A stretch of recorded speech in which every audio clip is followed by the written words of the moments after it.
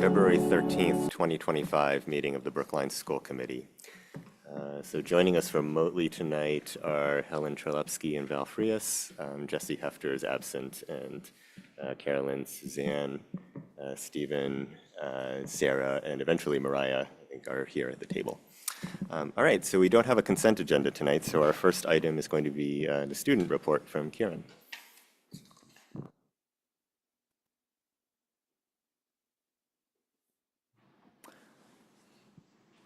Okay, yeah, so this is the February School Committee report. It's actually going to be a fairly shorter report, February being the shortest month, I suppose, but still busy. Second semester, February is the first full month of our second semester. Quarter two officially ended about 2 weeks ago on Tuesday, January 28th, and just this Friday, so a week from tomorrow, all our report cards for the first semester were uploaded to our student portals. Which marks the second semester. I can say from the perspective of a second semester senior, this is a milestone. I think when I was a freshman, I always dreamt of this moment that I would get to be a second semester senior one day, and it's finally happened. So that's nice. Last week, BHS, or 2 weeks ago, BHS hosted our annual Day of Racial Reform and Solidarity. So it was a day-long event, save for, as you can see, the first block of the day, which was C block. B, D, and F blocks featured a Telling Our Stories portion of the day from faculty and students, with B block featured a panel of about 7 faculty of all races and ethnicities who just shared what their experience was like at the high school in terms of celebrating race and celebrating their ethnic culture. While D and F blocks featured pre-recorded student speeches about how their race, how their ethnicity has affected them and their academic experience at the high school. A block BHS was also honored to welcome a guest speaker, Yasmin Kader, who was the ACLU Deputy Legal Director and the director of its Trone Center for Justice and Equality. And so she spoke on, just the state of sort of race, the state of ethnicity in our nation overall, what she's observed through her work, which now her longtime work at the ACLU. I think I speak for most students when I say that we were very fortunate to have her. Shout out to Mr. Roger Grandy for coordinating that and bringing her to speak in front of our student body. February also marked and is currently marking the end of our winter sports season. As you all know, the high school athletic season is divided into fall, winter, and spring sports. So many teams actually hosted their senior nights this week. Girls varsity basketball and Brookline boys hockey, among others. I was actually at the girls varsity basketball game, and it was a great match, or great game. Unfortunately, we didn't get the win, but still, nonetheless, it was great to see seniors off, and a shout out to them on a very successful season. The winter season was also pretty successful for both the boys and girls hockey teams, basketball team, the fencing team, the squash team, which is actually going to Philadelphia over the break.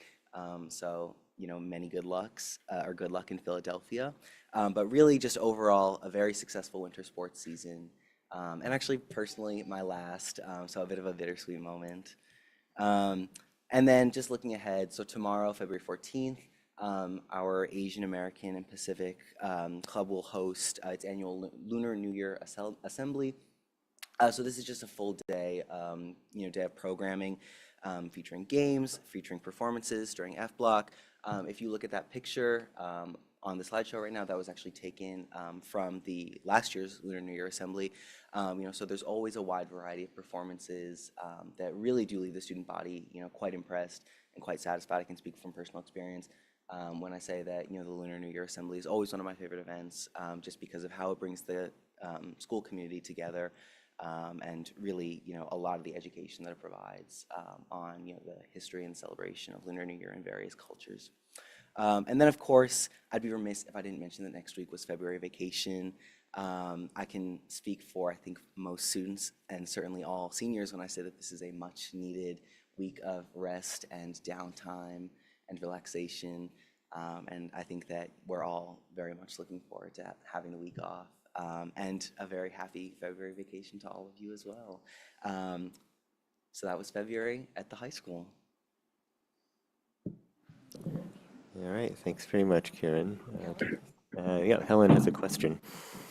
So actually, it's a statement. Thank you for your report about all the sports teams, but I happened to be reading the Globe and saw that we had a MIAA champion cross-country skier, Hannah Peterson, I think it is, who came in, first place in cross-country skiing. So that's really exciting too. Just wanted to add that to what you said. And thank you for your report. Senioritis has started, huh? Shorter reports, shorter everything. All right, thanks, Helen. Thank you. All right, we go now to Dr. Guillory for the superintendent's update.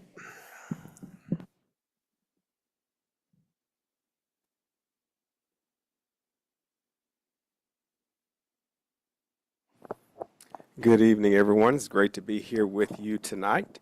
First up, I want to again thank the FRR community, both the interview committee, the senior team interview committee, and the 3 finalists that participated in finalist interviews this week. So we had 3 candidates meet in person with the FRR community on Tuesday afternoon. That was Candace Whitmore, Sada Ewan, and Danielle Bedencourt. And then Wednesday night, the finalists also met with the parent community. Right now, the feedback survey is open, so I'm collecting that information and will utilize that in making the final offer to the candidate based on that feedback as well as their participation in the interviews. I want to update on the OSS Deputy of Student Services search. So I want to thank the screening committee who had their first meeting today to review applications, select candidates to review, as well as select the candidate questions. Claire Galloway Jones is serving as the committee chair. Christina Fabrizio out of Human Resources is a member of the committee. We have a an elementary teacher, Kathleen Kane, that's serving. Brandy Aldenstein from BHS. Our 2 parent representatives from CPAC are Emily Jaffe and Linda Monarch, representing the elementary and then high school. We have Vanessa Bolello serving as the principal on the committee, Robin Fabiano as the high school administrator, Nadine Mole as the K-8 Special Education Director, Pre-K-8 Special Education Director, Trish Laham, our Coordinator of Health Services, Matt Dubois, Senior Director in Student Services, as well as Kristen Beaupre. And the targeted time, this has actually changed since I put this together. They're planning to interview, they selected a wider range of folks to bring in, so they're going to do interviews over 2 days. So Thursday, February 27th, and Friday, February 28th, I believe, are the correct dates there.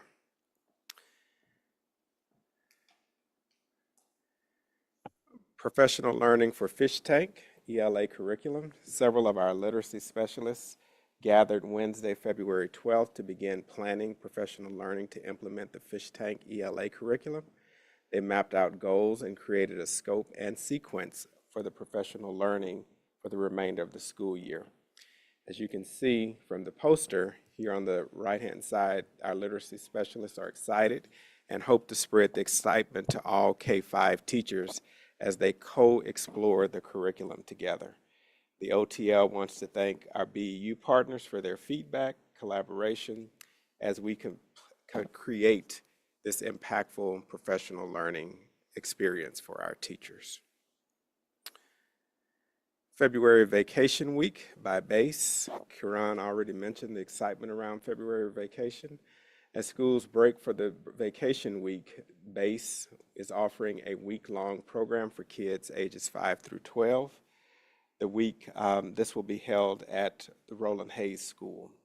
The program will feature full-day or half-day sessions of fun and enriching activities, including arts, crafts, dance, games, PE, and outdoor activities, as well as virtual reality explorations and more. Our preschool screening, the BEEP program, Brookline Early Education, will conduct preschool screenings Thursday, March 25th at 194 Grove Street in Chestnut Hill. This is a free and optional service offered twice a year for preschool-aged Brookline residents, ages 2.6 to 5 who are not currently attending BEEP. And with that, that will conclude the superintendent's report for this evening. All right, Sarah. I'd also just like to add on that the high school did the curriculum evening last night, and it was a complete pleasure to hear from the different department heads about what's taught at Brookline High School. And that I just have to say that there was the message that went through was just like the joy of teaching. It was the love of the students and the love of what everybody there does. So that was a real pleasure. So thank you. Mariah. I have two questions. One is more straightforward, I think. Well, both are straightforward. When you talk about a preschool screening, what are they screening for? Why would someone sign up for that? Can you help the community understand that? So, interestingly enough, I had the opportunity to go and participate or see this last year over at the Runkle School. One of the things they're looking at sort of are the gross motor skills of the kids, their ability at a very early age to, and we used to do this when I was an elementary principal, this notion of can they follow instructions?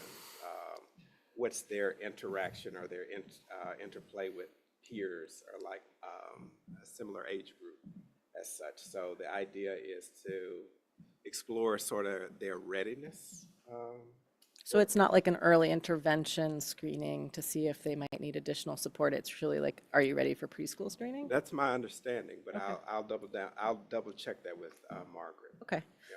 My next question is, do you have an update on the interim for Office of Student Services? I have a meeting tomorrow with a potential candidate, and so I'll know more. So this after tomorrow. last week you had said to us you were going to talk with the internal pool to see if someone was stepping forward. So did that?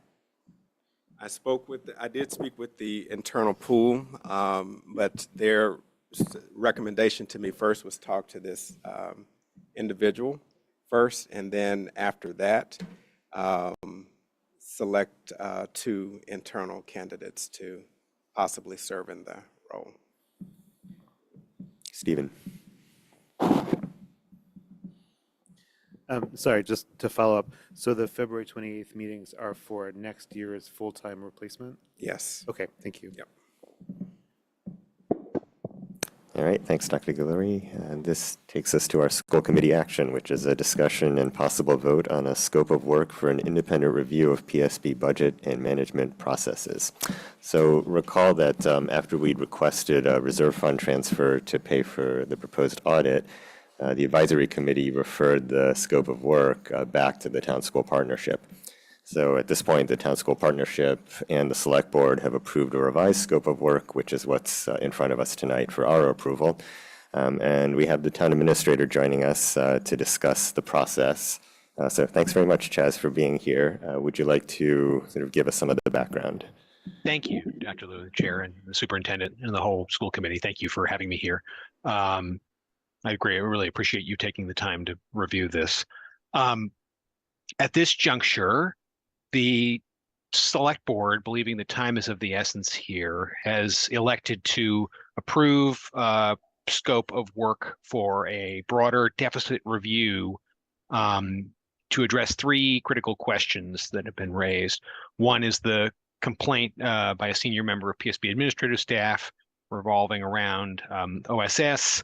The second is cost overruns in the current fiscal year, and the third is the $8.2 million projected deficit for FY26. So the select board has said they're going to pay for this. It's probably going to come out of my budget, and that's fine.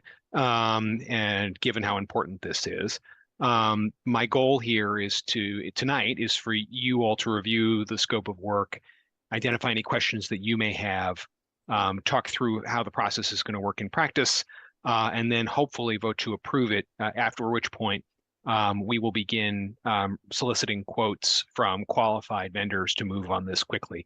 It is exempt from the traditional 30B procurement process because it's procuring a specialist. But in this case, I have been speaking to my whole team, town council's office, the finance director, human resources director, deputy town administrator Melissa Goff.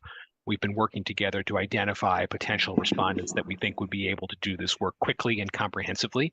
And we were actually already started reaching out to them. I had a phone call with a potential firm about half an hour ago.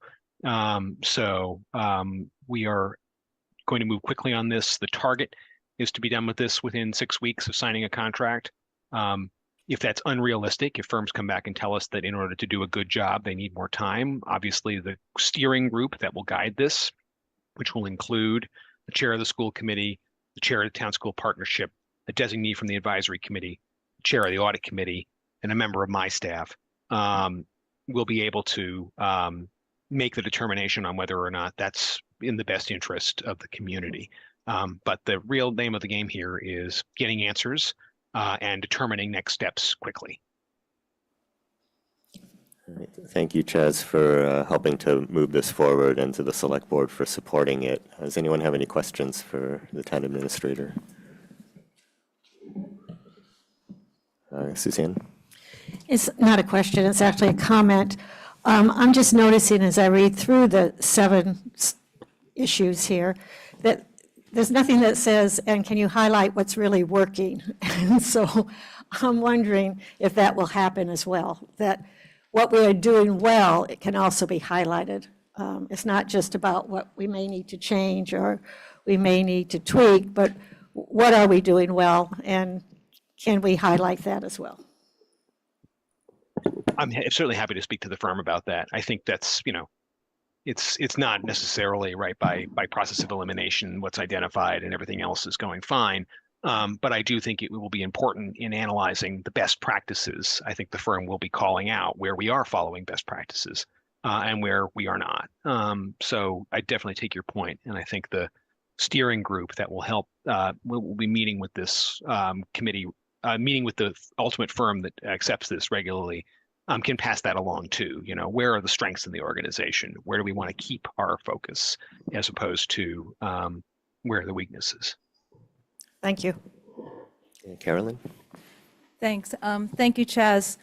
I don't have a question. I just have a comment. Chaz, I appreciate the role that you've stepped into here. I appreciate your research, your reaching out to the town of North Andover that faced a similar in-year severe deficit. And I just want to acknowledge how remarkable the situation is that we find ourselves in, and urgent and extraordinary measures are necessary. So thank you. Thank you. Thanks, Carolyn. I see Helen's hand up. Hi, Chaz. Thank you. I'm just curious, what will be the role of the steering committee? Or how do you see it functioning? I think the steering group is basically a way of checking progress. Given how fast this is going to move, we don't want there to be a 6-week process where someone then hands us a management letter that doesn't address what we wanted to address. So it's basically an opportunity for them to gut check, say, this is where we're going. Are there other people we need to talk to? Do you think that this is going? It's not an opportunity for us to try and direct the results. It's an opportunity for us to shape and say, hey, if you're looking at this issue, you need to talk to this person. So that's the aim here. So it'll be sort of directing them and helping them to know who it is to speak to about different issues. Building familiarity. Who is the person from your office or your group that's going to be there? I intend to designate Tiffany Oliva, who is the Deputy Town Administrator for Operations. The point of having a staff member there from my team there is not to direct the work. It's to ensure that things move along, right? It's to have someone to operationalize it, right? So at the end of the meeting, when someone, you have 4 elected and appointed officials there, they may not be able to then say, okay, call procurement and get Rich on the phone. And this is the phone number. This is right. This is the person who can then say, okay, let's get Rich on the phone. Let's talk through it. Sorry, Rick. The only thought I had, since Melissa Goff has been here so long and has been through other deficits that we've had in the past, I'm wondering if, she may be somebody who could help. Yeah, I think, Melissa has been very much involved in this process since we started identifying this deficit. She really is dedicated to finding a solution here, as are all of us on the town administrator's office. As we are too. Yes. Oh no, I know. We're all, I keep saying, right, this is a team effort. This impacts all of us and we're all in this together. So we need to get to the bottom of this. Right. But Melissa is very much involved in the process. I also just think, given that it is budget season on the town side, Melissa and Charlie are both really, overwhelmingly dedicated to, they're currently burning the midnight oil, getting our budget book ready to go for the 15th. So I wanted to give that to someone who has capacity. I understand. Thank you. Suzanne, go ahead. Yeah, thank you. Chaz, I'm just looking over this, and I'm not seeing a representative either from the superintendent or from the senior leadership team or from our financial department. Is that intentional or an oversight? That's by design. The purpose here is to, again, there's an allegation being made from senior leadership. So senior leadership, again, I'm not alleging impropriety here. I would, for the sake of making sure that the results are, that the public has confidence in the results. If there are allegations, given the scope of the allegations, it makes sense for this to be handled outside of senior leadership, senior appointed leadership. But that's not to try and exclude, that's not to speak to any of the veracity of this. It's just on the basis of the allegations. So that's why that is how it is. And I take it the report, though, will be shared with superintendent, certainly, and finance department. Yes, the report is to be delivered to both the chair of the Town School Partnership, who's currently also the chair of the Select Board, Bernard Green, and the chair of the school committee. The only thing that might delay that somewhat is if there are allegations that, for example, reveal confidential employee information, that has to be redacted, and so that will go through Town Council's office. But otherwise, the reports will be delivered to both the Select Board and the school committee. Okay, thanks. Thanks. How long do you anticipate the procurement will take? I hope it will be no more than 10 days. That's usually the turnaround time for a formal request for quotes. I really want us to move quickly on this. So we're looking at the end of April is what we're looking at for the delivery of a final report? That's probably right. Okay, thank you. All right, so I'll move that we approve the scope of work for a review of financial and management processes and PSB. Thank you, Stephen. Any more questions or comments before we vote? All right, Sarah. Yes. Stephen. Yes. Mariah. Yes. Suzanne. Yes. Carolyn. Yes. Helen. Yes. Val. Yes. And I vote yes as well. All right, thank you very much again, Chaz, for joining us and for your work on this. Thank you to the whole committee. Thank you. Yes. All right, this takes us to pretty much the rest of our meeting is devoted to the budget. So we start with public comment, and please bear with me while I read out quite a bit of verbiage about this segment. So I'll begin with this. The school choice law contained in the Education Reform Act of 1993 presumes that each school committee will admit non-resident students under the school choice program unless there's a vote to the contrary by June 1st of each year. The vote must follow a hearing on the issue of whether or not to participate. So this evening, we're combining the public hearings on the budget and school choice since the proposed FY 2026 budget does not include funds for school choice. The school committee plans to vote on the FY 2026 initial budget this evening after the public hearing and intends to vote on school choice at the first school committee meeting after the May 6, 2025 town election.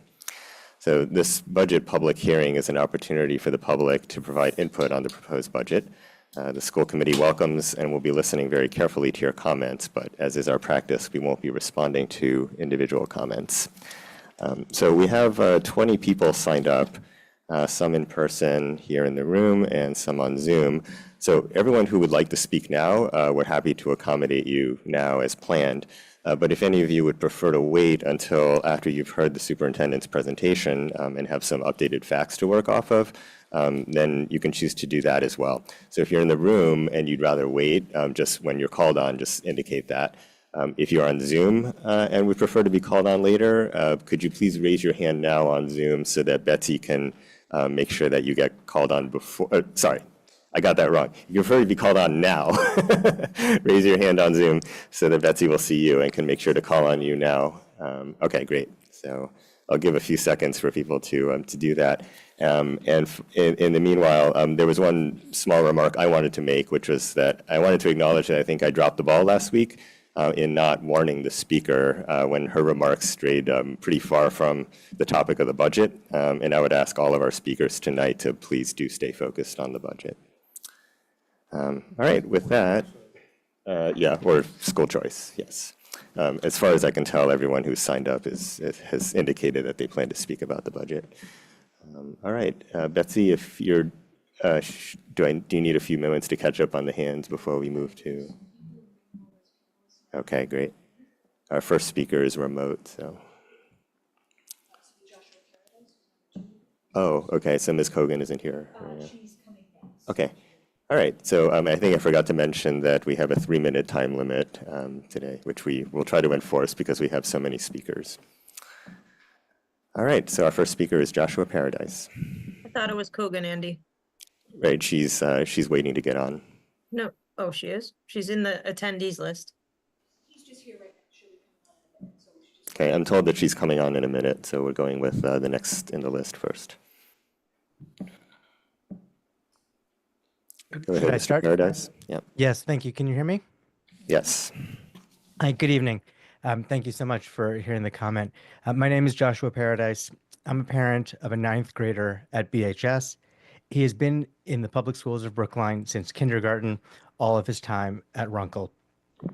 I'm here tonight because I am disappointed to say I have lost confidence in the PSB administration. Over the past few years, PSB has continually failed to deliver on its promise of excellence. While the most recent budget gap, alleged improper use of federal funds, and numerous unpaid vendors were the last straws, they're not the first signs of problems. Last year, all of the 8th graders at Runkle had no science teacher for the first month of school. Why? Because PSB prioritized administrative roles over classroom positions, moving a great teacher out of the classroom to become assistant principal with no plan for who would teach. Yes, we want to promote our people, but not with disregard for our students. The teacher who was hired was so unqualified, she needed a waiver from the state. We can do better, and we deserve better. The most recent budget proposal shows a funding gap of $8 million. I'm a chartered financial analyst with decades of experience. I have reviewed thousands of budgets and financial statements. Despite my efforts, I am unable to understand what led to such a massive gap. I see no evidence that the budget, as proposed, reflects our priorities as a district or a commitment to excellence in the classroom. Instead, I see increases in spending outside of the classroom with little to show for it. The repeated pledges to evidence-based approaches provide no evidence of how these investments are paying off. We can do better, and we deserve better. You will need to address the budget gap, and it will not be easy. I urge you to prioritize classroom teachers. Teachers in the classroom are the lifeblood of education. A great teacher can change a student's life. This budget pays lip service to educational excellence, but budgets are expressions of priorities. Please present a budget that prioritizes educational outcomes for all our students. We can do better, and we deserve better. I urge you to present a budget in a way that is clear, transparent, and understandable. Brookline voters have consistently approved budget overrides, but the lack of transparency or explanation is not tolerable. It feels like no one is holding the steering wheel. It is time for the school committee to exercise control. You hold the power over the budget. Please work to fund the excellent education system that we want to believe we still have. Please make sure the budget prioritizes classroom excellence, and please hold the administration accountable. Thank you. Thank you, Mr. Paradise. Next up now, has Ms. Kogan joined us? Yes, hello. We have Masha Kogan as our next speaker.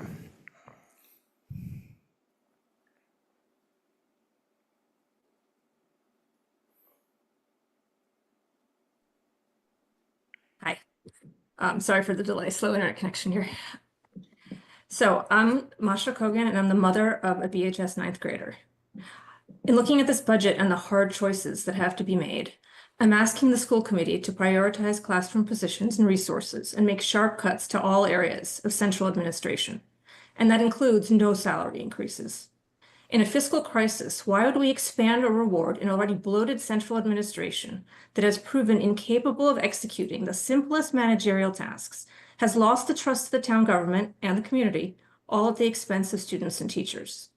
Every central office position that's created, every salary increase that's approved, every conference that's attended means fewer teachers, larger class sizes, and fewer course offerings. So why would we do this? Do we need more supervisors? Do we need more coordinators? Do we need more assistant deputy heads? Or do we need smaller classes and more advanced course sections? Parents have been telling you that they prioritize these things for years. And I think we're in danger of losing sight of the purpose of the Brookline schools. The schools are not places for adults to test theories, launch strategic initiatives, exercise their creativity, remake society, or build their careers. Their purpose is for kids to learn, and that happens in classrooms with teachers. So let's keep our money there, where it can do the most good and bring us the greatest return. And finally, I'd like to plead with the school committee to be unafraid to lay blame for this crisis where it belongs, which is at the top. The school committee, and I believe only the school committee, has the power to see that the superintendent take responsibility for this. Please exercise your lawful authority and do the difficult and right thing. We're counting on you. Thank you. Thank you, Ms. Kogan. And next up, we have Marlene Gonsalves. Hi, how are you? Thank you, Betsy. As most of you know, I teach 7th grade at Pierce. It's a hard time for kids. They make mistakes, and unfortunately, a lot of them freak out about it. We're always clear with the kids. That's fine. Everyone makes mistakes. What matters most is that you acknowledge you messed up, you learn from what you did wrong, and then you work to fix it. And also, in the grand scheme of things, 7th grade doesn't really matter. It's cool.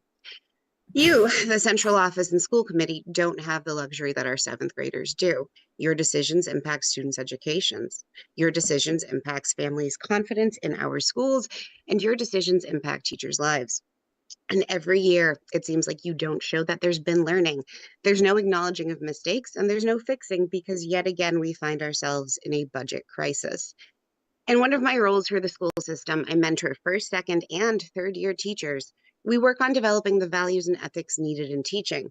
However, as the years go by, I'm struck more and more by the dissonance between what we're trying to cultivate and what we see and experience from our district leaders. Short-term expediency and box checking seems to be what is valued, not long-term planning and not a culture of care for the members of our community, especially those who are most vulnerable. I'm tired. I'm tired of seeing kids not getting what they deserve and instead getting what is cheapest. I'm tired of seeing qualified, wonderful colleagues leave, whether through desperation of trying to find a place that respects them or having their departments cut. I'm tired of seeing the light dimming in the eyes of new teachers as they make ethical compromises with themselves in order to keep going and help our kids. None of these are new issues for you. You heard it over and over, but you don't have to deal with it on a day-to-day issue. Next year will be year 10 in Brookline. I'm on my 5th principal. Dr. Guillory is the 5th superintendent, and we have all lost count of how many people have been in charge of OTL, OSS, finance, HR, and every other office. This is a messy district. There was the year where all pre-professional teachers got pink slip, the year all elementary language teachers lost their jobs. That time our social security numbers got sent to everyone, the missed paychecks that we had to pay triple to fix, the different expensive initiatives that are started, half completed, and then completely disavowed. And every single year we end up being like, wait, what? Why is the budget a mess? But there is some good news. You're not a 7th grader. This counts. But you do get the grace and opportunity that they all get. You have the opportunity to fix this. I'm tired. I've got like a 2-year-old to go chase. I don't want to be here at school committee. Like, fix it. Thank you. Bye.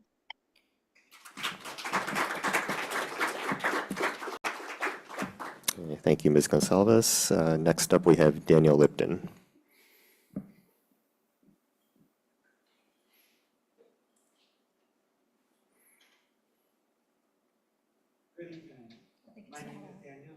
Yeah.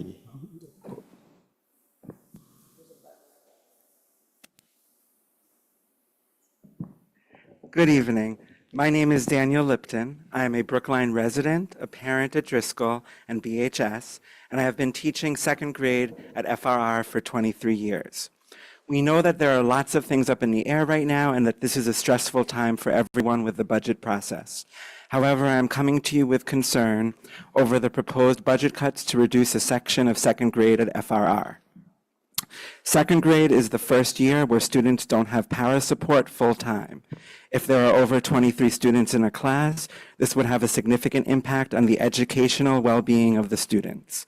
Historically, if you look back at the trends, FRR always gets 10 to 15 new students over the summer in second grade. Because our school has the highest amount of EL students, we get the highest influx of new students throughout the school year. On average, we get approximately 5 new students during the school year in second grade. With the potential for 10 to 15 new students in the summer and 5 or more new students during the school year, this move will put the second grade classes at FRR at risk for being over 25 students. Please look back at the data before making this section reduction decision. Some of us have seen cuts like this happen before. We know how stressful it is on grade levels. It has a ripple effect on the school. Next year, they would have to cut a section of third grade and so on. It brings morale down as a staff. FRR is the largest K-8 school in Brookline with the largest EL population. We have a very diverse socioeconomic community, and we are a Title I school. We house the Therapeutic Learning Center. It makes sense to keep class size on the smaller side so teachers can build meaningful relationships with students and meet the diverse needs in our large, unique community of learners. Please consider keeping FRR a 5-section school. In addition, I have heard the possibility of cuts to summer programming. If true, this would be very disruptive for families and students who rely on these programs for enrichment and academic support, as well as Brookline staff that rely on these programs for supplemental income during the summer. Please preserve Project Discovery, Star Academy, and Brookline Smart Summers at Brookline Adult and Community Education. Please prioritize preserving the dedicated Brookline staff at our schools and community programs. I ask the school committee to lobby the town of Brookline for more funding. All cuts are bad cuts. Behind every cut is a person whose livelihood is in danger. Behind every cut is a student or family that loses a valuable resource or learning experience. I pride myself on being a teacher in one of the best school systems in our country. Let's continue to fulfill our promise of excellence for all students. Please, no more cuts. Let's find a creative way around this. Thank you.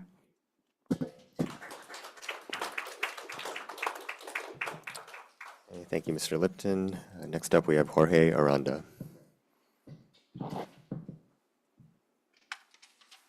Hi.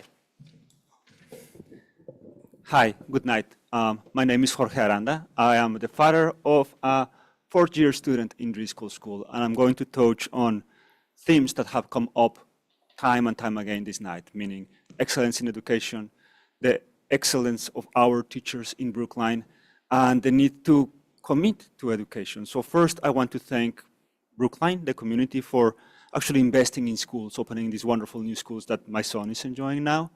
I also want to thank the teachers, because he comes back from school so happy, so full of reading and learning and talking about math every night, that this really shows the effort that the teachers are doing. However, one of the issues that we have at Driscoll is that the fourth grade sections, they are amongst the largest in the district. So there are 3 sections, they are between 24 to 25 students. And this overcrowds the classrooms. So now I'm going to start reading because I'm forgetting what I'm going to say. So they are amongst the largest sections in the districts. And this creates several issues. The education of our children is suffering. The teachers work really, really hard and are very creative. And they are the core and the heart of the education effort. But because the classes are slowly changing from a dialogue with the students to a lecture that does little to meet the needs of our kids. Education needs a continuous feedback. You need to make sure, you need to check with your teacher, am I writing the right way? Is this the right way to tell a story? Is my math correct? And they do their best to provide feedback in a timely manner. However, not all the time this is possible because they just have such a huge amount of students in their sections. Overcrowded classrooms, as we have just heard, can also create burnout on our wonderful teachers in Driscoll. My son has been in Driscoll since kindergarten, and I cannot tell you how much he likes the school and how hard the teachers work. But asking the teachers day in and day out to work in crowded rooms, knowing that there is an empty classroom just across the hallway that is used for storage is just way too much to ask from anybody. Next, I would like to talk about safety. The class size already exceeds the fire code allowed capacity. My son's classroom is already at 25 students. The capacity, the limit, is 25. Add to that the staff, and they are over capacity. This will make evacuation really, really difficult in an emergency, despite constant fire and safety drills. So I would like to finish by asking you to invest in our children's future and to open an additional section in Driscoll for 5th grade for the 2025-2026 academic year. And since I still have 20 seconds, I would also like to say that Project Discovery is really important for the community, for our family. It has made such a huge difference in my son's life that I will just agree with the person who spoke before me, and I will say, do your best effort to keep it open. It's really important for everyone. Thank you. And thank you, Betsy, for coordinating everything.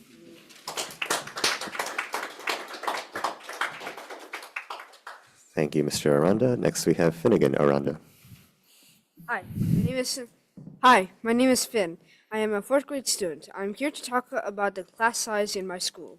I am happy in Driscoll and like to visit our school trolls, Artemis and Apollo. I also like to learn. We have new smartboards in class. Thank you for that. But there are so many classmates and tables and chairs that not all of us can see it. Our teachers helping us write non-fiction books. Mine is on sea creatures.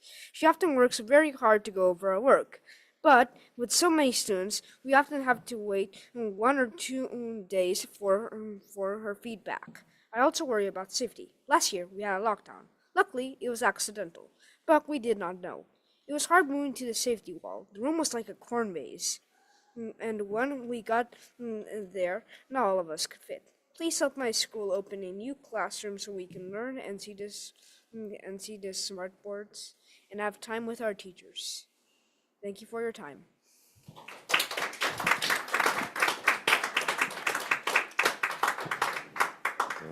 Thank you very much, Finn. We go now to Lauren Bernard. Good evening. My name is Lauren Bernard. I've been a resident of Brookline since 1999. A lot of you know me. I know a lot of you. I'm a commissioner on the Parks and Recreation Commission. I've been a town meeting member, but I'm speaking tonight as not a PSB employee, but somebody who works in a PSB school and think can offer a unique lens and perspective. I'm also speaking as a former PSB parent. I urge you to prioritize student-facing personnel and services when you are considering the cuts that need to be made to somehow close the delta on this monstrous deficit. Our students in this district, many of them are suffering, especially since the pandemic.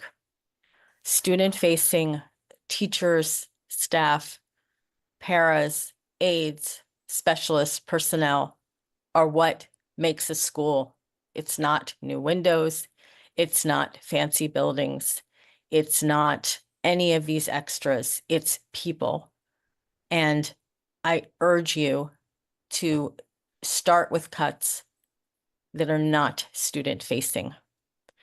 When I attended the last school committee meeting, I saw a number of slides that really didn't make a lot of sense to me, especially in light of the communication that was sent today. It looks like central office is adding all kinds of full-time employees, and yet we're considering cutting teachers. I think it has to be the opposite. As most of you know, or some of you know, I run a very large after-school program at the Ruffin Ridley School. We're registering now, and in less than 24 hours, we have almost 200 students. I see these students every day.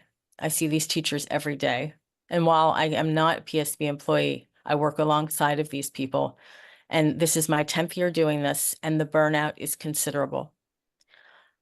The people come and go, and consistency for students is essential. I don't think I have to tell you all of that.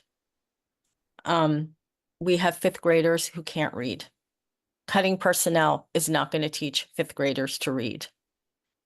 All of the studies show that any child who is not a fluent reader by the middle of third grade is hampered, possibly for the rest of her life or his life or their lives. So please prioritize student-facing personnel when making these decisions. I don't need to go through the list of things that maybe should be considered cutting, but we seem to have a lot of consultants. We seem to have a lot of studies. We seem to have a lot of coaching for teachers that may be helpful, but again, isn't student-facing. We seem to have huge investments in technology. I don't think any parent feels his first grader needs a laptop or an iPad. I know I was very upset when my first grader was introduced to a laptop or iPad. There's way too much investment in technology at these young ages, and I would think that over 8 schools, we could save some real money there. Gerard, if you could please wrap it up soon. Thanks. I just want to finish by saying that you can't put a price on people. So please consider your cuts in what's best for our students. They need to come first. Thank you. Thank you very much, Ms. Bernard. Our next speaker is Sid Srivastava.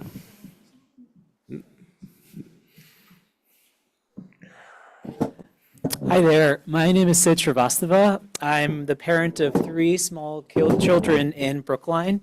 And you might know me, I've talked a lot in the past about the need for more rigorous and challenging learning opportunities that engage children of all abilities. Talked in the past about my experience growing up in Baton Rouge, Louisiana, and being the son of parents, son of immigrants who came from India, who really touted the value of education as a way to escaping poverty.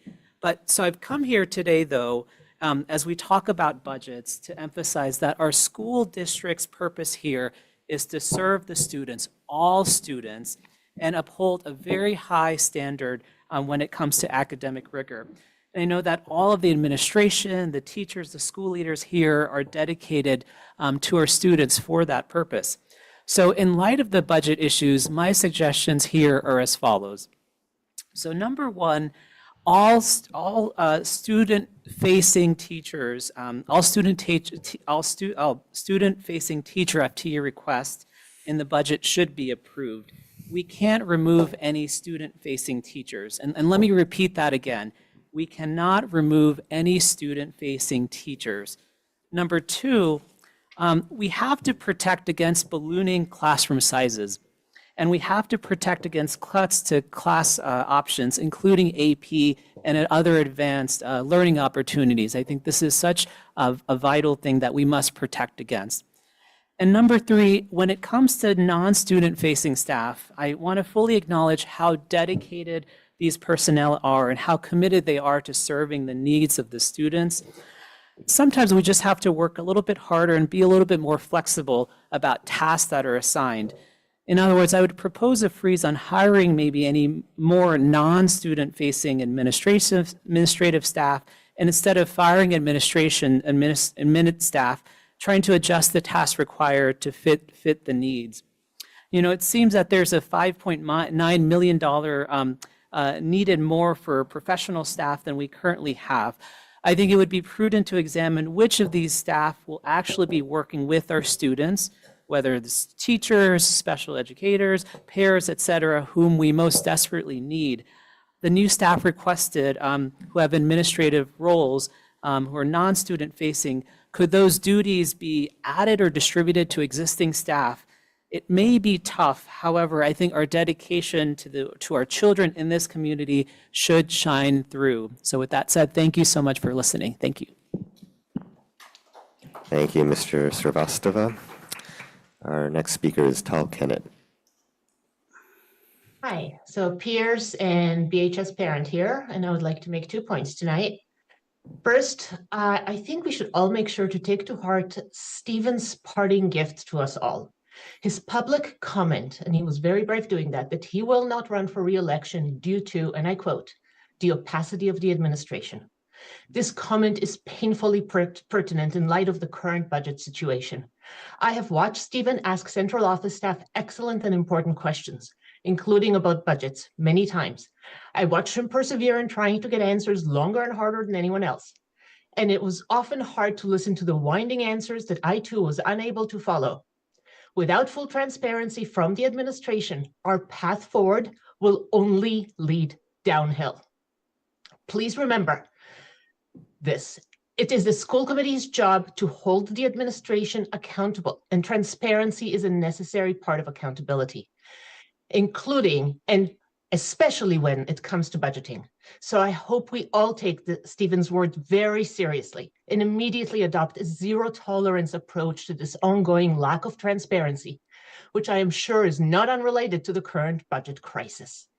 Stephen, thank you. And while you're still on the committee, please do continue to ask the hard questions.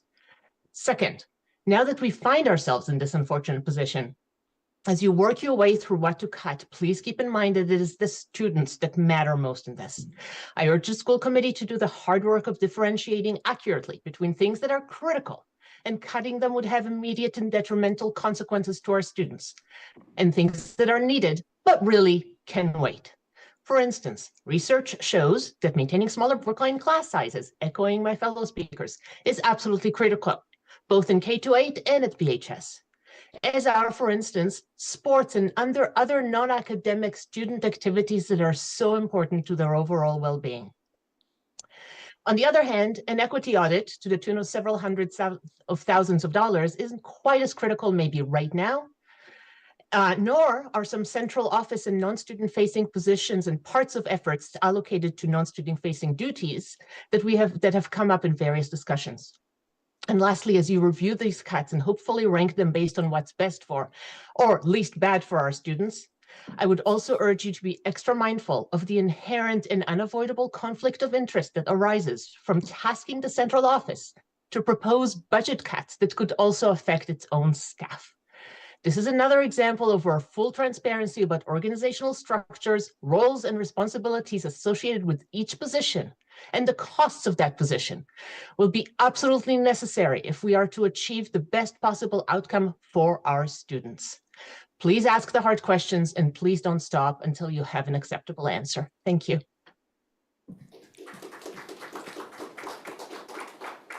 Thank you, Ms. Kennett. Our next speaker is Justin Brown.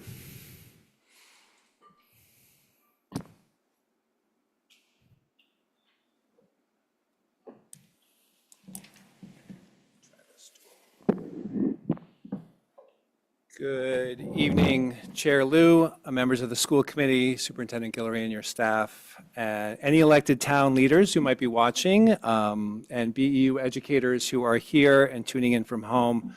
I'm Justin Brown. I'm the president of the Brookline Educators Union, representing over 1,200 paraprofessionals, teachers, and administrators. I rise in support of our members to say that we are tired and frustrated and angry. We are tired of finding ourselves here year after year, facing budget shortfalls, the threats of layoffs and program eliminations, and the anxiety of the ever-lurking question, will I and my team members have a job next year? This evening and in the weeks to come before your vote on March 20th, you will hear from educators and members of the BEU about the damage this process does, its cumulative effect on ourselves as educators, on our students, and on our schools.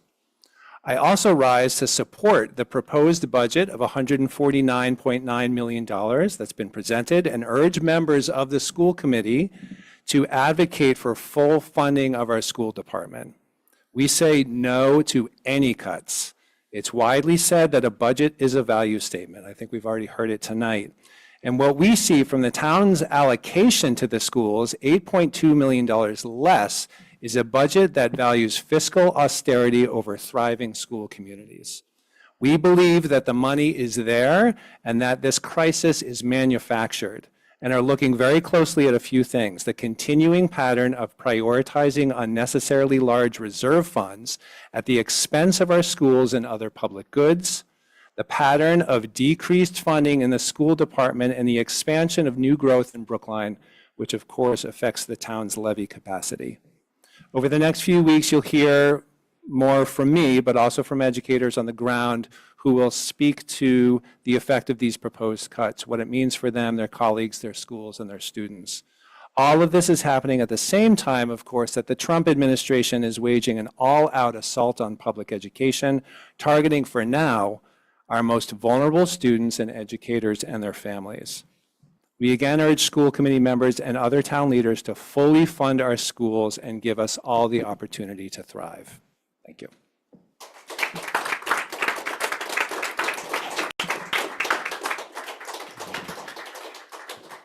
Thank you, Mr. Brown. Our next speaker is Orly Bogler.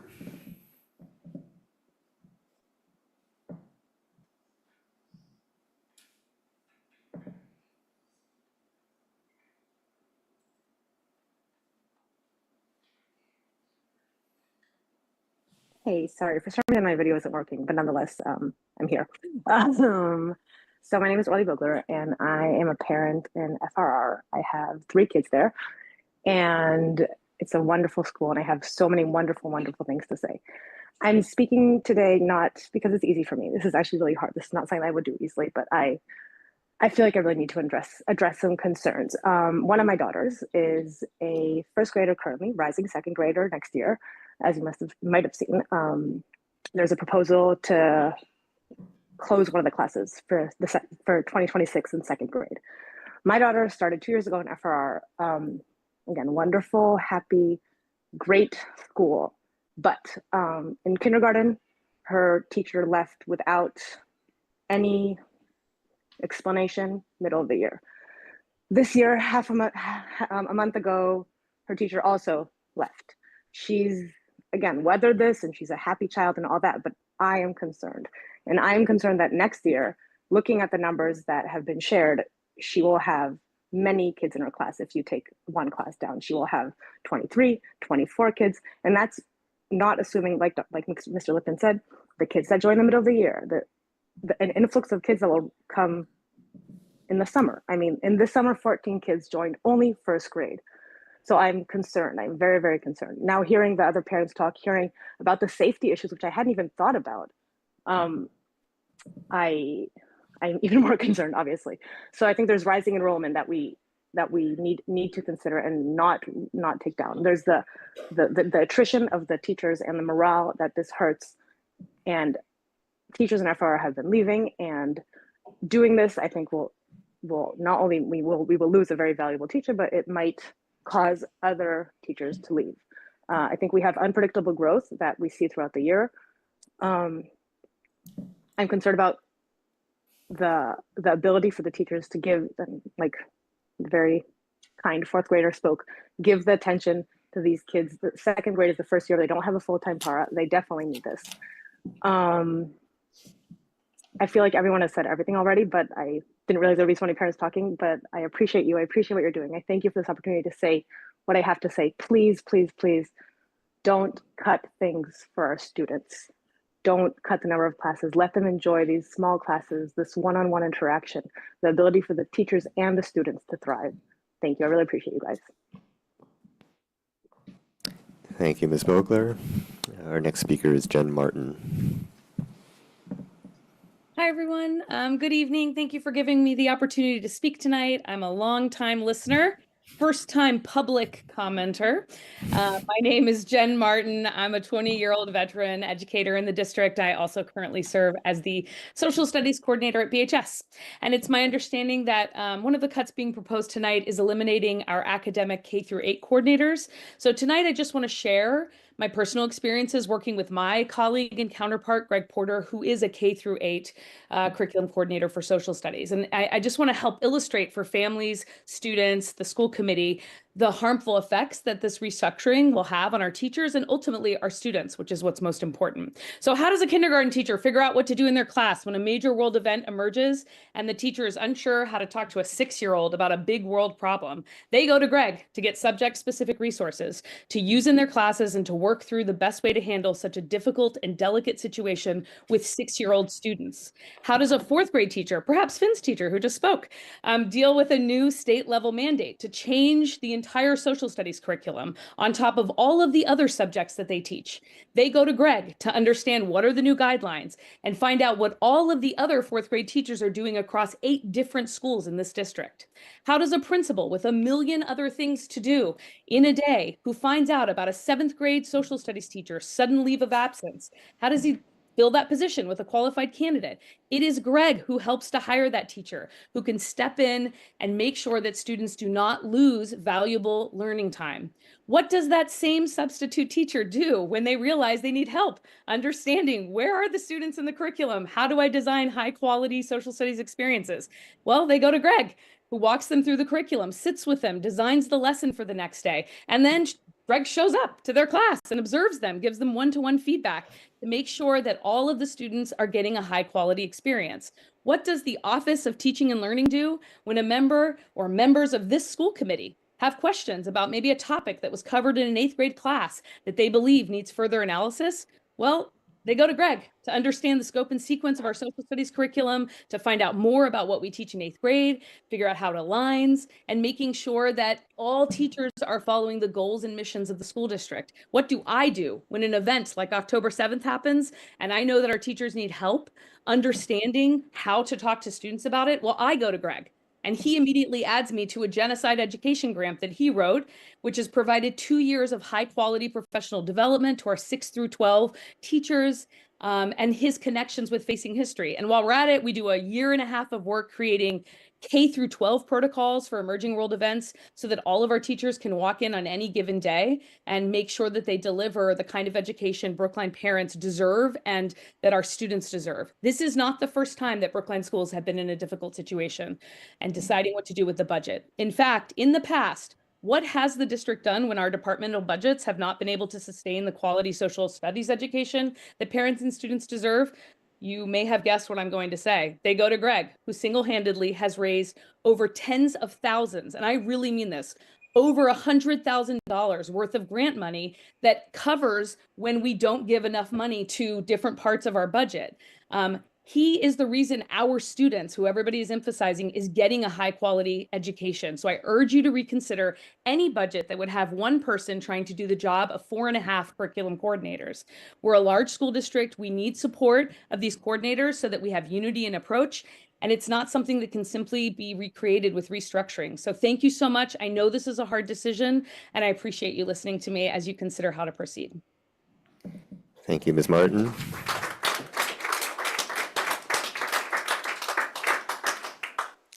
Our next speaker is Deborah Bitron. Can everyone hear me? Yes. Okay. Please go ahead. Thank you for letting me speak tonight. Like many Brookline residents, my family is a second-generation Brookline family. My husband came here from Brazil at age 4. He grew up here and he went to Brookline schools, and he didn't want to live anywhere else or send our kids to any other school system.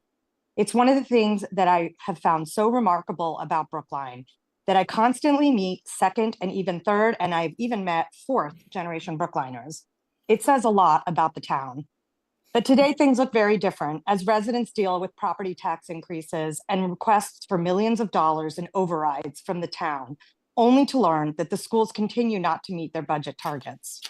The current expected deficit of $8 million is shocking, and it's 4 times larger than the budget gap last year, which led the school committee to cut world language classes for students in kindergarten through 5th grade and to remove literacy coaches from the district. And all of this is despite the 2023 override, in which voters agreed to raise property taxes to inject nearly $7 million into the school system. This projected deficit looks to be a result of increased expenditure, and like other parents, I'm deeply concerned that these line items prioritize many non-facing student positions, things like professional development, training, central office, and other administrative staffing. While these positions seem worthy on their own, we all know that we don't live in a fantasy world where money grows on trees. There can be no doubt that the single most impactful factor on student opportunity, engagement, and achievement is time spent with teachers. The district defines educational equity as ensuring every student gets what they need to reach their potential. This means we have to have teachers with students in reasonably sized classes for all students. I urge the school committee to make class sizes and classroom teachers the very last thing considered for any cuts. And I ask the district to evaluate overhead administration and any other unmandated discretionary non-student facing programs where ROI is unproven. Hard questions need to be asked about what can be consolidated that does not affect classrooms, what can be done more efficiently that does not require teacher layoffs. Let's continue to make Brookline a town where our own children may want to continue to live in. Thank you. Thank you, Ms. Pitron. And our next speaker is Justin Abramson.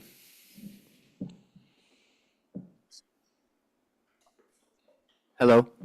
I'm just going to read in the interest of brevity. First, a big thank you to the committee members who devote their personal time, unpaid and often underappreciated. Thank you. And profound appreciation to the many teachers who are dedicated and passionate and whom I've come to know as a Brookline parent. The current budget proposal represents 9.6% increase, and it's coming from everywhere. Central office budgets jumped 15%, headlined by out-of-district tuition at 25% and 43% over the past 2 years, with no change to number of students served, mind you. The average increase across the schools is 9%, with 4 in double digits and none less than 5. These numbers are unsustainable and remain opaque and inexplicable. Everyone agrees it is prudent to look at the big ticket items. I strongly urge you to look at the seemingly little things. Many of us can likely attest to surprisingly large cumulative impact of meals out, that daily coffee, those subscriptions accrued because the first 6 months were free. Similarly, $20K for a training here, $100K study there, particularly in the presence of what appears to be a laissez-faire approach towards managing expenditures, they add up. Having witnessed how the existence of any grant funding eschews discussion, leading to quick approval, I've wondered how many small items are now baked into the budget and paid out of the general fund because initially they were free and we just forgot about them. With salary, the single biggest portion of budget, we need to also look at how that money is aligned to our biggest ROI, student-facing roles. For example, we should review the practice and current state of fractional allocation of teachers to non-classroom, non-core responsibilities. This could reduce incremental FTE burden while preserving our wonderful staff. Further, as pointed out in Dr. Bob Weintraub's recent op-ed, we've had a proliferation in administrative positions since his tenure, and they all make work and spend money to boot. We should scrutinize all such positions created within the last decade as to their purpose, impact, and necessity. We previously functioned just fine, maybe even better without many of these. This is about priorities and making choices as to where to allocate our limited resources. And cutting back on the luxury items and prioritizing learning is what we need to do. I fully expect an override bill this spring, and I would not count on the public being so ready to open their wallets this time, not without full transparency and accounting for exactly how the money is being spent and evidence of fiscal responsibility and accountability from the administration. Finally, we're all here today out of a commitment and concern for our public schools and the wonderful faculty, staff, and students who fill their halls and classrooms with laughter and learning. Let's remember that and what I'm sure will be difficult conversations to come. Thank you, everybody. Thank you, Mr. Abramson. Our next speaker is Faith Dantowitz.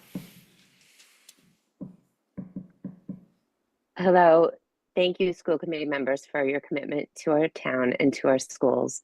Thank you for giving me the opportunity to speak. My name is Faith Dantowitz, parent of 3, one graduating from BHS this year, one student out of district, previous CPAC co-chair, secretary, special ed advocate, and current CPAC liaison to BHS.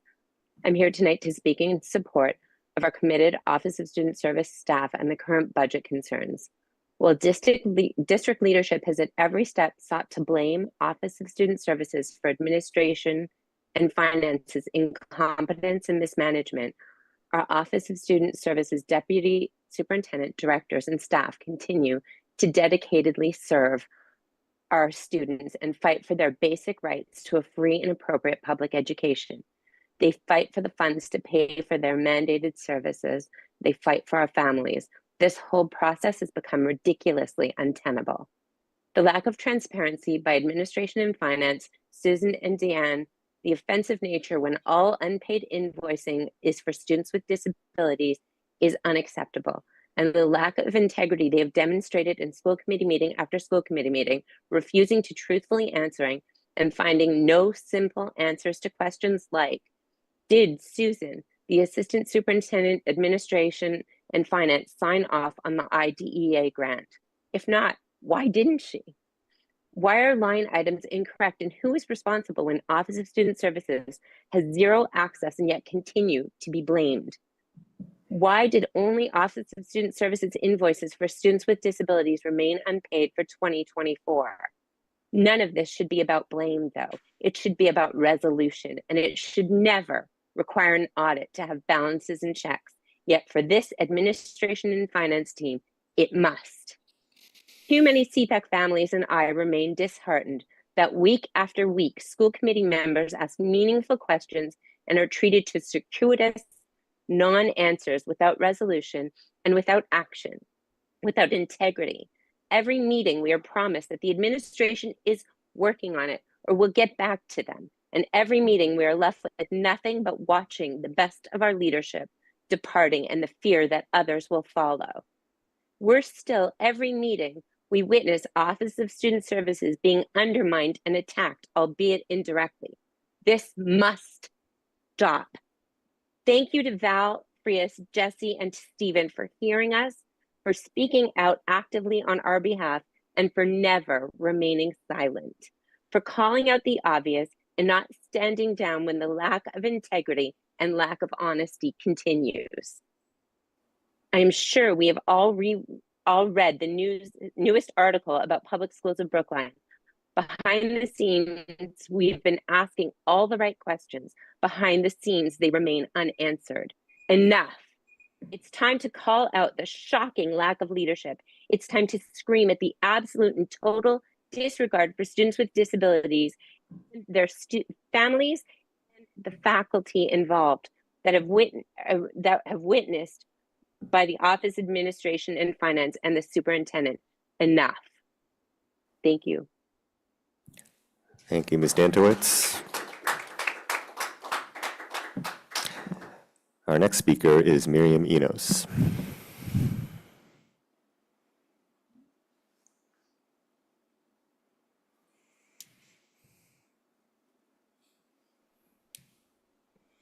Hi, can you guys hear me?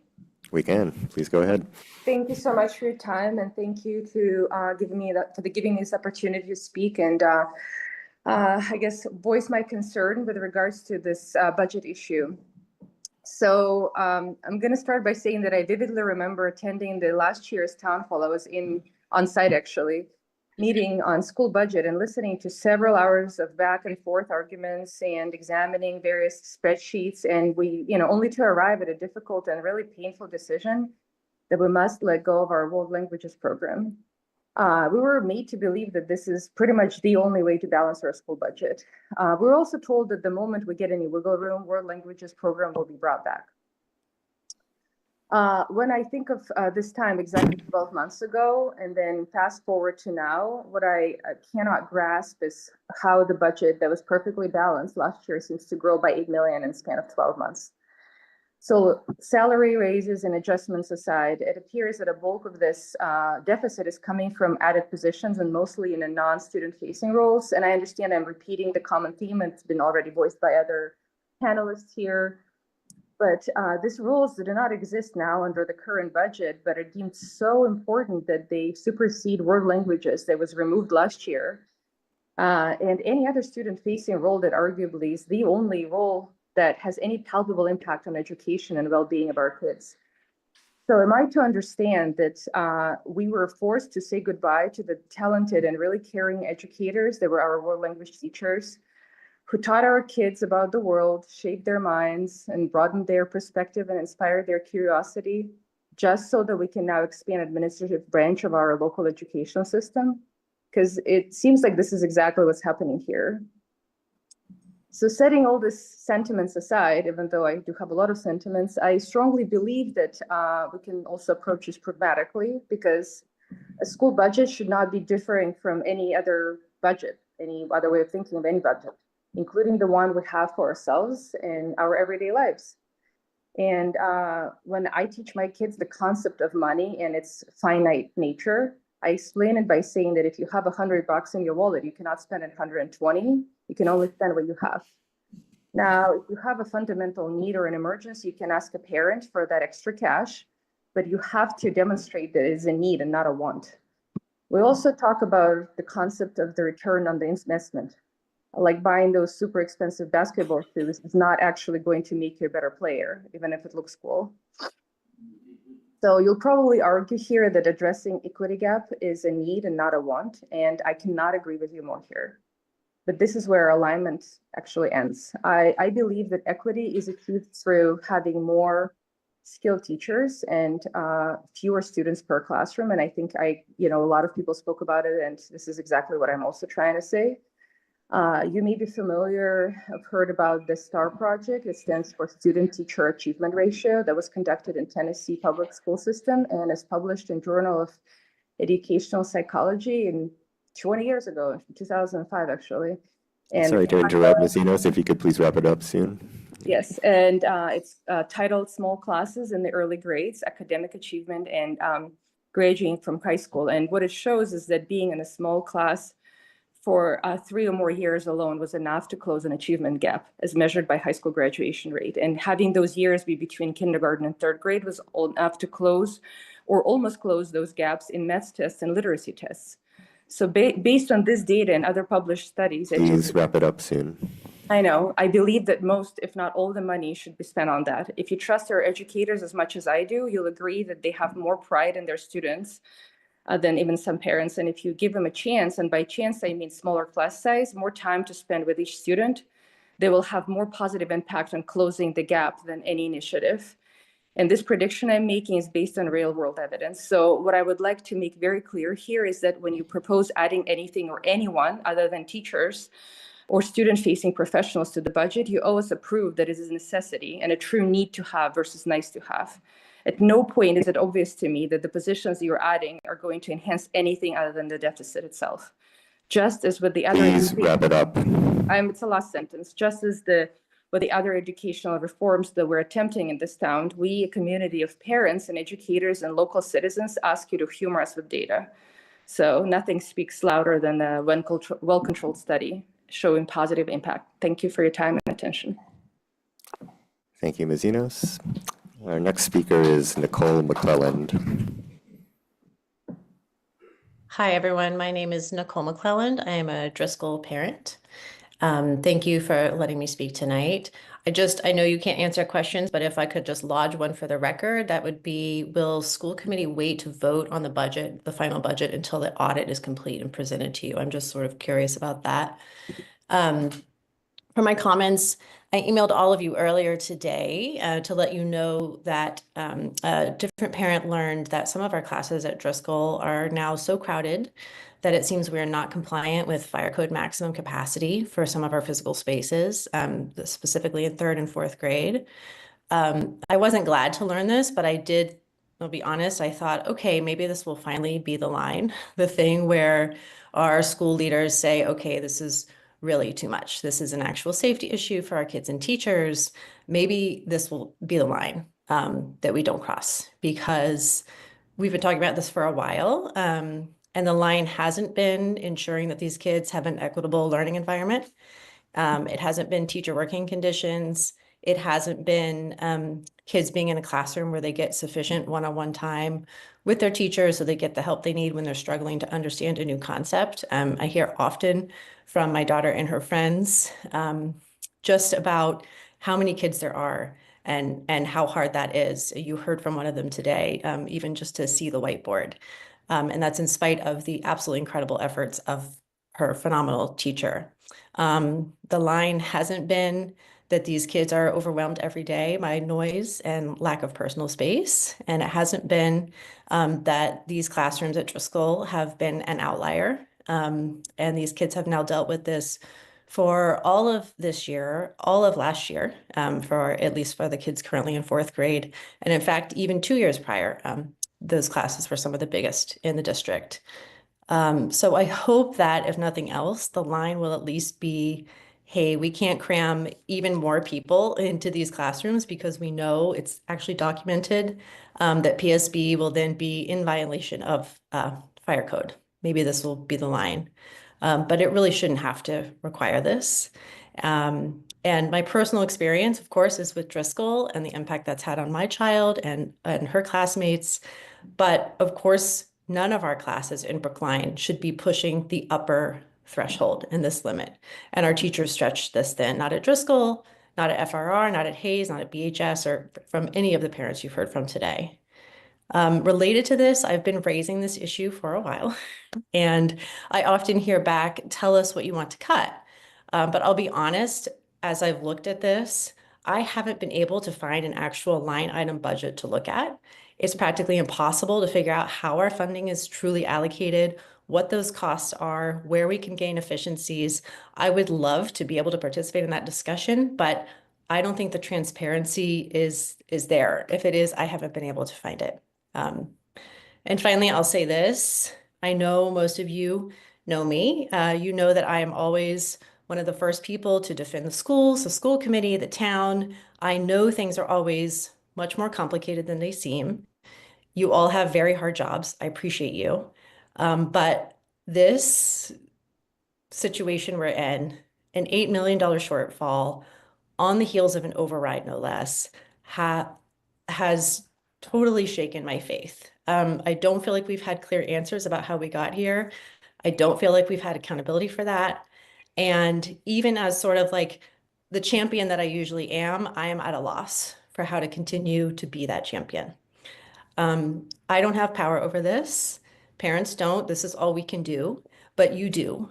So please help restore the faith we have placed in you by holding firm and insisting that the district and the budget prioritize the things that have a fundamental and daily impact on the students, like class size, student-facing teachers, and student and special education services over the things that do not.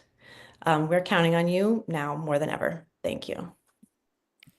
Thank you, Ms. McClelland. Our next speaker is Shenandoah Pound.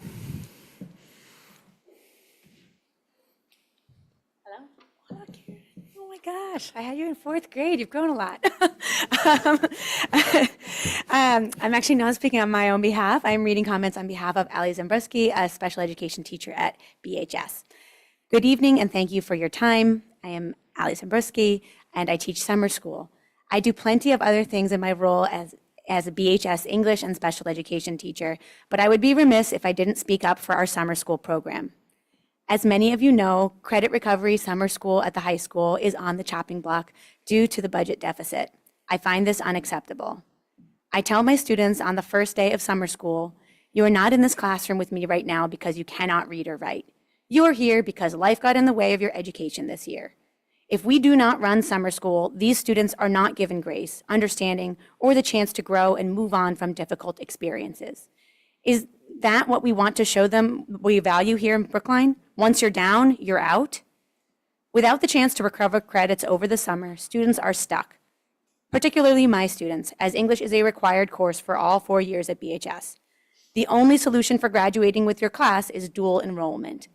In what world should we expect students who struggled with one English class to successfully take on 2? Summer school is not a punishment. It is an opportunity. And I can say with confidence that our summer students understand that. Maybe not on day 1, but by the end of our 5 weeks together, they're appreciative. They're grateful. They have a better understanding of themselves as students, and perhaps most importantly, they understand that there are adults who care for them at their school and that doesn't end on June 20th. And back to me, I'm not speaking on behalf of World Language today, but I will say our situation is still just as dire as ever. We're probably, the cuts last year of K-5 also cut into the FTE we need to staff 6 to 8. So every single issue that we've talked to you about at length about not being included in SPED consults necessarily, or grade level team meetings, or being overscheduled, class sizes up to 27 students, all that is still happening actually, I think, at higher levels this year than any past year. So I just want to put that on everyone's radar. So thank you.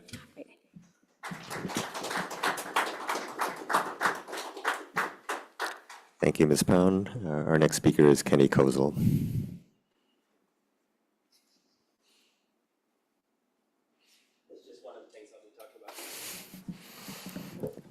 Good evening. My name is Kenny Kozel. I'm a proud graduate of the Public Schools of Brookline, a PSB parent, and the K-12 Performing Arts Curriculum Coordinator for the district, where I've worked for 19 years. Tonight, you will discuss a proposed cut and restructuring to our conservatory music program that will have a devastating impact on our students and a negative domino effect on other areas. I oversee our music programs at all schools and our music, drama, and dance programs at Brookline High. I am incredibly proud of the work we do, and you should be too, with good reason. We are known and admired throughout the state and beyond for the work we do. Some recent achievements include having the largest representation of any district in the highly prestigious and competitive MMEA district music festivals, where we had students in every group: chorus, band, orchestra, and jazz band. 9 PSB students in first chairs, 14 in second chairs, and the orchestra concertmaster, among others. 11 of our students were awarded all-state auditions to compete against the top musicians in the state. 6 of these students were accepted into the festival and will perform this spring at Symphony Hall, 5 in first chairs and 1 as the orchestra concertmaster, the highest role in the orchestra. Last spring, we sent 150 5th through 8th graders from every elementary school in the district to the Music in the Parks Festival. We had 4 groups perform, and each took home first place in the competition, with our jazz band and orchestra receiving superior ratings and the Best Overall Orchestra Award, beating out even high school groups. This wouldn't happen without our conservatory program, which goes back over 30 years. And you're considering cutting this now? But it's not just these high accolades that we will lose that we should be concerned with. It's the 61 low-income elementary students across the district that receive instruments free of charge through our instrument rental company partners who support the work we do. The 207 elementary students that are currently enrolled in music extension lessons, 34 of whom are low income and receive private instrument lessons free of charge. If you don't see the equity issue here, you need to open your eyes, and I'd be happy to sit down with you and discuss any time. Or better yet, bring you on a tour of our program, which if you are considering cutting can only mean you haven't had the chance to see. I assure that if you had, we would not be discussing this tonight. Conservatory is the area that students have the most choice in their education. In 4th grade, choosing from 9 different instruments. In 5th, from 3 different large ensembles. In 6th through 8th grade, choosing from one of 6 different class options: band, orchestra, chorus, guitar, ukulele, music production, or music exploration. That is how we meet diverse needs. Furthermore, our conservatory program is less expensive to run than if we just offer general music classes, as many of our large ensembles have between 60 and 80 students. Feel free to fact check me. Our work is social emotional learning. Our students develop not only a set of skills, but how to work collaboratively in ensemble, how to reflect on, analyze, and constructively critique their own work and the work of others, revise it, and make it stronger. This all carries over into other areas of education and life, whether our students choose to pursue music or not later in life. And of course, we are the one discipline where our students regularly put on public performances. I'm sure over the last month, some of you attended our band, orchestra, and chorus concerts where well over 1,000 students from every school got on stage to make you proud, to feel proud of themselves after weeks and months of developing and refining their work. If we gut our 4-8 music structure, we will also be gutting our performing arts program at Brookline High School, as it is these formative years that students build the foundation for taking things to the next level in high school. It is through our robust performing arts program that we support every student, regardless of income, regardless of background, regardless of first language, regardless of if you are an IEP or neurodivergent. Our conservatory program is structured to truly meet the needs and interests of every student, and we are still always striving to improve and create more pathways for students. If you decide to cut this program, the town of Brookline will become about the haves and the have-nots. Our upper middle class and wealthy students will continue to take private lessons and participate in ensembles at New England Conservatory and Brookline Music School, both fine but costly institutions. And our middle class and low income students will not have access to any of this. In the list of bad ideas that you will be, just about done. Thank you. In the list of bad ideas that you will be presented with tonight, take conservatory and any cuts to performing arts off the table right away and for good. And frankly, spend your time working with the town select board to allocate the proper funding that Dr. Guillory originally requested in his $149 million budget, the one that Brookline residents voted for an override to fund, the correct budget that is what our students need and deserve. Thank you.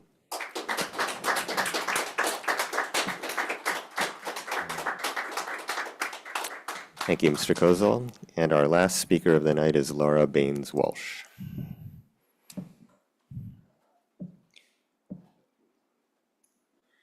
Hello, my name is Laura Baines-Walsh, and I am the proud parent of a 4th grader at Driscoll. Much like Finn and Nicole talked about earlier, They are busting at the seams in 4th grade. My son's teacher is amazing. She does a Herculean effort every single day. I feel so lucky that my son is in Miss Ross' class because she is an angel.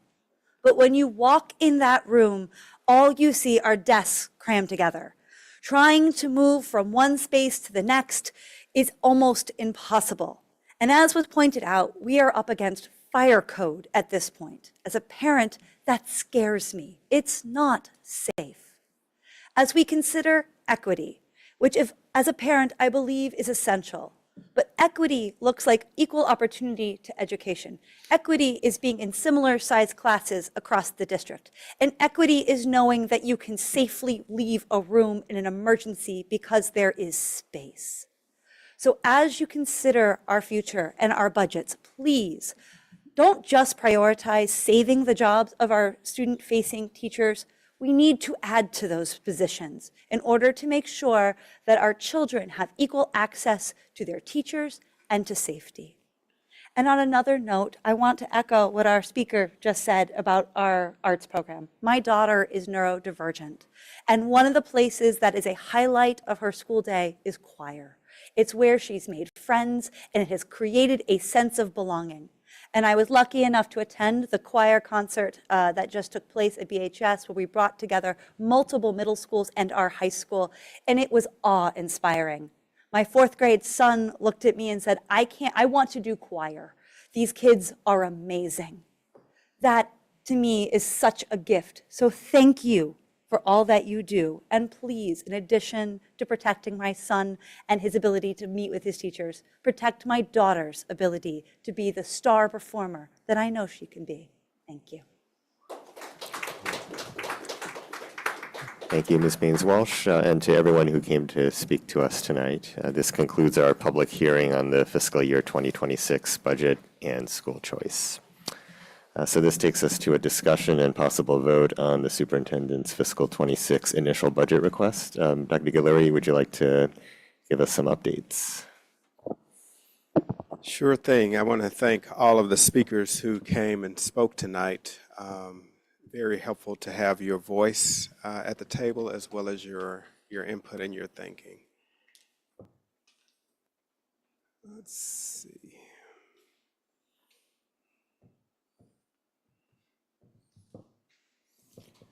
So I want to start by reading the letter, a portion of the letter that was sent out to staff today. Our district continues to grapple with a projected $8.2 million deficit for the upcoming fiscal year. After extensive discussions, careful consideration, and without increased revenues or funding sources, it has become clear that we will need to make programmatic changes that will result in the reduction of staff. Our goal with this communication is to be transparent and honest. We felt it was important to make you aware of this prior to tonight's presentation. When the full magnitude of the deficit was realized in January, the school committee asked the administration for recommendations to consider.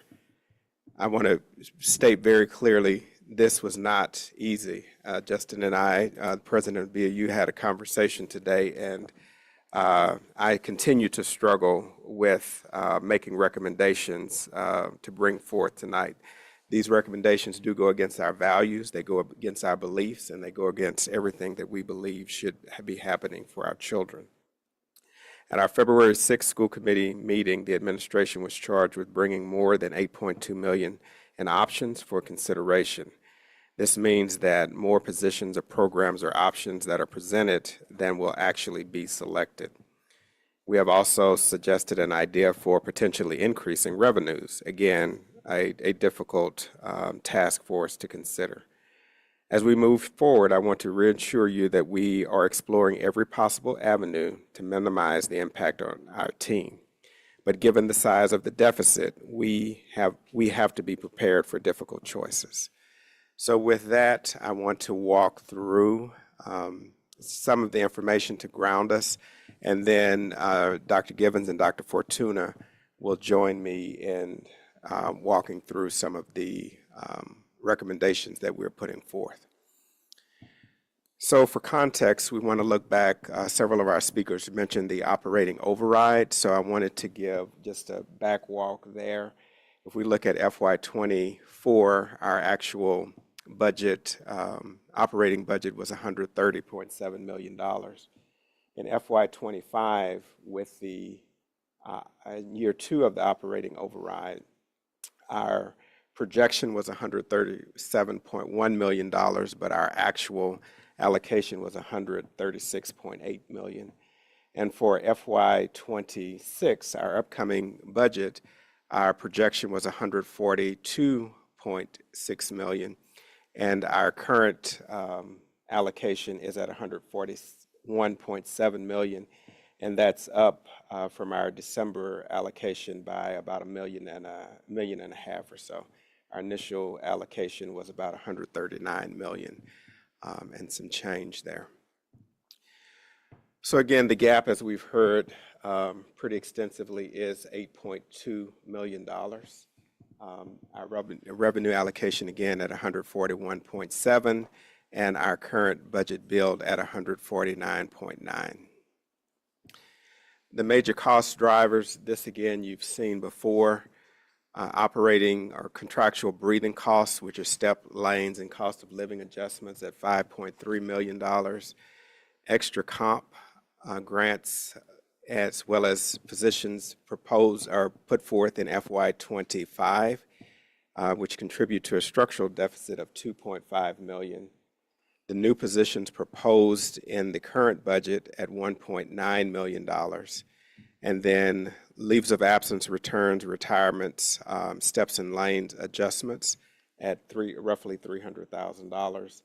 And we have a reduction, or the breakage, what we call breakage, from positions that may go unfilled throughout the year at $500,000, bringing our major cost drivers for salary to the tune of $9.5 million.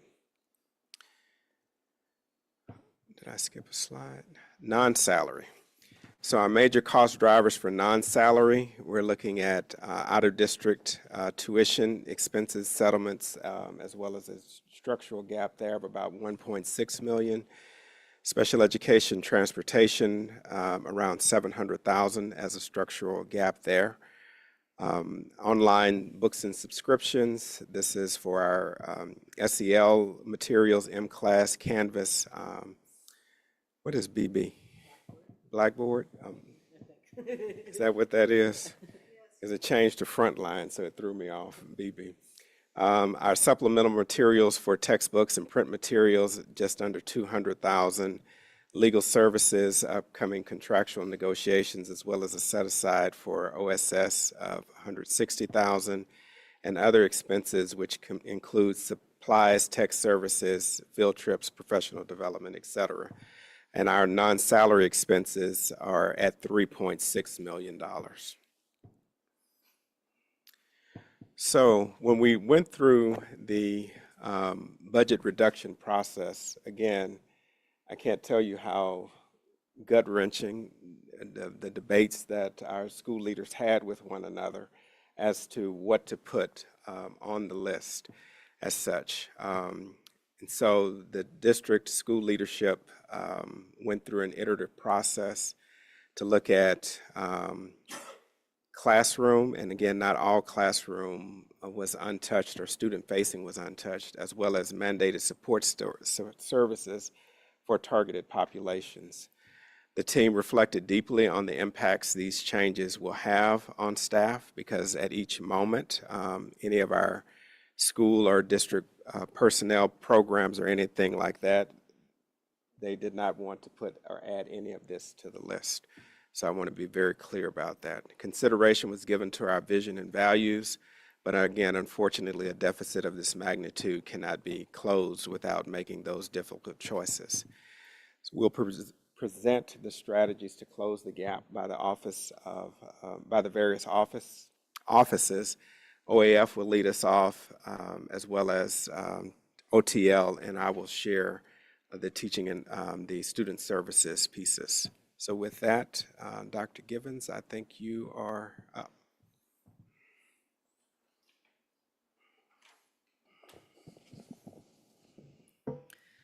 Good evening.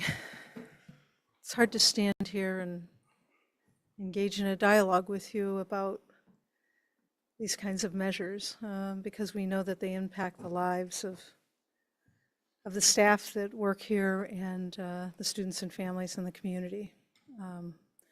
Nonetheless, we find ourselves in this situation, and I'm here to present some strategies that on the OAF side of the house are things we feel are important to look at. Of course, OAF in general provides some essential services to students, but they're not student-facing. So we've taken a hard look at these areas and feel that though they are essential, you know, there may be ways we can optimize some of our services and minimize costs. So the first strategy that we're looking at is in the area of custodial services. And we have a working group that is evaluating our current model. And we'll be presenting some details of some cost reduction measures in March. It's a little complex, and we want to make sure that we maintain a core group of our custodial staff which provide services that are not related to cleaning in order to keep our schools running well. And so we have 2 principals and several operations staff members who are looking very closely at this. So that is the first measure that we're looking at. The next is in IT services. The town has put forth a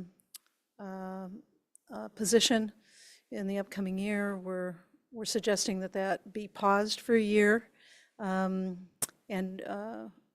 we don't add additional staff in a non-instructional area at a time when we're having to consider reducing the number of staff that are part of our instructional core. So that is that strategy. Next, recently the town public building department presented a budget request to the capital subcommittee, and it included increases for the FY26 budget season. And so we're recommending that the request be reduced by $400,000. We understand that that will mean that we need to increase the level of coordination for repairs and maintenance within our schools, and are committed to doing that. We are asking that they postpone adding any new positions and evaluate any unfilled positions this year to see if there's opportunity to provide services again in the upcoming year without adding any more staff. And also asking that they consider level funding all public building school accounts. So the total estimated savings in that area is about $400,000. So just to confirm, the 70,000 and the 400,000 are not shown in the PSB budget, but they would be essentially transfers back to the PSB side because we would not be giving those to the town, correct? Correct. Okay, thank you. So those expenses are below the line, what we call below the line costs, but they're deducted before we get our revenue allocation to the school. So does that, I know this is, okay. So the next area in administration and finance is transportation. And what we're looking at here is ways we can optimize our busing. As you know, or maybe you don't know, that Mass General Law, Chapter 71, requires that school committees provide free public transportation for students in grades K through 6 who live more than 2 miles away from their school. The school committee also has a policy that states that we provide free transportation for students who live a mile and a half away. So we're looking at all of our regular education transportation to identify where we can reduce services or consolidate what we're doing, looking at recommendations to go back to charging fees for non-mandated transportation to offset the cost of those transportation services if there's a desire to maintain them. So that's what this cost-saving strategy is looking at. Dr. Givens, does this, and Dr. Fortuna, is this the one that includes the language program? Yes, so that's another aspect of this, is to look at the language program where we are currently transporting students that live within one zone to another zone where there is a native language hub in that school. So some of our schools have a specific language that when families move in, they can have the option of attending a school outside of their zone that offers a cohort of families and students who speak that particular language. So for example, Runkle is a hub for Spanish. It doesn't mean all Spanish EL students and families attend that, but that is an option available to them. So we're looking at that aspect as well as we look at what is mandated and what is not mandated. And is this an opportunity to, again, not because any of this is desired, but when you have to make these types of budget cuts, we're trying to stay away from reducing or impacting staff and student-facing services. So that's the idea behind this strategy. Dr. Givens? Yes. Is this line currently budgeted in the OAF transportation line? It is. It is, okay. Thank you. Mm-hmm. Okay, next. Food services, again, providing high-quality meals for our students. Hungry students have challenges in learning, right? So we want to make sure that we're able to maintain a quality food service program. What we'll be looking at here is how to optimize services while minimizing costs, looking at maybe a hybrid approach to providing food service, similar to what we're currently doing in the custodial area. Yes. I thought our food service was funded out of the revolving fund. So how does this affect our operating budget or our general fund? Great question. So one of the conversations we've had with the town is that if we are reducing staff, that the above-the-line costs, which get netted out of our revenue, that we would get credit for that directly. So what this does is look at minimizing the impact of the benefit component, which does not hit the revolving fund. So just to be clear, so I understand, when you're talking about as a staffing model, what you mean is some of our food service employees would be third-party contractors as opposed to employees of the district? Correct. But the food itself would still all be prepared as it is now? Correct. Thank you. I'm sorry, maybe we'll come back to this, but I have to just say, thanks, Mariah, for the question. I didn't understand your answer from the words above the line and on. Is there a way to translate that? Yeah, so let me give it a whirl. So the way that the revenue model in Brookline is structured is that the town estimates their revenues. And then there's certain expenses that are netted out of the revenues before it's the net revenue then is allocated to the two, And so when we say above the line costs, it means the expenses that are credited against the gross revenue. And that primary expense is associated with benefits. So in other words, there's gross revenue, then we subtract benefits, and then there is a net revenue. So you're saying that people who are currently food service employees would no longer be employees of We're not our looking, we're not schools. looking at eliminating all food service employees. Rather, can we leverage a different model where we would have some employees be PSB employees and some employees be provided through a third-party contractor, similar to what we're doing currently with the custodial staff, which is a hybrid model. Helen? Well, that was my, can you hear me? Hold on. Yes, we can hear you. Oh, okay. I'm still trying to get my head around the hybrid model. So an outside contractor would hire people who would then come and work in our schools. Correct. Just like Clean Co does for the janitorial services. So we have a cadre of employees who work in our buildings that are employees of PSB, and then we have a cadre of staff that work in our buildings that are Clean Co staff. So this would be a similar model to that. Okay, thank you. Does Clean Co work during the day? I thought they worked after hours. They typically work after hours, yes. Okay. Do we have experience with other hybrid models that happen during the day?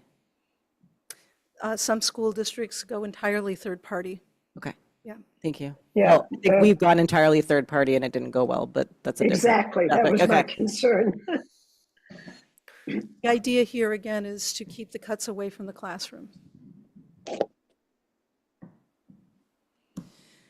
Next, and again, we don't like, this has been really hard for all of us to bring forward these strategies, but nonetheless, we're trying to keep the costs away from the classroom. And so we have a wonderful program here that's a materials fee program, which allows staff members to have their children attend school here in Brookline. And the current fee for next year, or the fee for next year, is scheduled to be $3,535. The per pupil costs, and this is a 2023, so that's a little old, but it is the per pupil cost that you can find on the DESE website at this time, is $26,528. In FY26, BEAT full-day tuition is scheduled to be $16,740, and that's for resident families that need to pay to attend our early childhood program. And for their extended day program, families need to pay $1,000 if they're going to participate in the BEAT extended day program. We also looked at, what is the per pupil contribution that we receive for Metco students, and that is about $8,000 per student. And as we looked at that, we felt that, perhaps the material fees should more closely align to maybe the Metco rate of $8,000, which is less than the other two tuitions that families are paying and or that we receive from grants. So that is what this proposal is. It would then therefore not affect any FTE classroom or otherwise. It would, with 191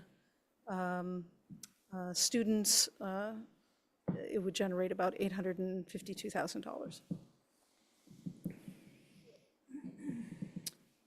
Next, Dr. Guillory shared that one of the, yes. I'm going to say something. I'm sorry.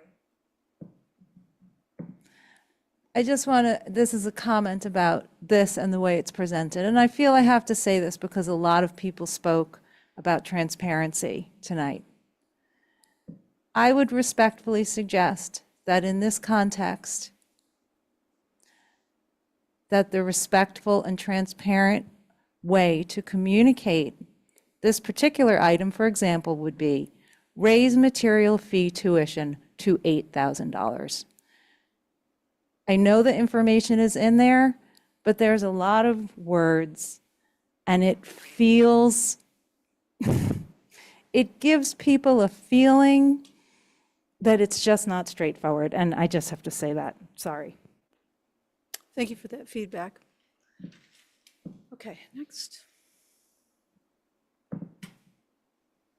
So general supplies and services, again, Dr. Guillory in a previous slide showed that on the non-salary side, there are some increases in general supplies and services. And so this measure, again, would be to reduce our supply and services lines by $400,000.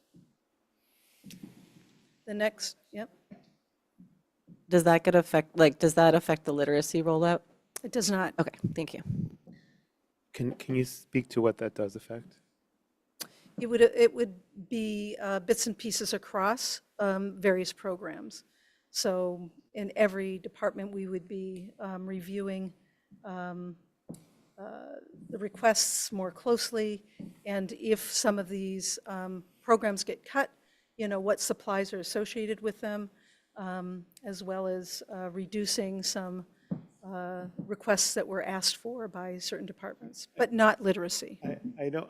I just want a couple of examples just so I can have a better. So for example, the finance department asked for a tool that's $25,000 to for data synchronization and analysis, and that would be an example of what would be eliminated. Okay, thank you. Yep. Okay, next, as you know, we have set aside some sections in a reserve fund so that if enrollment shifts in a way that causes us to exceed or come near those guidelines, and we need to add a section that we have the ability to do that. That has been a pain point this year. It's not just for sections. I want to be clear that the money set aside here could also be used for one-to-one paraprofessionals should a student move in. And so it gives us the ability to address needs in an expeditious way by setting aside in a very clear and transparent way money to be able to address the needs, which inevitably happen every year. So in this, so we have 8.5 that are in the budget. They're about $90,045 per section, and so we would just be reducing it down to 7.5. So. Sorry, okay, sorry, Stephen. Go ahead. Thanks. How much of this do we use in FY25, Susan, of this reserve fund section? We didn't have a reserve fund section. We didn't, okay. You did set aside, I do want to say. Go ahead. How much do we spend on adding teachers to sections?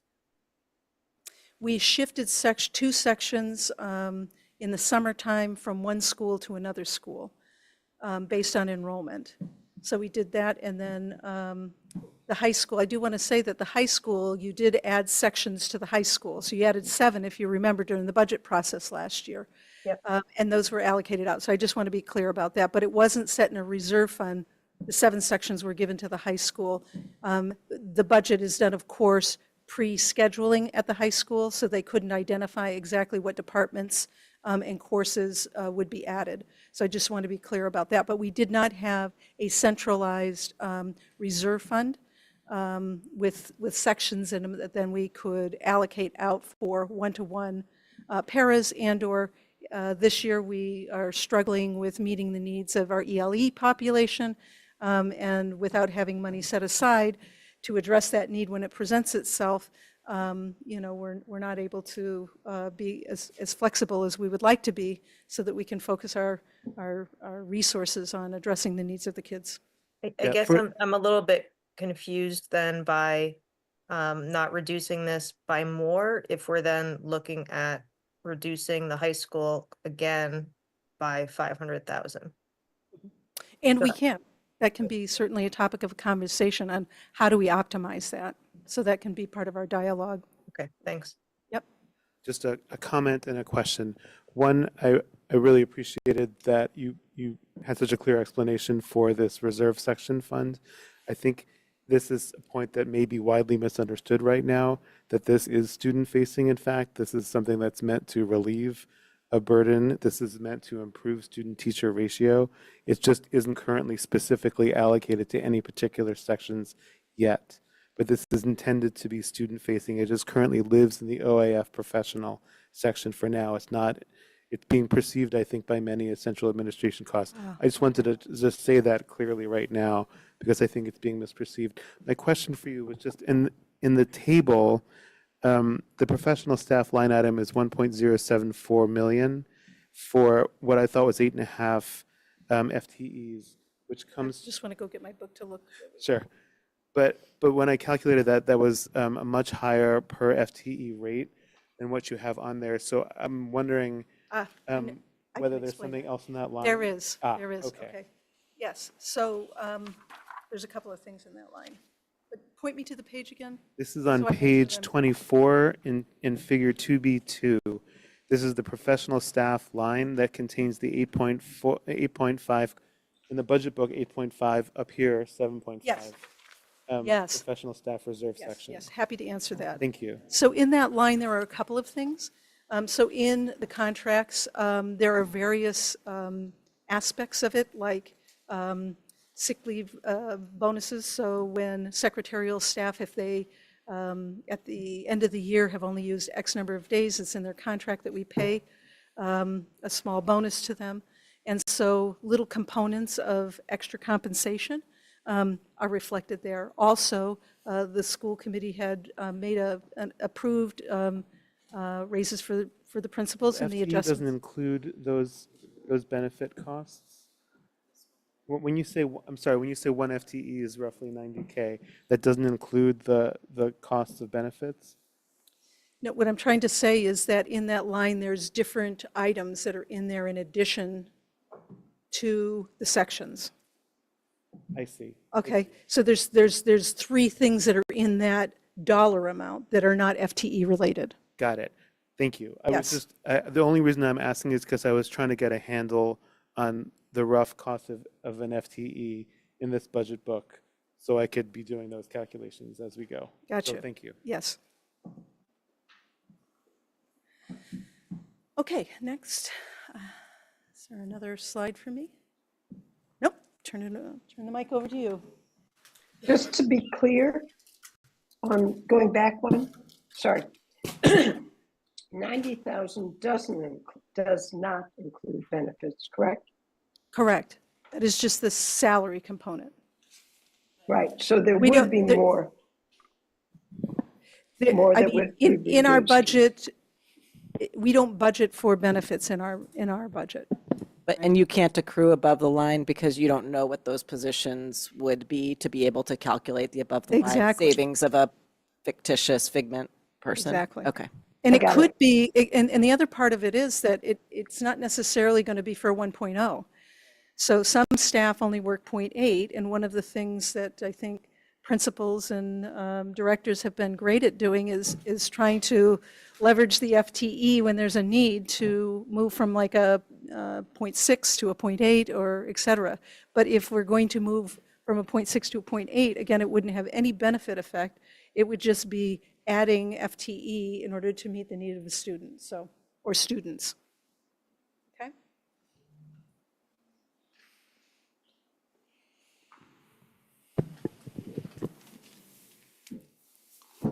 Hello, everyone. I want to echo the words of Dr. Guillory and Dr. Givens. This is one of the most incredibly hard things that I've had to do in my career. And when we start talking about OTL, we no longer have the luxury of not impacting students. So every one of these things that I'm about to discuss with you will have a student impact. Our first recommended strategy is to level fund athletics. There was included in this budget is a $100,000 increase for athletics, and to eliminate our intra and extramural sports for our middle school students. This strategy will limit the physical after-school activities for our students. It will eliminate us being able to expand some great programs that we have with our integrated sports. One of Kyle's plans was to add integrated bocce, which is, if we make this cut, he won't be able to do. What it does maintain is students' access to after-school clubs and performing arts things such as the townwide band, orchestra, chorus, plays, Model UN, the Rainbow Clubs, the homework clubs, etc. But it would eliminate those things that are very important for our students' physical and emotional growth. The next recommendation is reducing our instructional aides in first grade by half. This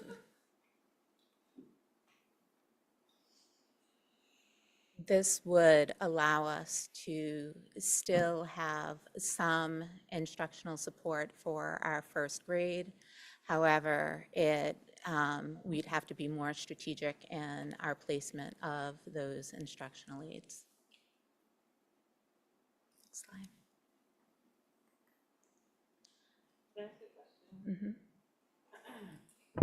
Just to be sure I'm clear. So is the 100,000 for athletics, this is essentially the year 3 override funding? Correct. Okay, so is it correct that this would mean we're not doing the things that would be described? So there was this supervision of coaches, students, events, that's not happening? That happened this year. Okay, so this position would not be needed to do that? Correct. Okay, thank you.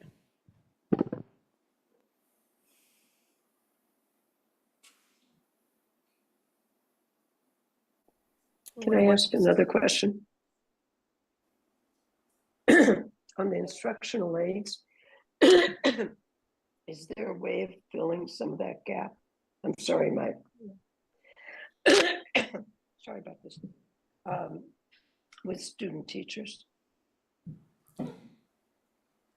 Well, that would be an option that we're exploring because we'd like to add more student teachers in order to help our teachers. Many students aren't going to our local programming, our local colleges anymore, and majoring in education. For some reason, it's not a desirable field. Tonight, I can't imagine why. But so while that could be a mediation tactic, it's something that we don't have a lot of access to like we would have in years past, Helen. Thank you. Can I ask a question? Because this sort of extends on what Mariah asked. I just want to make sure I understand. On the $100,000 athletics and co-curricular programming, and Mariah asked if that was part of the override. So that's are you talking about Kyle's assistant, the assistant athletics director? What is this? Then Now what is we're it? talking about expanding athletics programs, our integrated programs. There was some other assistant coaches, a couple of sports that Kyle wanted to add this year. That's what's included in this 100,000. And was that part of what was promised in the last override? No. It was a 1.0 FTE. We talked about 115 to 125, I thought, for the third year of the override. Am I misremembering? That was. Or was that last year? I might have to get back to you on that. I know we hired that position, so it's not part of this 100,000. Okay. While we're on the topic of things that were funded by the override, Susan, when you mentioned earlier the non-mandatory transportation, would that mean reintroducing fees for the South Brookline bus? And that was promised in the override, is that correct? Yes. You know, again, the revenue wasn't fully realized that's available to us, so we're looking at ways to stay away from cuts from the classroom. Just to be clear, so the athletic and co-curricular cut would not impact any FTE. Okay, this cut would not affect any FTE. This is adding coaches to expand programs, not to reduce existing programs. So just to be clear about that, it's not going to impact personnel. Okay, so the next slide is sunset base. So BASE is an awesome program, and it has been here in this community for a very long time. I understand it's the oldest adult and community education program, and so I know there's a lot of feelings that we all have around putting this before you tonight. But the last 5 years since COVID, BASE has had a difficult time being financially sustaining. And so what we're proposing here is that at this point we sunset BASE, meaning that we eliminate that program. The above the line cost, again, the health insurance cost that we would gain back is $23,825. So you might say, well, that doesn't seem like a lot. But if you go to the next slide, I want to show you kind of what's happening there and has been happening. So the top line here is the revenue. So what you can see if you look across is the revenue has been fairly stagnant over the last 4 years. On the expense side, we have had more expense than our revenue is supporting, which means that in FY23, $147,434 of expenses had to be absorbed in what they call the fund balance. So a fund balance is money that is set aside and is accrued in an account. When you have more revenue than expense, then it grows, and when you have more expense than revenue, it shrinks. And so over the course of the last number of years, their fund balance has been shrinking. And at the end and the close of FY24, the fund balance was down to $123,895. So the revenue forecasted to be generated in the current fiscal year is $675,000. However, the expense is running about $900,000, which is going to create a deficit of $228,000. And as you can see, there's not enough money in the fund balance to offset that deficit. So what that will mean ultimately is it will add to our deficit. So you cannot, the law is that you cannot close a revolving fund at the end of the year in deficit. You have to be with a balance or at least break even.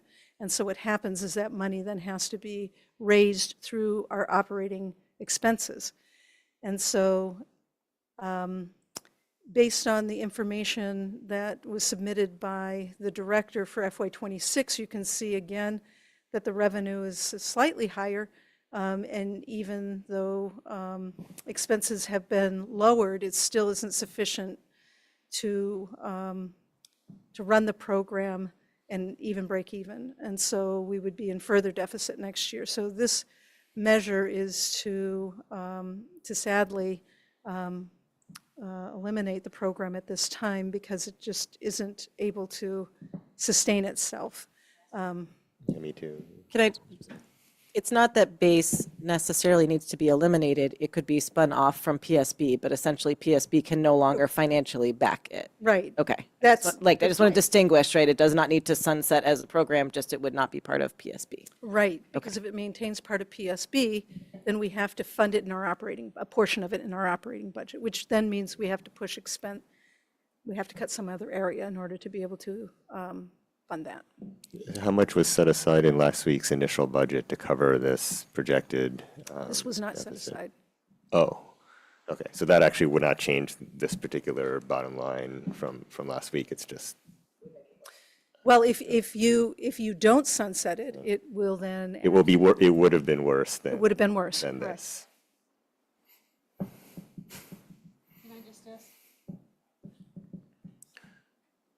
Have we talked to BASE about this?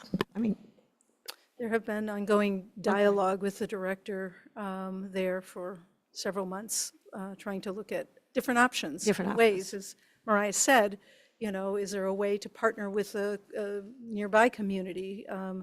Is there a way to partner with the rec department, et cetera? So I know that there has been a lot of conversation about what other options might be available, but whatever that might be for BASE, we're not in a place where we can begin to set aside money in our operating budget in order to pay for adult education when we're struggling to pay for student K-12 education.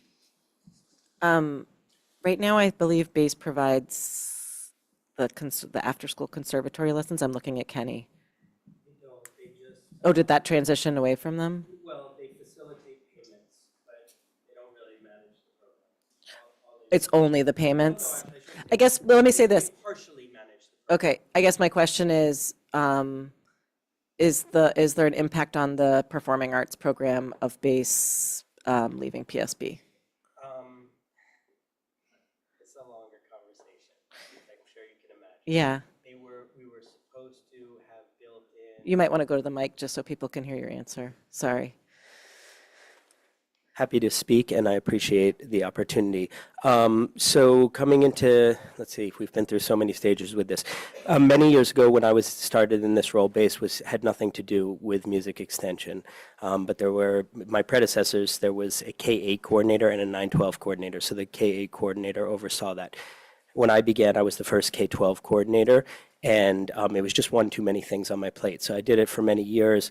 Eventually, the deputy superintendent of admin and finance at the time suggested moving it to the management of it. So I oversee all of the curricular elements, the hiring of and guidance of teachers in the program, the communication with families and whatnot. They just took on the part of, well, in theory, they were supposed to take on the part of taking in money from families that pay for it and paying the teachers. And also do the scheduling piece, which actually never really happened. So we originally had a proposal going into this year to increase lesson costs by $3, which was going to create, I think it was about $16,000. It was $3 per lesson. It was going to create about $16,800, exactly $16,800 in revenue that we were going to use to have someone working scheduling the program. That was our intent. It was within the amount that the school committee had already approved for what the amount we could go up to was. However, that got canceled over the summer. I'm not sure why exactly.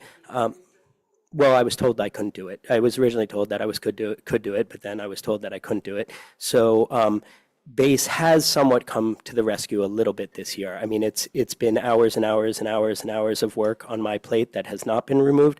However, there is a person who is on BASE staff named Meredith Force, who has been working collaboratively with me, and she's been stellar in helping to do she's helped with setting up computer aspects of it and having enrollment and making sure teachers are paid and our payments come in. She's also been working with Michelle on that, so it's not just Meredith, but Meredith has been very strong in that. So without that, again, we could resolve this with a $3 per lesson increase, which didn't feel like it was too much. And actually, I've sat down and done all the math. I can share it with you tonight, as a matter of fact, if you want. We have more than enough money in music extension to cover financial assistance. As I mentioned earlier tonight when I was talking that we have, I can't remember what the number is, 34 students with full financial assistance. Some of those maybe should be on partial financial assistance, but we could never really get the numbers of what people's allocations were of financial assistance through the district. But we have more than enough money within the music extension program to be able to hire someone to do the work of scheduling, and I would continue to do the work of hiring and supervising the educators in the program. Great, thank you.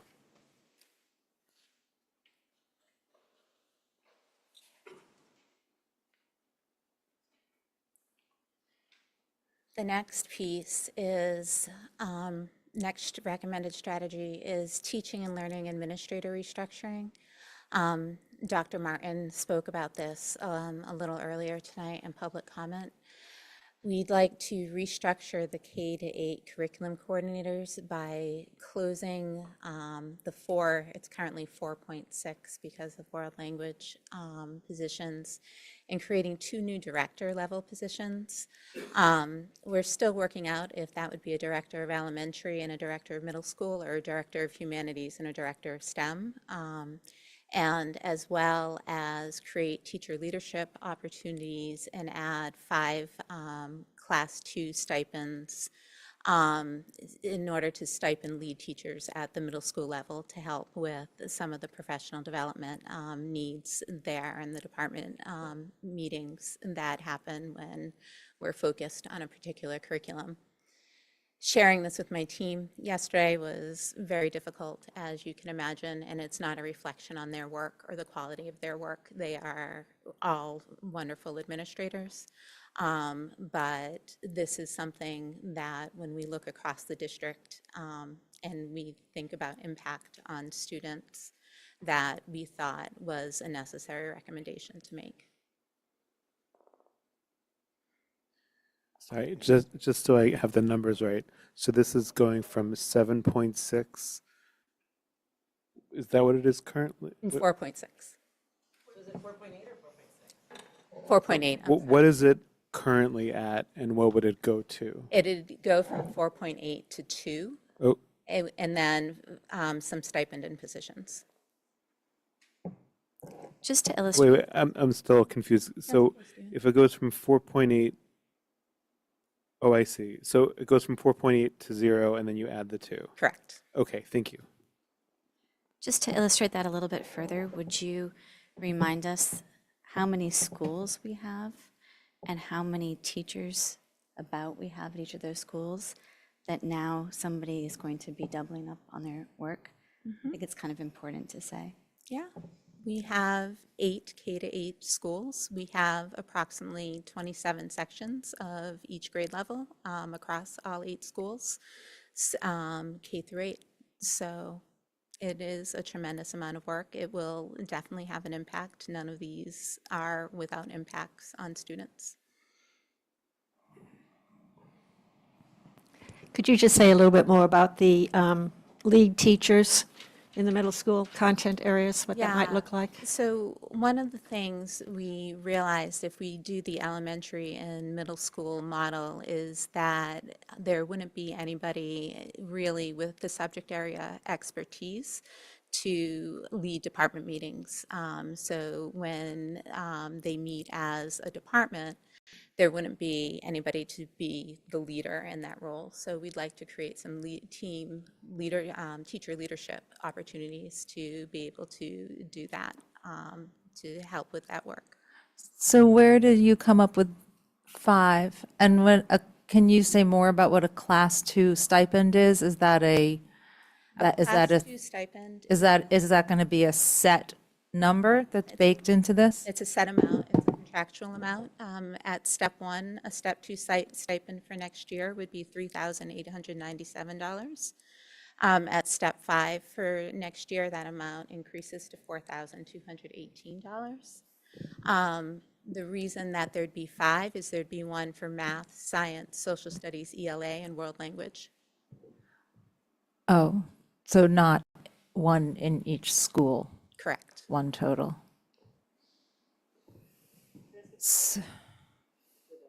I am, thanks. So if, let's say, a math lead teacher is at A school, how does a teacher in B school have access to that lead teacher?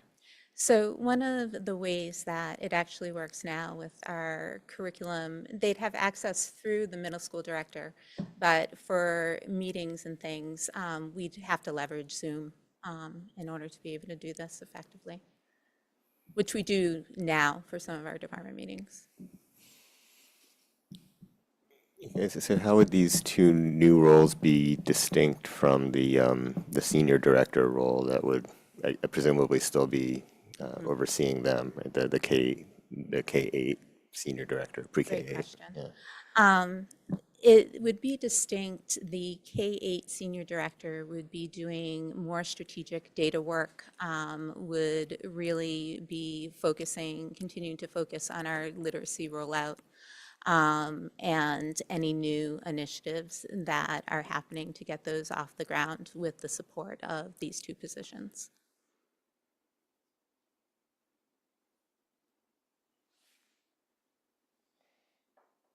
Helen's hand is up.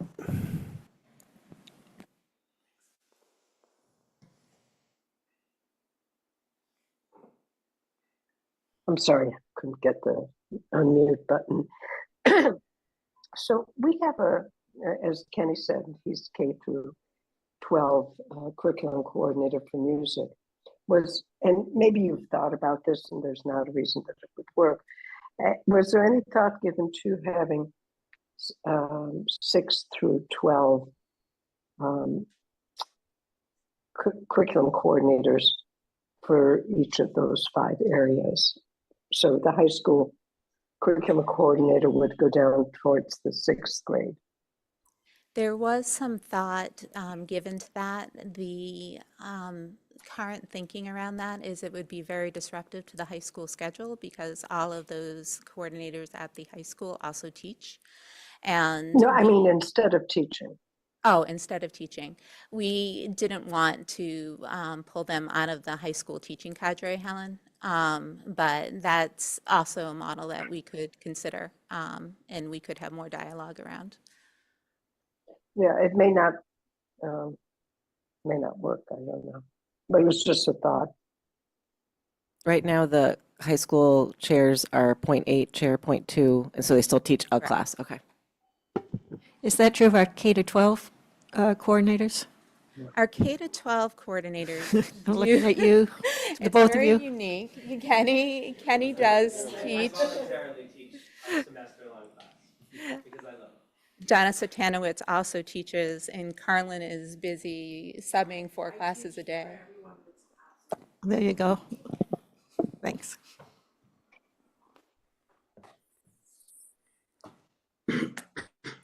Any other questions on this? Okay. All right. This one's particularly difficult because it does hit our most vulnerable learners. And it's a pause on non-ESY summer programming and non-credit recovery. So I think we heard from a public commenter that we were thinking of canceling, putting a pause on our credit recovery program, summer program at the high school. That's not true. We would continue to offer credit recovery because we realize that that's necessary for our students to graduate. So that was a misunderstanding. This specifically is talking about Project Discovery for $145,000 and Star Academy for $112,000. Star Academy is mostly grant funded. This does help, it is completely grant funded. This program does help give our students a head start for the following year. So we'd have to consider different ways to leverage that grant throughout the school year to help students. Some examples that we're thinking about are high dosage tutoring, being able to have some room in the grant to do that, which really has some research-based efficacy behind it with the data. So that is, it's a very difficult recommendation to make. It goes against the school committee budget guidelines. I realize that, and I want to acknowledge that. But we'd continue to offer our ESY programming. Mm-hmm. Which grant is that? METCO and our Title III grant. Thank you. So is the 112, that would not impact our general budget though it doesn't, if it's fully grant funded and we're talking about expending it another way, it doesn't actually save 257,000, right? It only saves the 145? Correct. Okay. So, and my understanding from previous presentations is that Project Discovery is also saving money in that it's allowing us to maintain a lot more tier 1 instruction as opposed to going into higher levels of support during the academic year. Is that? Anecdotally, that's true. We don't have the quantitative data to back that up.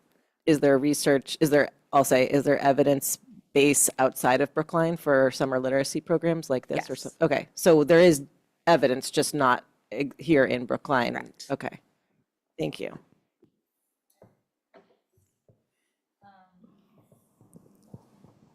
So I think this might touch on a question that I asked at our meeting last week, and I asked in email, and I don't know if it is going to be addressed at any point, but the document that was presented to us so far,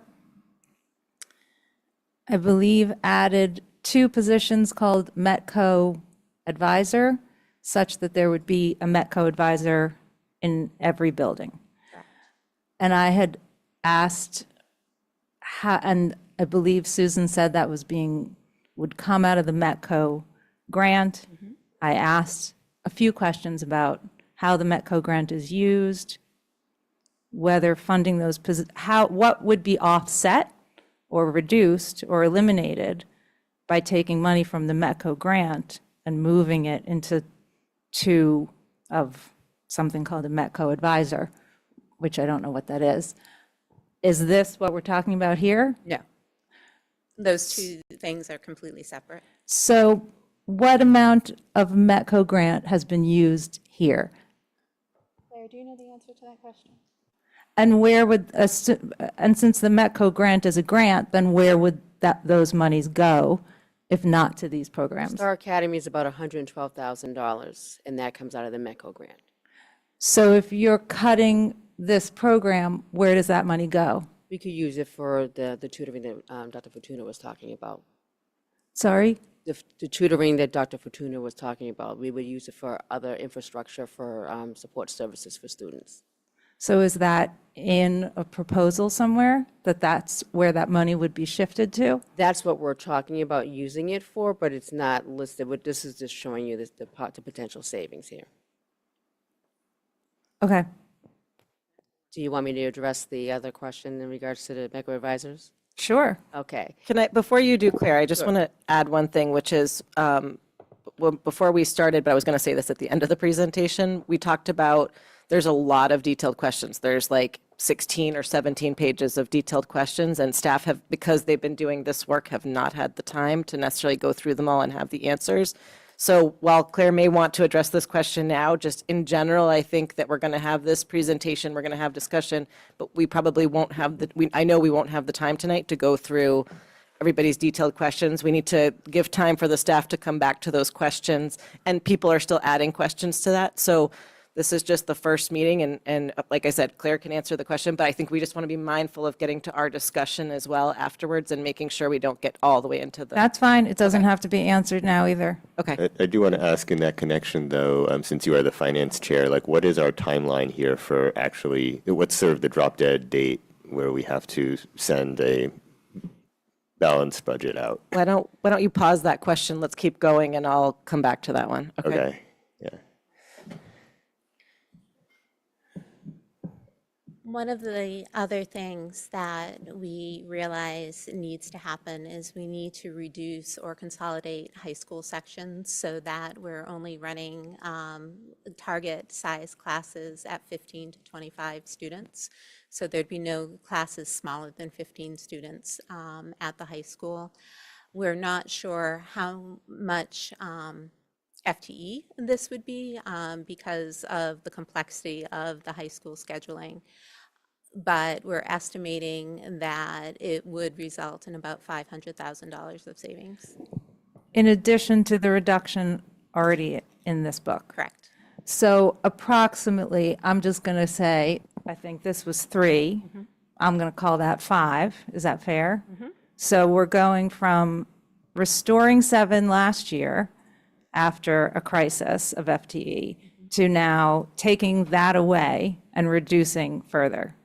We're looking at reductions, further reductions. There's also an anticipated decrease in enrollment. And in addition to that, one of the things that we've found out through this iterative process that we've been going through is that there's some high school academic classes that are actually running at a student to teacher ratio that's smaller than first grade. And so really being mindful of how we're scheduling students and making sure that it's equitable. We have equitable class size across the district, including the high school. Okay, so the answer to what I was asking though is yes. Yeah. So going from restoring last year to further reducing. Correct. I thought that the infusion last year was mainly to avoid sort of very large classes at the high end, whereas what we're talking about here might be, eliminating classes at whose enrollment is at the low end. Correct, Andy. Yeah. So, This is just one more clarification on Star Academy. So my recollection is that Star Academy serves not only METCO students, but EL students as well. So, so with the removal of Star Academy, we would be affecting METCO students, and then the tutoring would be focused on METCO students, but the EL students would not have access to the tutoring, correct? Because it's coming out of the METCO grant?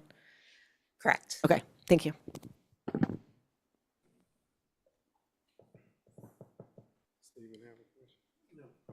Helen's hand is up, Andy. Yeah. Andy? sorry, I didn't see that. Go ahead. That's okay. Can we go back for a second to the previous slide about the high school? Yep. Can you hear me? Mhm. Oh, okay, great. So 2 questions. One, does this 15 minimum apply to all programs and classes? It applies to some classes where because of the room size, the safety issues, other things, that there can't physically be more than 15 students in a So classroom. they have to make a case that you Correct. can't have more than 15. Correct. Okay. Because that's really important. The other piece, I don't want us to cut here and then next year here we have 28 kids or 30 kids in advanced placement. I mean, that's not going to work. So you've taken that into account when you're looking at all of this, I'm assuming. Yes, that's why we don't have a definitive FTE for you this evening, because we are still working with the high school team to. Sure, and they know best how they can manage this, and they're 35% of our budget, so 500,000 and their budget would be what percentage, Andy? I know you can figure that out. It would I'm be going a to ask, small sorry, fraction. Helen. Huh? Sorry, Helen, I started speaking and you were still speaking. Oh, okay, well, those were my 2 points on that one. I have one more question on this to understand. So the bullet point says target high school class size at 15 to 25 students. I guess I'm trying to understand, is that the concept coming from you? Or is this when you have this notion that nothing would have under 15, if you cut this and the 3, has Mr. Mason confirmed that this target is a reachable target, or is that just a concept and an aspiration? None of these decisions, Carolyn, were made by me exclusively, and I think we need to be very clear about that this was an iterative process with the administrative. Okay, if you're Mr. Mason has been made aware of this. That's actually where I got the lower number of 15. Originally, this had been 18. But once he explained to me some of the issues with class size and safety of students, that's why the range is now lower to 15. Okay.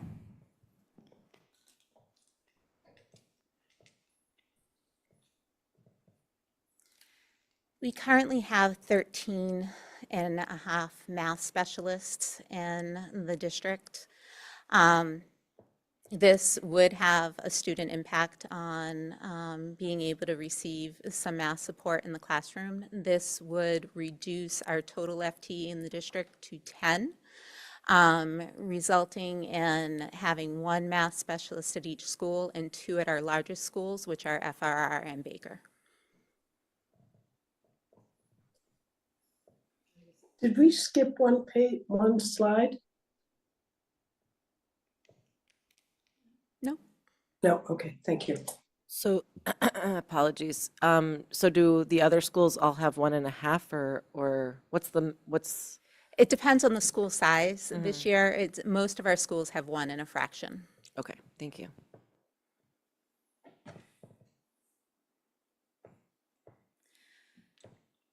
Mr. Kozel, this is a very tough one because of shining stars, both on trophies and in our classrooms.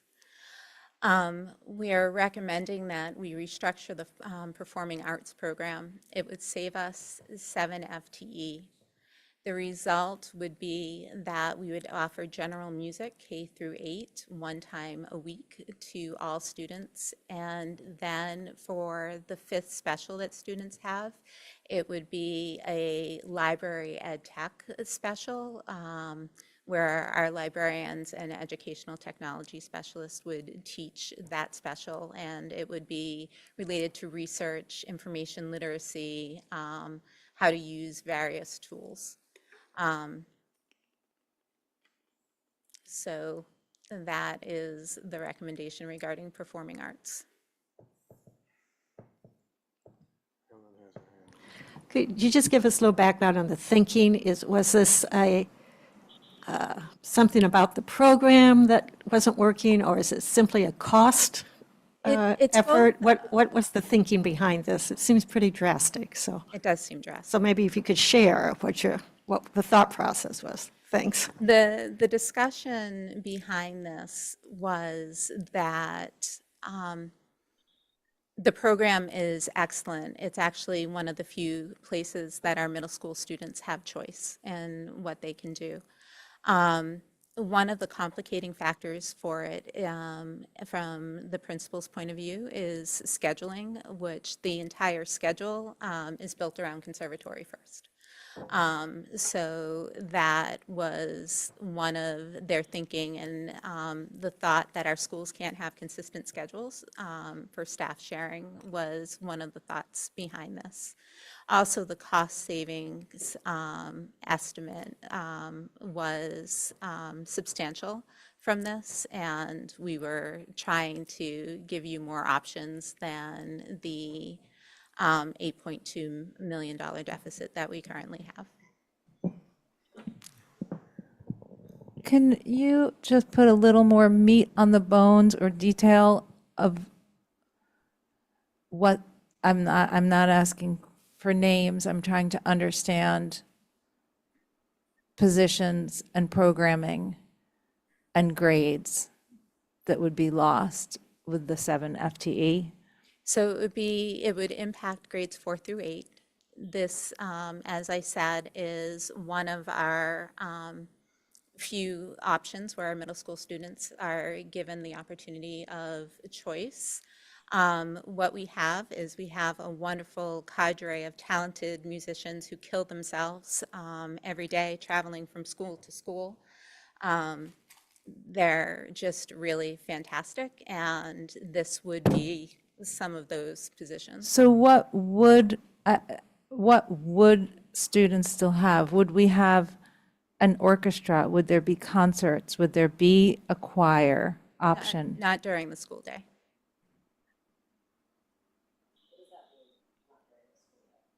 So Kenny, you can correct me if I'm wrong, but our town-wide orchestra and choruses.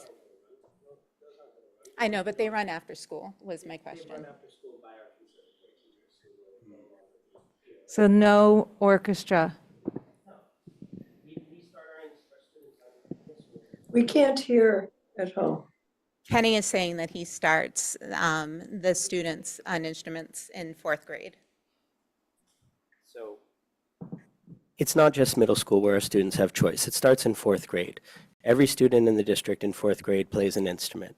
They choose between 9 different options. We have this group of traveling teachers that go around and they break into flute class, brass, which is trumpet and trombone, clarinet, percussion, violin, viola, cello, and double bass.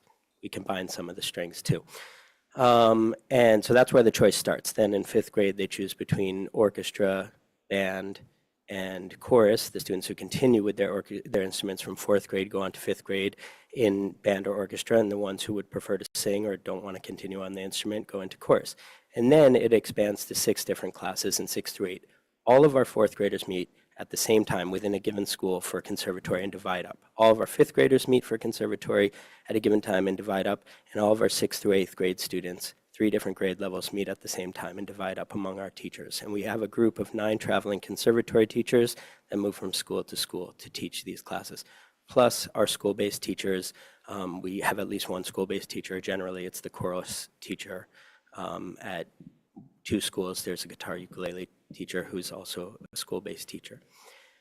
So if this program goes, I don't see our townwide groups continuing for multiple reasons. 1, because nobody's going to teach them. 2, because we're not going to have the students to do it. I mean, yeah, you could keep students in a chorus, but forget about orchestra, forget about band. We currently have 2 townwide orchestras, an upper level one, Brookline Youth Orchestra, and an open level one, which is the townwide orchestra. We have a townwide band, we have a townwide jazz band, and we have a townwide chorus.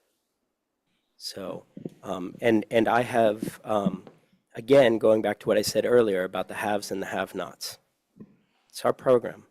There's no have-nots in our program in Brookline because we put an instrument in every kid's hand, regardless of their finances, regardless I'm realistic. Not every kid is super psyched about it. I mean, generally, they're psyched to get the instrument. Once they see how much work it takes, they're not all psyched about it, but many are psyched about it, and you see that in our groups. You see that in our 80-person concert or concert band at Brookline High School. You see that in our 3 orchestras that range from 40 to 60 kids at Brookline High School.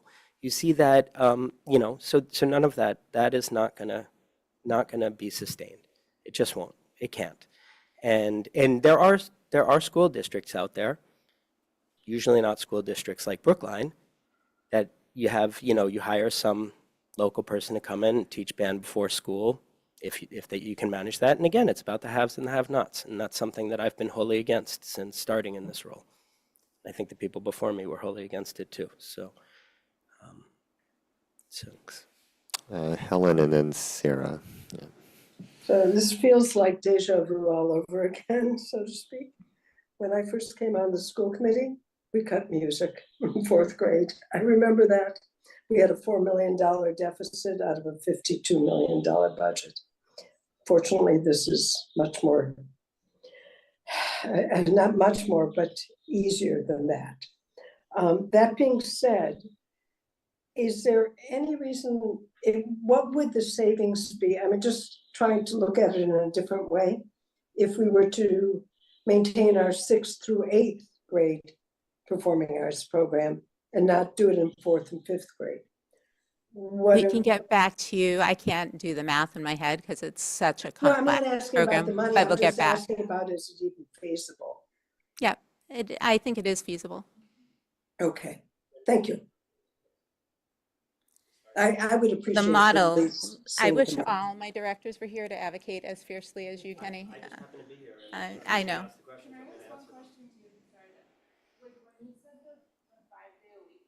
Mhm. I understand for 4th and 5th grade, but for middle school, at our school, we have, sorry. Yeah, would you mind actually speaking into the microphone so that the people at home can hear you? If they can't, please ask the question so that folks listening at home can hear it. I teach visual arts, so in middle school, students have health twice a week and PE twice a week and art once a week. So I'm just wondering, when they have conservatory twice, and I think they have WIN the other 3 days. So I'm just trying to understand if that would have ripple cuts or like what that looks like. Each school has a different schedule around that, and so depending on when they have conservatory. So really what we were trying to do with this model is to ensure that we kept a general music program and that there was a preparation period for teachers every day. Mm-hmm. Oh, Sarah. So I'm wondering how you can even save that many FTEs, because if you think about the minutes in the day that the students would usually spend in conservatory, in quite large groups, actually, are you just going to give more minutes to other teachers if you were to eliminate? Students currently have music in conservatory twice a week. It would go down to once a week. Go down to once a week, right? But for those minutes that they're losing in conservatory, there needs to be something else that would happen. So would you even be? There would either be general music or a library media class. Oh, okay. So you're adding time to the librarian's schedule. Are you taking away something else from the librarian? Our librarians currently don't have scheduled classes during the day. This would be a change for them. Can I ask a follow-up on this, though? Mhm. So, the librarians do, like, they host students and all of that stuff, so that this would change that. And then I guess I'm confused, is the 7.0 a net number? Like, because you'll have to hire more people to teach the general music program too, right? Correct. As Kenny said, there are currently 9 people that are doing conservatory. So are you saying you would hire 2 FTE to replace the 9, but aren't the classes smaller too? I guess I'm confused if the conservatory or these other large programs are holding 40 to 60 students at a time, but a music class is 20. Right. Like, does the math? The maths. Yeah, are you sure the maths? It doesn't. I'm sorry to interrupt, but it doesn't. And I don't mean to put you on the spot, Jody, but there's. We can't hear. I'm sorry, but there just has to be a factual correction in this. We have 7.1 FTEs in traveling conservatory teachers, okay? Then we have in chorus, we maybe have a, let's see, we have a, sorry, I got to do some quick math in my head. We have about a 0.1 at every school for chorus. That's built in with the general music teachers. So somewhere about a 0.1 at every school. So 8 schools, let's just call it a 1.0. So there's a 1.0. However, if you cut the 7 FTEs of the traveling conservatory teachers, that's cutting conservatory twice a week at 7 FTE. And then you only have 1, but you're cutting it in half. You're not cutting it completely. So you only have 1 remaining FTE with the school-based teacher, district-wide. Are you following me? So, okay. I just don't understand because we're talking about cutting 7 FTEs, which is correct, but that would actually have to cut the 2 days a week of conservatory. But then how do you, if you keep putting back general music once a week, where is that FTE? Jody, where's the FTE of putting it back? That's why I was wondering if it was. Yeah, please. Because your conservatory teachers are serving as a specialist, that's a planning time for the teachers? Is that how that works? It is a common planning time. Yeah, so. So the way that we did our math to figure this out is that if we offered general music, we would need the same once a week, just like we offer art, we would need the same amount of FTE as art in each school. And that's how the maths for this. Sorry to belabor this. Where is that plus up in this number? If you're removing the 7 the 7.0 is the same 7.1 that Kenny referred to. Where is the additional general music staff that would be the equivalent to the art FTEs? So some of that already exists in buildings. Not every building just has 1 FTE for music. Correct.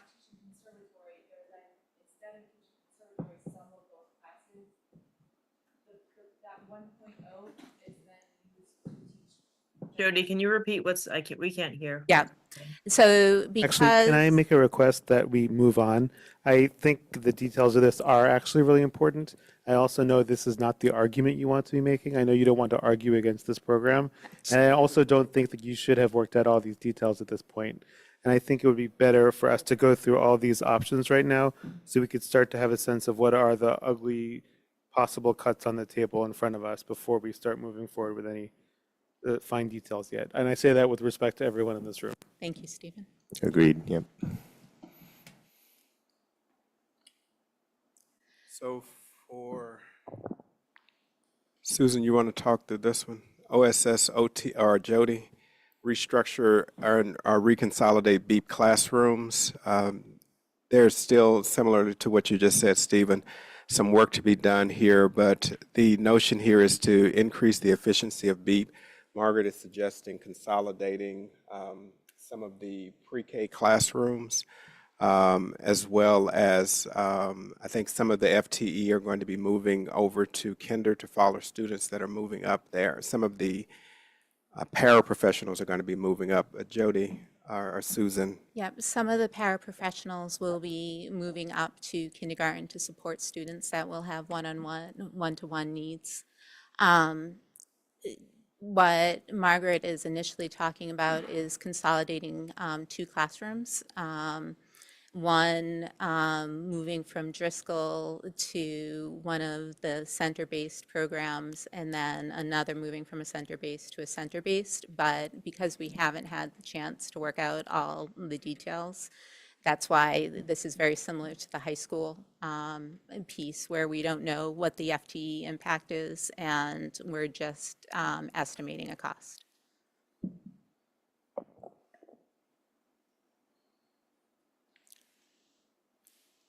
And then our last OSS OTL is, as you know, there were, no, we had skipped this one. There was a significant amount of new FTE put into the budget book that you have in front of you. Lisa has worked very carefully with her team to analyze where those requests could be reduced. And I've taken, even though it's a desperately needed service for our students, I've taken the 5 FTE for English language learners off the table. Again, you'll recall that we actually need 10.5, but we were only asking for 5 in this budget for that. So thanks to the OSS team, this was all stamped by Lisa, and we are giving back our 5 FTE for English language education. Suzanne. Yeah, I have a question.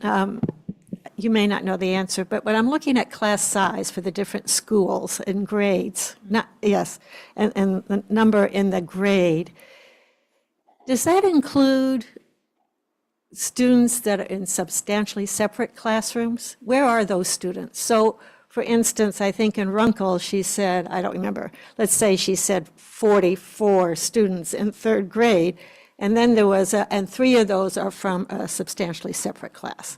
So when I look at the numbers of students in a grade at a school, does that include the students that are in substantially separate classrooms? I'm going to defer to Susan with how she's reporting those numbers. You know, this might be an opportunity for me to interject another thought. Is that okay? I just want to point out that a lot of what we've just gone over has all been K to 8 and very little at high school. Well, says when I look at the sheets on the schools and it has a number of students in a grade, does that include the students in that grade that are in a substantially separate classroom? It's. Yeah, so like it. Yes. They don't, their sub-separate classroom does not count in the section count, and they are counted in their inclusion classroom. That was our previous answer, I imagine. Okay, I'm sorry, I didn't remember that. Sorry, Mariah, you said they're not counted as sections, but they're counted for average. Those head counts are counted in their inclusion classroom and the inclusion section. So the sub-separate classroom is not part of the classroom count. It's not And part of the those, classroom. that's great, and those students are counted in their inclusion classroom and not double counted in their sub-separate classroom. I'm still confused. Say it one more time. I'm Okay, sorry. so at Runkle, if you have 2 gen ed classrooms Right. with 44 students, there might be a 3rd sub-separate room with 3 students. 3 students. You don't count 47 students, you still count 44 students in 2 sections, not in 3 sections. Okay. Yes. Can I ask my question? Thank you. Sure, I've lost track of who had their hand up first. I think Mariah, then Stephen. My question is, are these positions needed to provide legally required, legally mandated services? It's a complicated question for the ELE positions. The state recommends, doesn't mandate services. So they recommend the service delivery hours. There are things that they now have to do. They have to write student success plans for all of their students that require 2 meetings a year with parents. Our ELE caseloads are huge, and in order to take on that additional body of work is very large.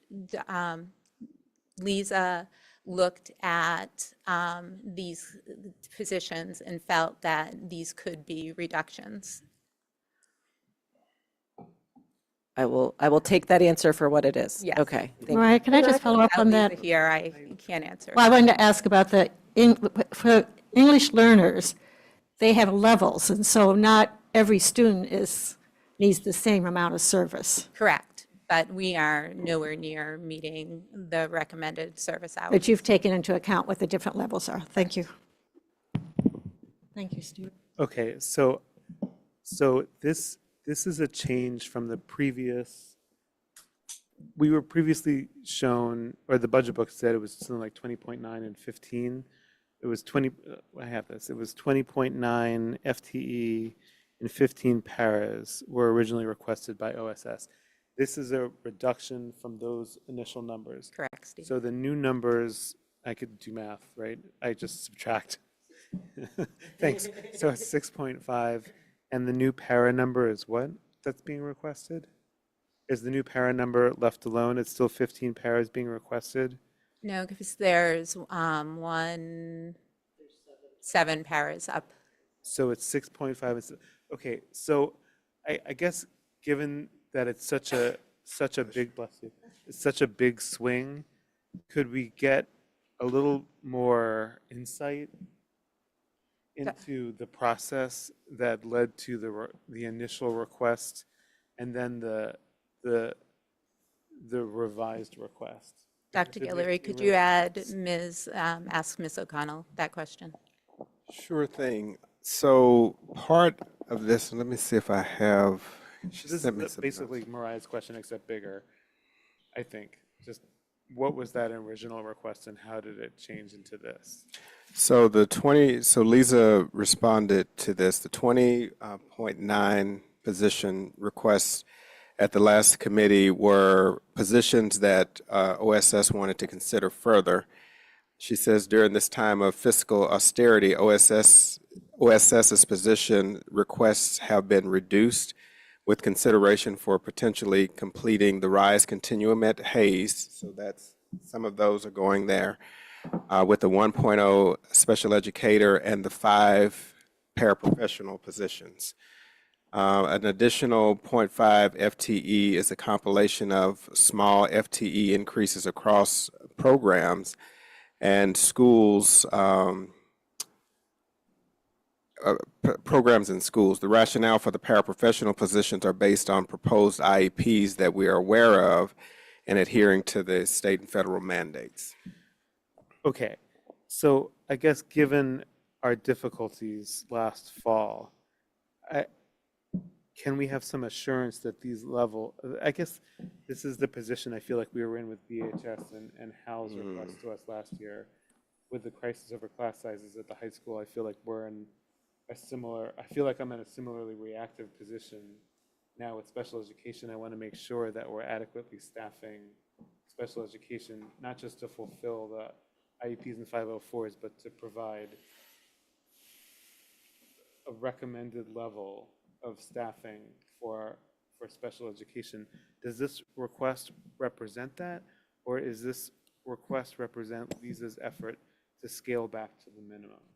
So I think it's probably a little bit of both is what I would imagine, but we'll double check that. I mean, she went through and looked at some of these, for example, the ALC program that was looking at growing that, but when Lisa looked at this, she said that wasn't a position that was necessarily needed at the time, which is different than Hayes, which is growing up to have sort of the 3 grade bands and making sure that you don't have more than the 48-month range in teaching as such. Okay, So I guess that would be really helpful for me just to know that this request represents something more than the minimum, but something that represents Lisa's vision of, I would love to say excellence, but somewhere well above the minimum, I would feel comfortable with. Okay.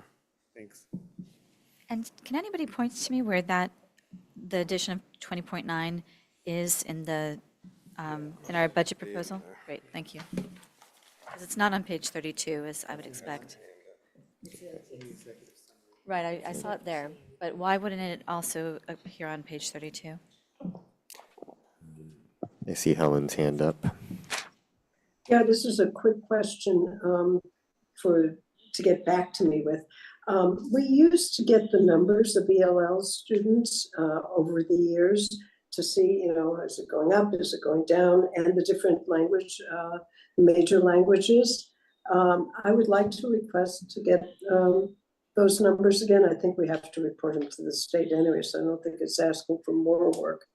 But I think that would be helpful in understanding the additional 5 FTEs. I'm not questioning it, but I'd like to have that data, please. Ellen, in the budget book, I'm not sure what page it is. Okay, I'm There's a sorry. table that illustrates the number of students that we've had move in at various schools, which it's not our total numbers, which I can get for you, but it's how many students have moved in. It's on page 35 of the budget book. Okay, thank you. But if we could get it sort of laid out the other way, that would be great. Certainly. Thank you. Right, shall we continue? So I think our last one here is another recommended strategy from OSS, and that's looking at learning center caseloads. So in some of our schools, some of the caseloads are extremely small per single FTE. And so the strategy here will be to look at ways to comport with having those numbers increase slightly, but still provide adequate services. So here in total, where is my sheet? We're looking at a reduction in 12.9 FTE from OSS. Part of this is learning center teachers, I think a reduction of 8. 4 positions are therapeutic or clinical positions, and 0.9 are other service positions as well. And so Lisa has just messaged me, Stephen, and said that the directors believe that we'll be able to meet our mandates without those proposed positions.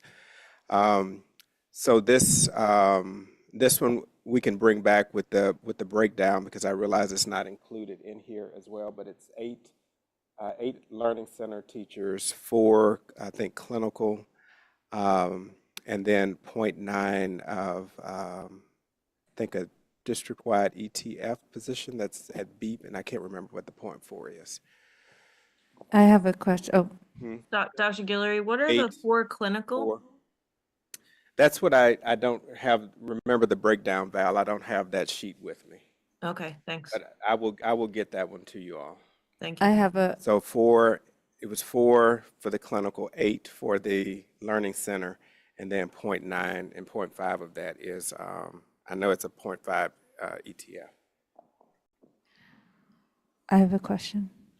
Go ahead, Kelly. Thanks. Yeah. So Dr. Giller, you just linked this to that some schools have small caseloads per teacher.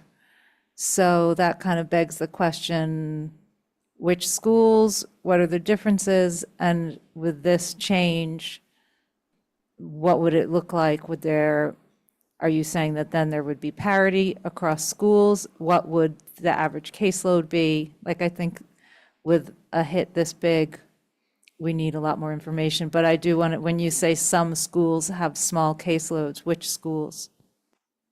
Okay, and we'll definitely bring that breakdown for you, because I think that's a very valid question around what those caseload looks like, and we want to make sure that we don't inadvertently drive something up as well, because we know the shifting nature of IEPs as well.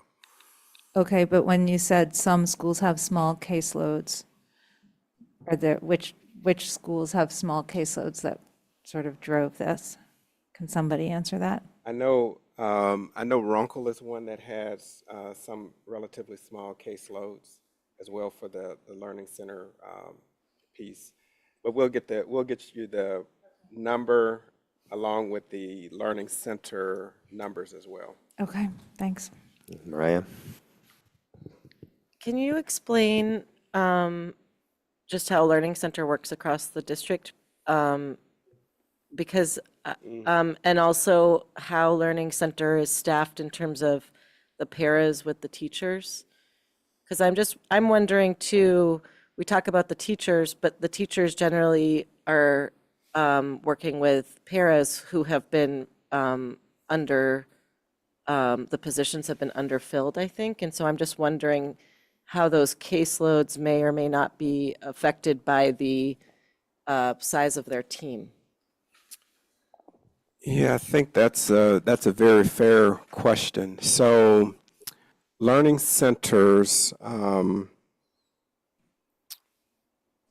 let me look at So part of this is, and this is a memo that I got from Lisa today. She's looking at sort of what are the instructional grouping size and maximum ratios there. So she suggests that a group should not exceed 8 students. So right now, the way some of the learning centers, so for example, Lincoln, as an example, I know they have a learning center teacher for each grade level. I don't know that every school has it broken down that much. Some will have a learning center for a K2 band, a 3-5 band, a 6-8 band. So it's a strong benefit, a high service to have a learning center teacher for kindergarten in that regard. Some learning centers are staffed with paras as well. So, but I'll ask the OSS team to actually give us the breakdown of that. So it's not consistent across. Okay, so then my question is going to be, as part of this change, are we creating a sort of more consistent model of delivering learning center services? I think Lincoln is the only one that I know that has Okay. broken down by a single grade level. But that was again, it's hard because that was an intentional choice that the school made to service its students well. So. Val? Thanks. I think we have to be careful here because not all students are made the same, not all caseloads are made the same. Some kids have higher need, and so a number on a caseload may look lower, but they may in fact have more kids with intense intervention needs. And you know, if we're not careful with this, on the other side of the fiscal equation, we could end up with a few more kids out of district if they're not getting what they need in district. So as we evaluate this, I want to make sure that we're looking at it in a layered and textured way. And I don't think it's something where a one size fits all actually works. Do you feel like you have enough guidance, Dr. Guillory, on sort of what more information is needed on this item? Yeah, absolutely. All right, a few more slides here. This is just a reminder that by February 15th, the town bylaw says the superintendent of schools in the case of school appropriations and the town administrator in the case of all other appropriations shall submit their request for appropriations to the committee by February 15th or the next town business day if said date falls on a weekend or holiday, or 7 days after the governor submits the annual budget to the general court, whichever is later. Our date to get this in is February 15th, hence our need to vote tonight. PSB Budget Policy, Section D. I won't read through all of this, but the superintendent of schools shall prepare an appropriation request no later than the February 15th, by which date it shall be distributed to the school committee members and to the AC. the budget hearing, which we held tonight. The schools shall hold a public hearing for the benefit of the general public. And then the budget adoption procedures at a public meeting, and after all reviews and hearings have been conducted, the school committee shall adopt a budget for the ensuing fiscal year and submit the confirming appropriation to the AC and Select Board for approval by town meeting. And the vote tonight that we have before you is, that's actually incorrect, so let me change it right now.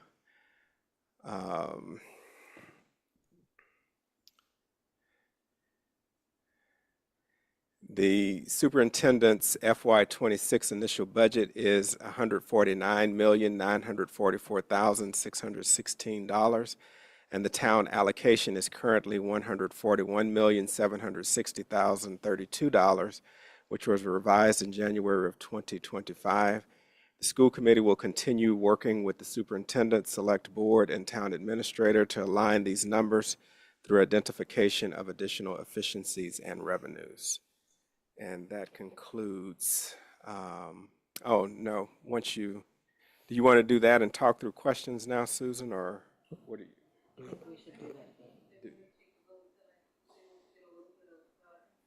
Andy? Yes, Helen. So I had a question. I'm sorry, I'm going backwards, but I had a quick question. And in the last slide, and you may not know the answer to it, so that's fine, but I just want to put the question out there. The one about the OSS teachers, counselors, etc. So we, I think, just after the pandemic with ARPA funds, put in a social worker in every school. And I can't even believe I'm the one that's asking this because I'm a social worker. But in the past, we've had a social worker grant. It went away. The social workers went away. I'm wondering what is happening in this recommendation. Are social workers part of this recommendation that we find other ways to service students without having social workers within the schools? These are the school adjustment counselors. Well, yeah, I guess that's what they're called, but they're social workers. So Helen, are you asking if there's a reduction of those in here? Yes, in this line item, and you can let me know next time if you don't know. Yeah, I'll get the breakdown because like I said, I can't remember exactly what's in the for clinical. Yeah. But it's not to the number, it's not to the degree of the number that was added during the pandemic for sure. Right. Okay. All right, thank you. Yeah, so at this point, let's have that motion on the floor and then we can have our discussion. I'll move the motion. We have a second for the language that Dr. Guillory put up. Okay, thanks, Mariah. So before we launch into further discussion, maybe this is the time for me to ask again about how many more meetings do we have to discuss this before we really have to put in a balanced budget? That determines how far we need to take things tonight. My understanding, Susan, correct me if I'm wrong, or Linus, or anyone else, is that we need to vote in advance of town meeting, which is in May, late May, mid to late May. So the remaining deadlines on our calendar, except for that one, are self-imposed, and we Correct. can blow through them if we really have to. Correct. Linus I is think chuckling, so there's big maybe- trade-offs. I mean, I think there's the question of the longer you wait, the longer you draw things out, Yeah. the more stress is imposed on people if decisions aren't made. So there's trade-offs, but that you asked me the drop-dead date, and I'm saying it's basically the day before town meeting. Okay. Are there other practical considerations here, Dr. Guillory? Well, I also think that when we get the House budget, there may be some opportunity for some of the student opportunity funds to increase there, which may throw a little bit our way. We have to also remember that Brookline is a minimum aid community, so we don't get much from state aid in that regard, but that's a possibility. And also, although not overly optimistic, the GIC numbers, whenever those come out, I think is it mid-March or the end of the month? Okay. The 1st of March. Okay. So those are our only two sort of other factors that are out there right now, besides our town finding other resources there. But It was mentioned when we were with legislators that it might be smart for us to talk to other communities and advocate together for the House budget. But it sounds like you're saying that that wouldn't move the needle. I mean, it will move the needle some, but I would be surprised if it moves it a lot for us. Now, if they double and give us 150 per kid, that would be, to the tune of probably another 500,000 or 750,000 or so. But right now, if we go up, I think to $104, I think is where we were last year, that would generate about another $220,000. I don't know whether to be hopeful or not, but it does stand that other municipalities are having these same struggles that we are. So what number are we assuming in our budget? 75 right now. Oh, Yeah. Andy, can you just explain the process here? So there's a motion to vote, and then we're talking, what typically happens? So the motion's on the floor, and our discussion can now take place. I just like to have a motion, any motion on the floor. Obviously, this is not a very substantive vote that we're about to take. It merely is a statement of fact. Okay. But I would think so given what Mariah just told us, I would think our goals tonight, first of all, if there are major areas where members think that we should be looking for possible savings that have not been mentioned, now is the time to raise that, and we can get a sense of the committee as to whether we would like staff to spend time and tiers looking into that. And secondly, if people already have things to say about the things that have been put on the table, that would also be the time. Always with the caveat that we don't usually talk about people's positions here openly before they've been alerted, right? So of everything we've talked about, but he was saying if we're going to go on to new ideas.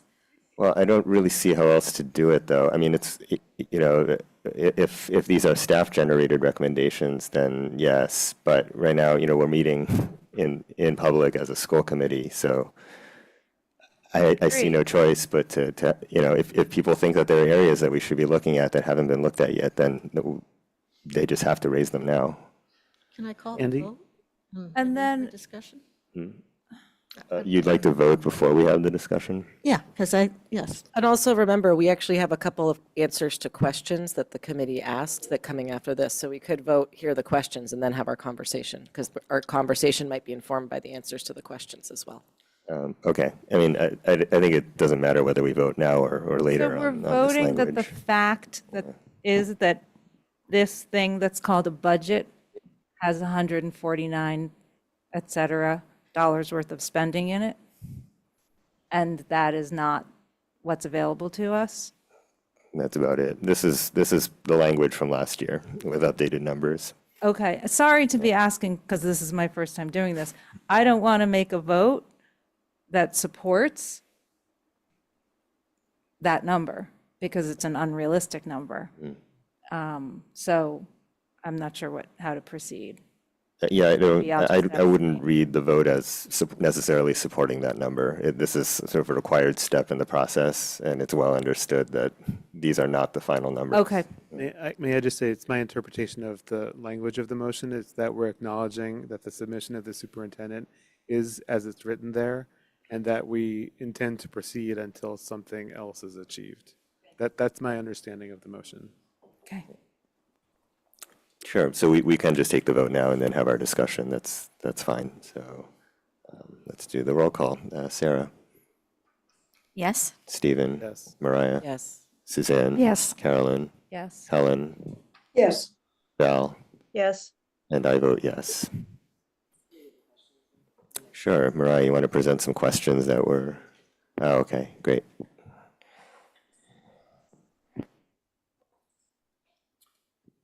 So we had just a little bit of time today to look at some of the bigger questions that were asked, and so I wanted to provide you what I could in response to two of them. And so one of the questions was to provide more information on the reason for the increase in the ODD, means out-of-district tuition and transportation. So what I can share is that according to the OSS staff, that the FY26 projection is based on the current students and agreements that are in place right now. And then 3% was added for next year. So the majority of the increase you're seeing, it's my understanding that it's part of the deficit we're seeing in the FY25 year rolling forward. So that's how that was calculated. I can't. Can I add? So essentially the 25% increase is budget to budget, but not actual to budget. Correct. Okay. And so the 26 would then be kind of course correcting for an underfunded amount in the 25 budget, rather than all of a sudden in 26, we're seeing something different than what we're experiencing in 25. So it doesn't have to do with the out-of-district placements, it's within district. No, it does have to do with OOD. Well, I'll let Susan continue. Yeah. I'm confused, I'm sorry. So the three accounts that are represented here are the out-of-district tuition, which also shows up in settlements. Right. And transportation. So those three accounts together really represent the costs associated with the out-of-district student population. And what I'm sharing is that what we have for out-of-district tuition, settlements, and transportation in the FY26 budget are reflecting what we have in the FY25 budget now. I mean, we haven't funded it in FY25 because we're short, but it's based on the students right now. So there's what we budgeted for out of district in fiscal 25. There's what we're spending for out of district in fiscal 25. There's what we're budgeting for out of district in fiscal 26. There's a 3% increase from the second thing to the third thing, but there's a 25% increase from the first thing to the third thing. You got it. Okay, but I guess I have a question though on the first thing to the third thing as it relates to transportation, because we went out and have a new vendor, and the thought was that that would be then cheaper, more predictable than our prior vendor. So I guess I'm wondering on the experience of transportation, what's driving, or maybe what portion of the 25% that is, and what's driving that. And sorry, Val, you're talking 25 to 26, you're not talking 24 to 25? Because I thought that we did that before. 25 to 26. No, Okay, I'm going 25 to 26. Okay, great, thanks. Which I think was budgeted at 760K. And last year, we actually realized savings from that. So that's my question as well. Yes, yes. So when the projection was made last year is based on the ridership at that time going to the places that they were currently enrolled in going to. And then there was like $100,000 that was set aside, for some changes. But in reality this year, what we saw last year at the time the projection was done and what we're really experiencing now, the costs are higher. Not because of the transportation, but because we were able to contain the costs by going out to bid. But in fact, the routes that are now being funded are different than the ones that were in place at the time we did the projection. So it's related to the out-of-district. So if out-of-district student is going, let's say, from here to, I'm just making this up for illustration, right? So if the out-of-district placement is in Newton, when we do the projection, we're doing the transportation routes to Newton. But when you go through the IEP process, or if a student is not being successful in the Newton placement, now they may be in a placement that's in Worcester. I don't know, I'm just making up a place, right? So now we have to transport not to Newton, but to Worcester, and the cost of sending those students to the other placement is more expensive. And that's my understanding of why the special education transportation is running over. It's related to the placements of where students are, I guess is what I'm trying to say. Not to the cost of the transportation. Could I just request a follow-up on that? Because I find that a little hard to believe. Not that anyone's not, I'm not accusing anyone of not telling the truth. Just that if we have the same OOD population, it's just that a change of routes could cost us $760K from one year to the next. I find that. Yeah, I think OSS is going to have to explain the nuances of it because that is not. Because it's a level OOD population at a reduced rate from a rebid, going up $760K from one year to the next, not from 1 to 3, but from 2 to 3. In Andy's handy.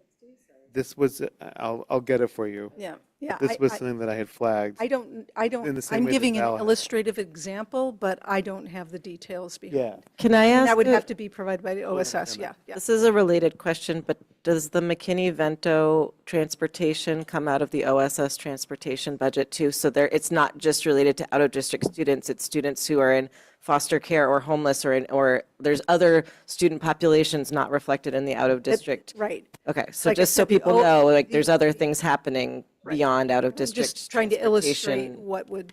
what would cause the projection. Sure. I'm just saying there's a whole other student populations that are invisible in this town. McKinney-Vento, Right. yeah. Special programs. Special, yeah.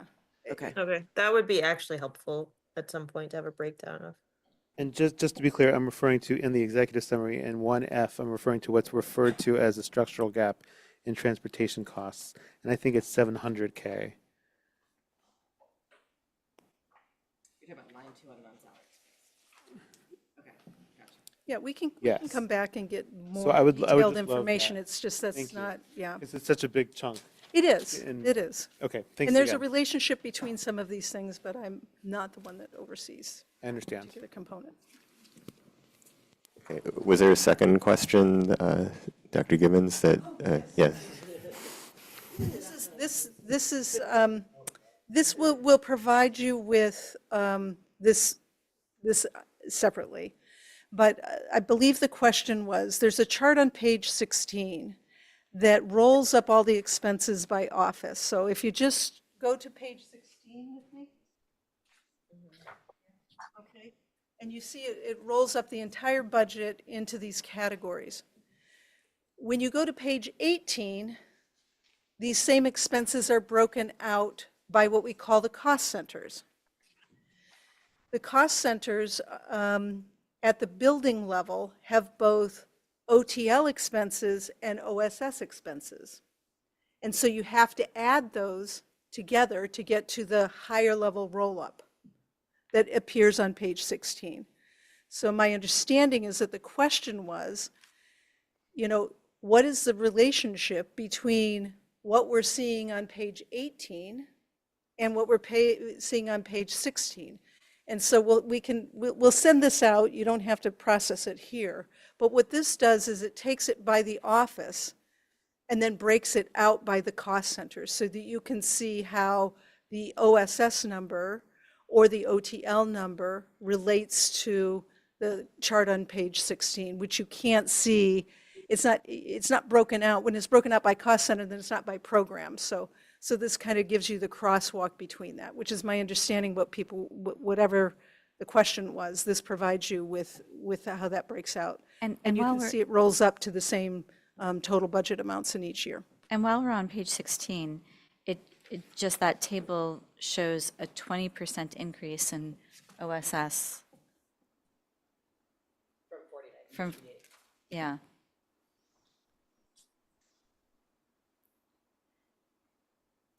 And that's the full story. There isn't an additional story of an OSS increase. But in order to be able to see so we're trying to show you the information through different views. Right. Starting with the highest level view, which is, the overall budget costs by high level categories, so you can kind of process it that. And then in subsequent views, we're showing it to you in different ways. The reason why we show it to you by cost centers so that you, when you're going in the meat in the back of the detail, you can see how that relates to the breakout, right? And on page 18, when we show it by account description, people oftentimes find that more meaningful because cost centers don't really, tell you what you're spending money on. Rather, it's how much money you're spending at location. So that we try to provide it in a variety of different views, different readers, view the information and the information resonates with them in different ways. So we're just trying to slice it in different ways so you can see it. Likewise, when we're looking at how much is staff costs versus expense, you saw that little chart, so that you can kind of get a sense of, 85% of our costs are coming from salary lines versus non-salary. So I found that very helpful, yeah. Yeah. Thank you. Val? Val, you're on mute. Sorry, where do we see circuit breaker reimbursement vis-a-vis something like the transportation that we were just talking about or tuition increases? I mean, I know it's always a year behind, but we have monies, right? So where does that show up and how does it get allocated to these, the high cost programs? Yeah, so that shows up on page 98, Val. So in the back of the budget book, I provide you with information on those recurring special revenue funds, and circuit breaker is one of those. And so in addition to the costs that you're seeing on page 16, there are costs for out-of-district placements in the circuit breaker. Okay. And so how does that work? The expenses are directly allocated out to the circuit breaker fund. So out of district would be those lines we just talked about, plus this if you want to get a full picture of total out of district. And the good news is in 26, actually, now that I'm looking at it, the number in that we're relying on for tuitions this year is the 3,606,000.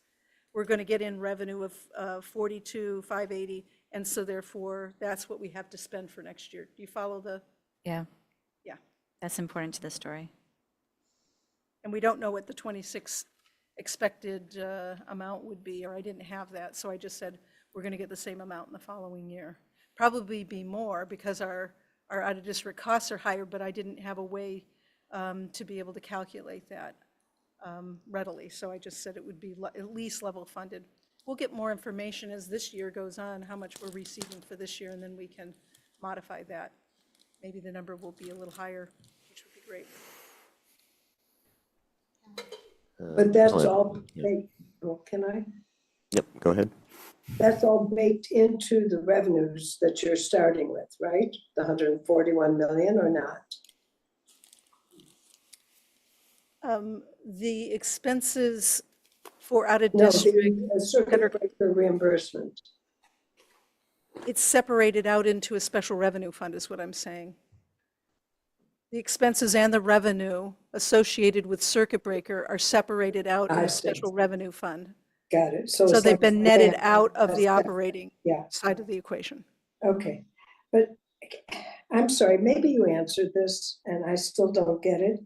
How, if we're having the same amount of students in out-of-district placements, how can we have 1.2 million increase? They can't raise it that much, the cost. Even if we, send kids to, different schools or whatever, it still seems like a huge amount. Yes, Minus, maybe you could get and make sure that Liesl tells us why that is. Will do, Helen. Thank you. I thought I heard, and maybe now I misheard Helen, but I thought I heard that was an FY25 budget to FY26 budget increase. Is that not so? Yeah. Right, but I guess what I also heard is that we under budgeted for FY25. So it's not a real, I thought we under budgeted for positions in-house, not the out of district. Thought I heard Susan just say that we also under budgeted here. Yeah, so at this time last year, we budgeted for the students that we had information for at that time. By the end of the year last year, the costs for out-of-district tuitions was higher. And that's rolling up into the year of '25. So there isn't sufficient money in the FY25 budget to cover the FY25 expenses. So that's what I'm saying. It is a '25 issue that's rolling into '26. We don't have enough money in the FY25 budget to pay for all of the expenses. And that's part of the challenge we're faced with this year. Only for out-of-district tuition.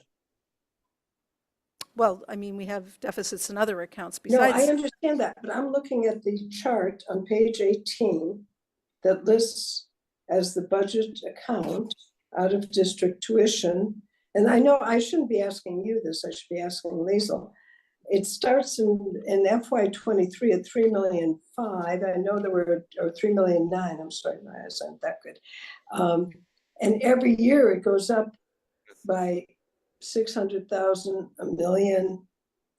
I mean, from 3.9 million to 6.5 million with the same amount of students is a huge increase for just out-of-district placements.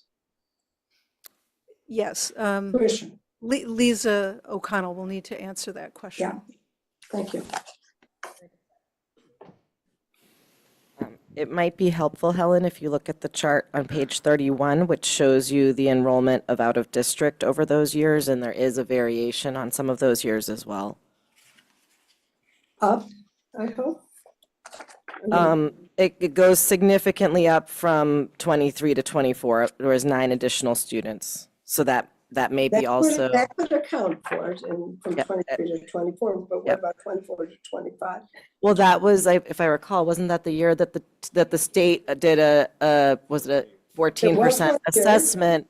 And if you recall, staff at that time had assessed that while this would cost $1 million, they didn't think, due to some of the changes in students, that it would actually impact us. However, it did.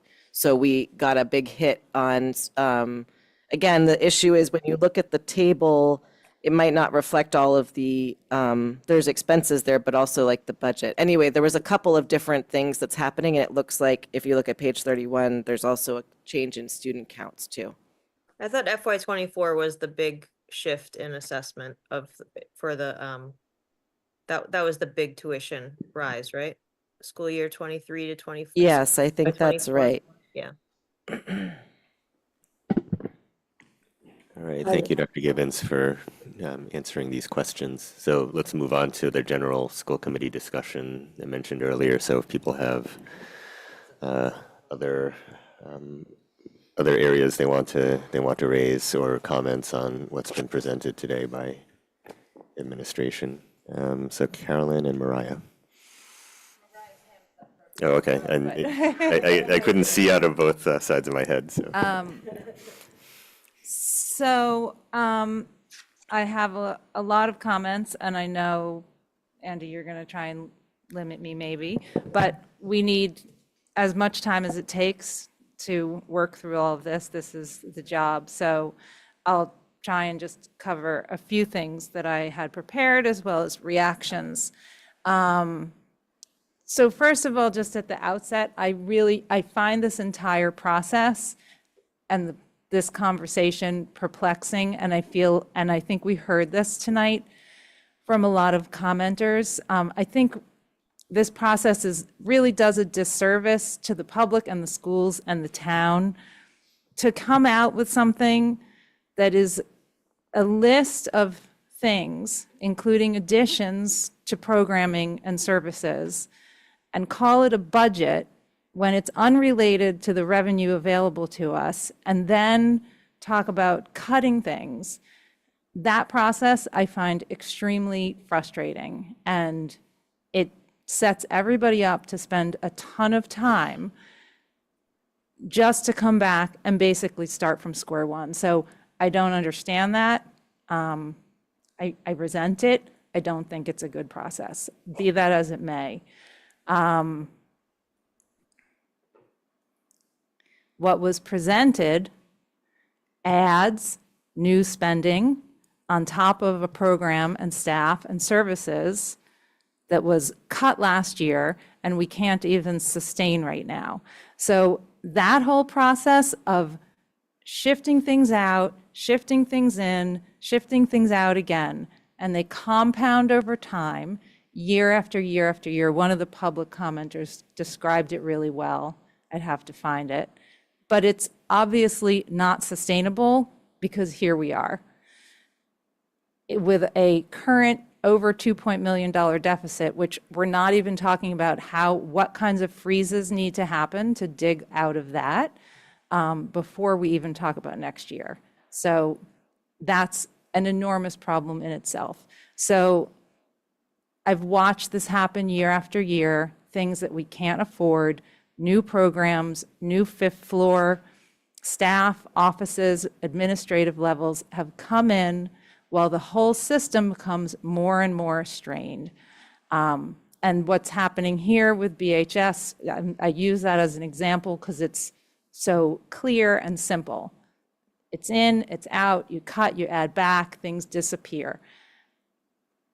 And we're getting to a point where, and we're hearing this is not the public schools of Brookline that it has been.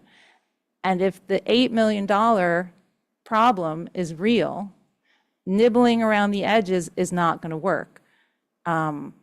There needs to be some kind of leadership around structural change, consolidation, but not of classrooms. I don't know, but $8 million, it's bigger than this. I want to respond to the things that were listed quickly. Sorry. Custodial services.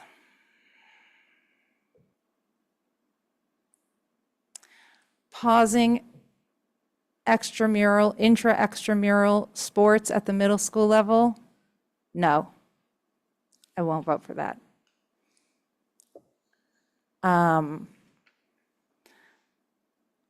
The proposal to gut performing arts?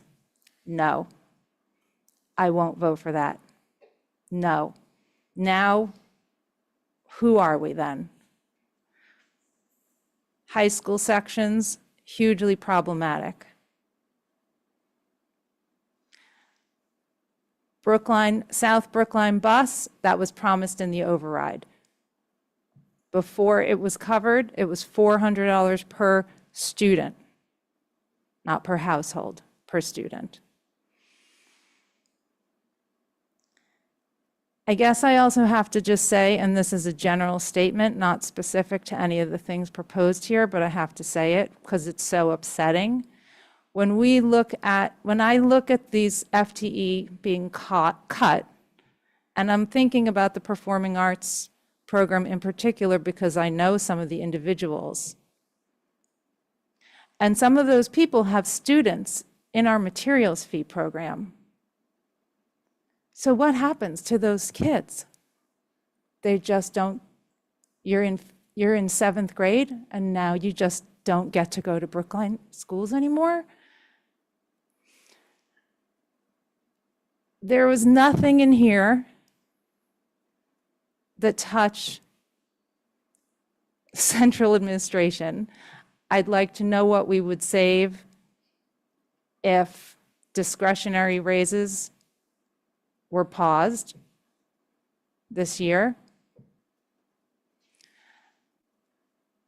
I'd like to understand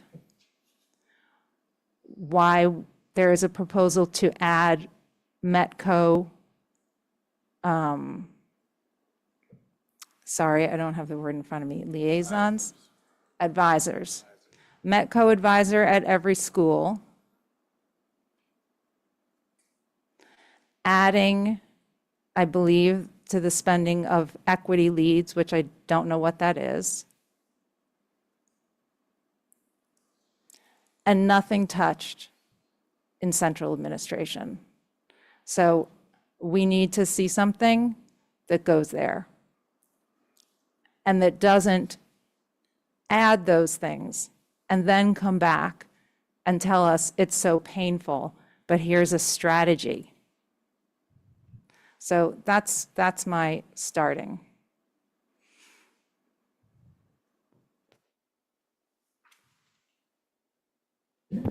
Brian. Thank you. I was wondering where things like professional development, memberships, travel, those things are in the proposed cuts.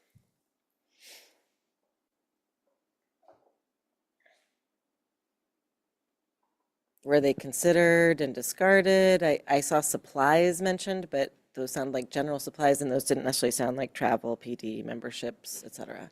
Most of the PD, there's $100,000 sitting in my office right now that we haven't cut yet because it's centered around literacy and offering summer programming for literacy.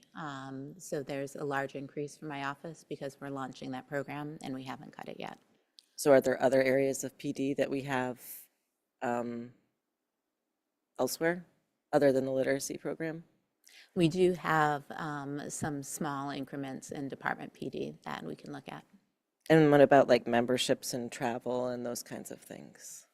Membership and travel, there's not a lot in OTL. Well, not just OTL, I'm yeah. talking about district-wide, of course. Yes, that I can't answer for you right now.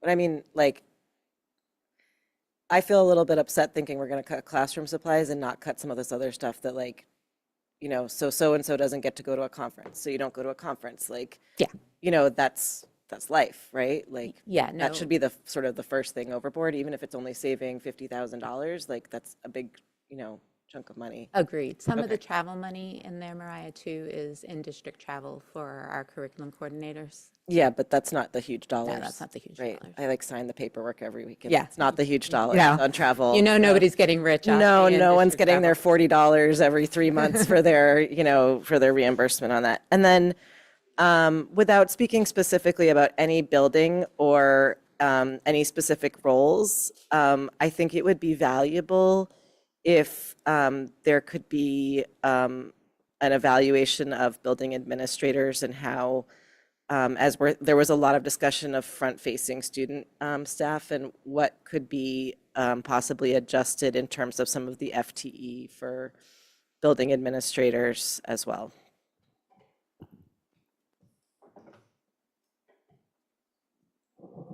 Stephen. Thanks. So I just want to make a proposal to the school committee. Obviously, I think this conversation sucks. I don't want to be having it. But I want to propose a bit of a way forward. I'm going to share on the screen just some notes I've been taking as we've been going along. I think when we did this last year, I remember we had some like tranches that we were able to agree on pretty easily. I thought in this round, there was like what I think was kind of a few items that felt like no-brainer items because it felt like very little sacrifice to PSB. And I just wanted to put them on the table right away as something that I think we might all be able to agree to, because I thought one thing we might be able to get done tonight is to at least come to a consensus on a first round of items that maybe if we came to a consensus around, we could have a new number by the end of tonight. If we gave an instruction to the administration saying that we favored these items as being items that we supported cutting. Is that not something that? I don't know about getting to a new number tonight. Something that maybe I didn't catch this, but the things that were presented tonight, how much do they total? 8.9. Oh, 8.9. Yeah. Okay, so. No, it was 8.9. All right. Yeah. Okay, well, even if we don't come to a consensus or make a direction to the administration, I just wanted to note what I thought four of them was, which I highlighted in green. One was, and I might be wrong, I'll just say that right now. One was the custodial services, which was, I believe, was that not, that was just finding efficiencies in custodial services?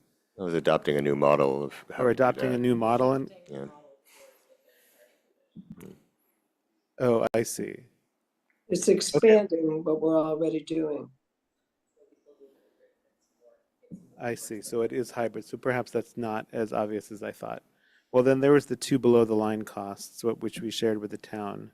That was the 0.5 in IT services in the town public building department budget. And then there was the general supplies and services reduction spread across all offices. So that would be lines 4, 5, and 10 in this chart that I have up there. I don't know if it's visible at all. So I just wanted to put that on the table as things that I thought would be relatively easy to agree on. I'm not saying that we shouldn't add to what we're considering. I'm just proposing what I thought might be, I'm just repeating myself now. Yeah, go ahead, Mariah. I appreciate what you're doing. Well, just that like last year, things really changed, and even the night that we did this effort, we shifted things around as we went. So I think it is a little premature. Okay. And I'm sure that the list that we've been presented tonight, we will get a lot of feedback on, and I wouldn't want us to cut the feedback off before we've had the opportunity to hear things. That's fair. Okay. I guess for me, it's obvious that most of these items I would not like to support. So it's easy for me to find the few items that seem to cost little to PSB, identify them, and put them on the table. That feels like a first step. Suzanne? Well, I think that this gives the public an opportunity. This is the first time they've heard. So although they spoke, and we've heard, so it does seem a little premature, although I do feel like a sense of accomplishment if we got something done. But I feel like we probably need to hear again from the public. I need to think about things a little bit. So in that sense, I feel like it's a little premature, though it's a good effort, Stephen. I appreciate it. I just want to say that as painful as this is, it's important that we have the opportunity to weigh in and hear from the public on this. And so Dr. Guillory could have come to us with a balanced budget, and he made all the cuts. And that wouldn't feel good either. So the process is painful, but it's really important that we weigh in on where our priorities are, where we want to put the money, and hear from the public and the staff about this. So I know it's painful. I know we're going to have to make decisions we don't want to make, but I do think it's important that we have the opportunity to hear from people and to weigh in and to think about it. So I'm just trying to help us understand, Carolyn. I understand, why it is. Thank you. I understand, and Okay. I've observed this process for years. Yeah. This is my. Well, we don't need to debate. I mean, we can have a Well, I'll difference of opinion. respond But because I do understand. What I find disingenuous is to be presented with something that is anything other than the base to preserve our current level of programming and services in classrooms. And then separately, here's what we could potentially add and what it would cost. Instead, we get presented with something that actually adds staff, programming, that's not necessarily student-facing, and then get told, oh, we have to make painful cuts. I'm realistic. I understand the difference between the revenue and what we want to do, and we probably couldn't even do our base with what we have. But to add things and then present a list of cuts of other things is a flawed process, and I resent it.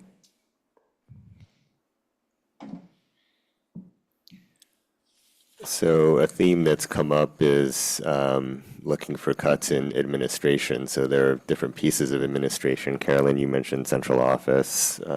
Mariah, I think you mentioned K-8 building level buildings. Okay, yeah, because one thing that hasn't been talked about is BHS administrative structure. So I felt like I needed to name that because that just hasn't been mentioned. Okay, yeah. Yeah. So, and in general, I think as it has been pointed out, I think we maybe have a little less visibility into the high school than we have into the K-8s based on this document. So. Yeah. This is about the 8.5 FTE reserve sections. It was helpful, Susan, to hear you mention that we added 2 this year and shifted around. I'm wondering if we could go beyond the 1.0 that was recommended to beyond that, given the history. You know, and of course, it was our goal to grow this over time, but could we make it like 3 or 4 this year? And still, based on past practice, that would be well within or based on history, that would be well within like what we needed to accommodate. Although I guess it wouldn't necessarily accommodate the paraprofessionals that have been added too. Okay, I'm answering my own question. Okay. But if there is, so are you saying that the 7.5 you think would cover essentially needed sections plus paraprofessionals?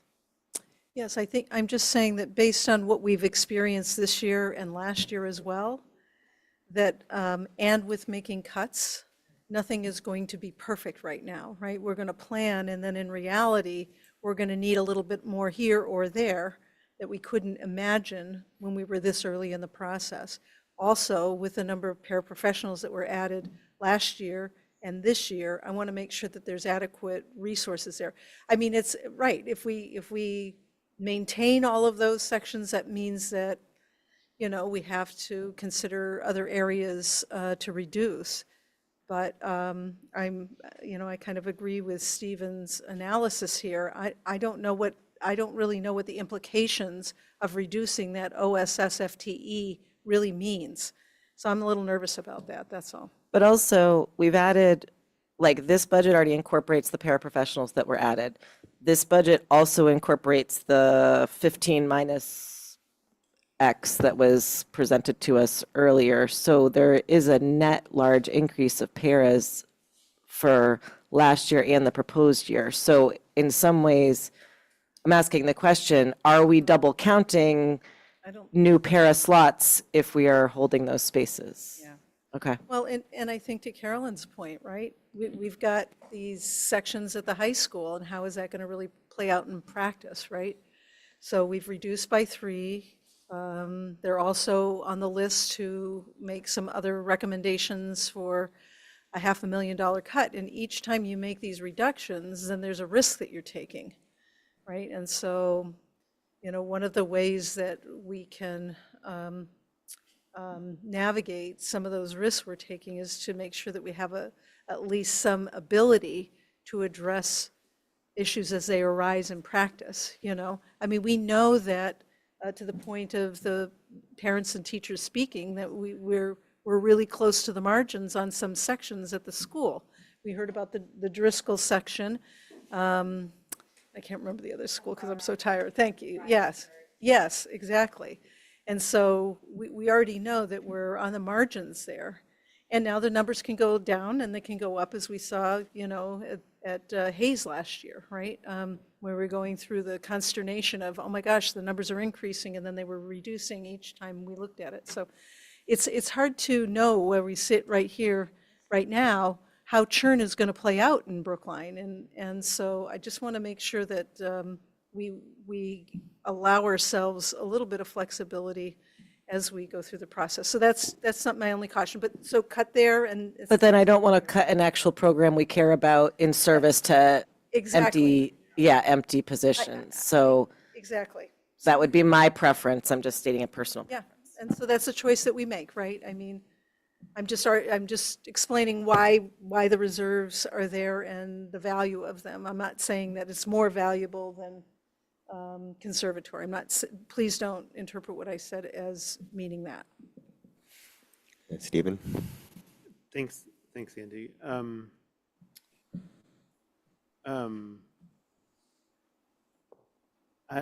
Okay, so I wanted to start out on a constructive foot.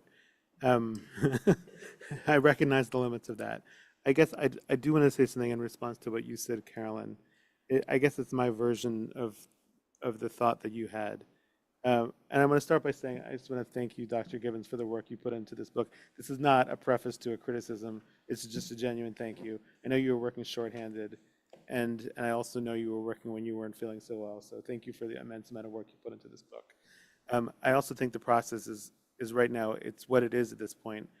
I was reflecting a little bit on the comments that Nicole McClelland and Miriam Enos made about our credibility with the public, and about the feeling that after the override and then after last year's cuts of the foreign language program, it felt like we had matters well in hand. First after the override, then after the cuts to the foreign language program. I certainly felt that way. I certainly didn't think that at this point this year we'd be facing an $8.2 million projected gap. And one thing that concerns, frustrates me at this point is that however many cuts we make at this point, I don't have confidence or assurance that we won't be facing a similar situation. Well, the rest of you won't be facing a similar situation like this at this time next year. So, and I know the first question of the audit will help us get a handle on this, but I wonder if on page 17, Dr. Gibbons, where we describe the budget drivers, if we might provide a fuller accounting of what we feel that we know at this point about how we landed here. That's just candid and honest. And that takes a fuller look at what a fuller, by which I mean more detailed look at what we think the drivers of this gap are. Even acknowledging what we don't know. Because when I read it, it felt like it was as if we were describing like a natural phenomenon or a hurricane or something like that, something that we were simply faced with, rather than something that may have occurred as a series of decisions on our part. And I think we just need to simply do that, given where we are and given comments like Nicole's, which I really take to heart. I think people who participate in public comment are in large part champions of PSB and want to be champions of PSB, and we need to be as clear and transparent as we can be. So I'm saying this with respect and in good faith. I think like the fuller an accounting we can provide, even at this point and before the audit is complete, the more we'll be able to regain credibility in this moment. That's just my effort at a constructive suggestion at this point. Thanks.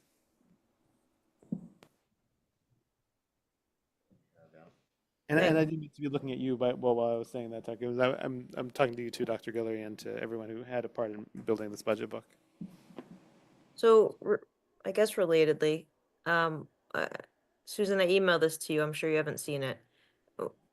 What of this is a true structural deficit? So were we to just move forward our FY25 program, how much would we sort of be in a deficit?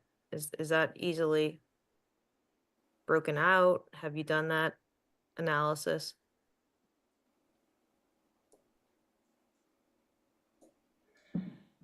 I'm really tired right now and I'm sorry, but can you Yeah, so if there wasn't, as Carolyn put it, sort of adding, subtracting, moving, if we just rolled forward our FY25 program, what would our deficit be? I'm assuming less, but by, sort of how much less? I'm just trying to figure out, again, as we're talking to the public, what our actual structural gap is before we do any additions or things like that. So what you're asking is if we were to provide just the same exact, same what are our exact breathing costs of, is that kind of where you're going with it? Yeah. What are the breathing costs? Yes. Okay. I have calculated some of that and I've shared some of that with you. Where I don't have clarity is on the non-salary lines. I have clarity on the salary lines. I really struggle with understanding, as you do, some of the cost drivers on the non-salary lines. I don't have the data the nuance data. Like I have to be able to, I don't have the data. Are you talking mainly about contracted services there? Yeah, I don't have the data to, and the history of the data for like the out-of-district placements, which is why I don't have it. If I had it, then I could analyze it, but I really don't. I don't know the relationship because I'm new here for one, and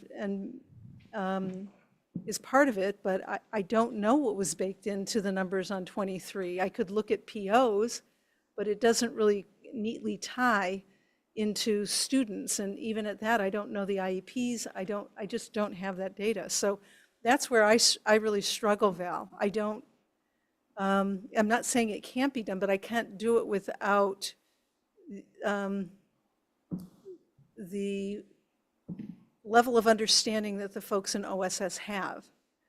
You know, I can't do it without them. Can I try asking it a slightly different way? That's where I struggle with. On the other things, I can. Certainly, I can look at supplies and blah, blah, blah, things like that, and tease out, you know, what is a new request to a degree, you know, what's our literacy program cost, some of those things that I can see. Jody and I work super closely together, so I feel like I can, but in the OSS area, it is a bit of a blind spot to me, and I don't want to say that, and I know it makes everybody think I'm, you know, not being transparent, but I'm actually just trying to be honest with you, what I know and what I don't, and I can't explain personally. So even though this is imperfect, and sorry if I'm jumping ahead of other people, but I'm trying to build on Val's question because I think we're getting at essentially the same thing. And this would also be a very imperfect way of asking the question, and I know it would be imprecise. But perhaps another way to come at it is, at this point, where do you project we end FY '25? And that is the body of work that Diane is focusing on while I focus on the budget work. And so we will have that information for the next finance subcommittee the first week of March.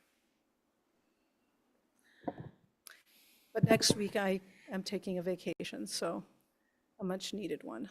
So I'm not going to be available to be working on this at that time, but the week after that,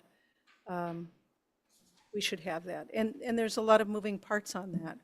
We recently, Lisa recently shared with us some information that we didn't have before on settlements and out of district, and I've asked Diane to analyze that against what is in the budget proposal here to see if there's any gaps.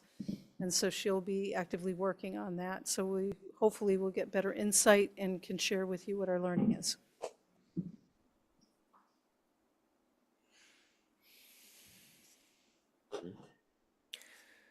Yeah, so Dr. Guillory, do you feel like you have guidance on where else to be looking at this point? I do have some ideas there, and then based on the reaction to some of the other items that are on the list, will require us to, I don't see yet in what was suggested right now, based on, I don't see significant dollars in this as currently suggested. So I want to make sure that everybody has had an opportunity to share their suggestions or either send them to me so that we can continue working through them. And I'll look through the questions as well. But if I look at the few items that Stephen had on the screen, if we call it round math of $1.5 million or 2 million, and then some of the ideas here about looking at central raises, central office, or looking at building administration, I don't see that being several $1 million. So I would also like to see the things that were added in that are not student-facing taken out. Can I ask a question about that? Because Carolyn, you asserted that this is not a level service budget, but I thought, I couldn't find it here. I thought it was written that it was a level service budget, which doesn't mean it's level funded, but that essentially the services are the same. So I'm confused about what you're identifying as being added, as opposed to level service, right? Like, which is different. So I suppose my answer to that includes questions that are yet unanswered. I'm sorry to have to keep saying it, but it was added, so I have to respond, to Metco advisors, so that there's one Metco advisor in every building. I don't know what that job is, but that's added. And I want to understand the funding of that. I want to understand what's going to be lost from the Metco grant that would fund that, what it is, and it was added.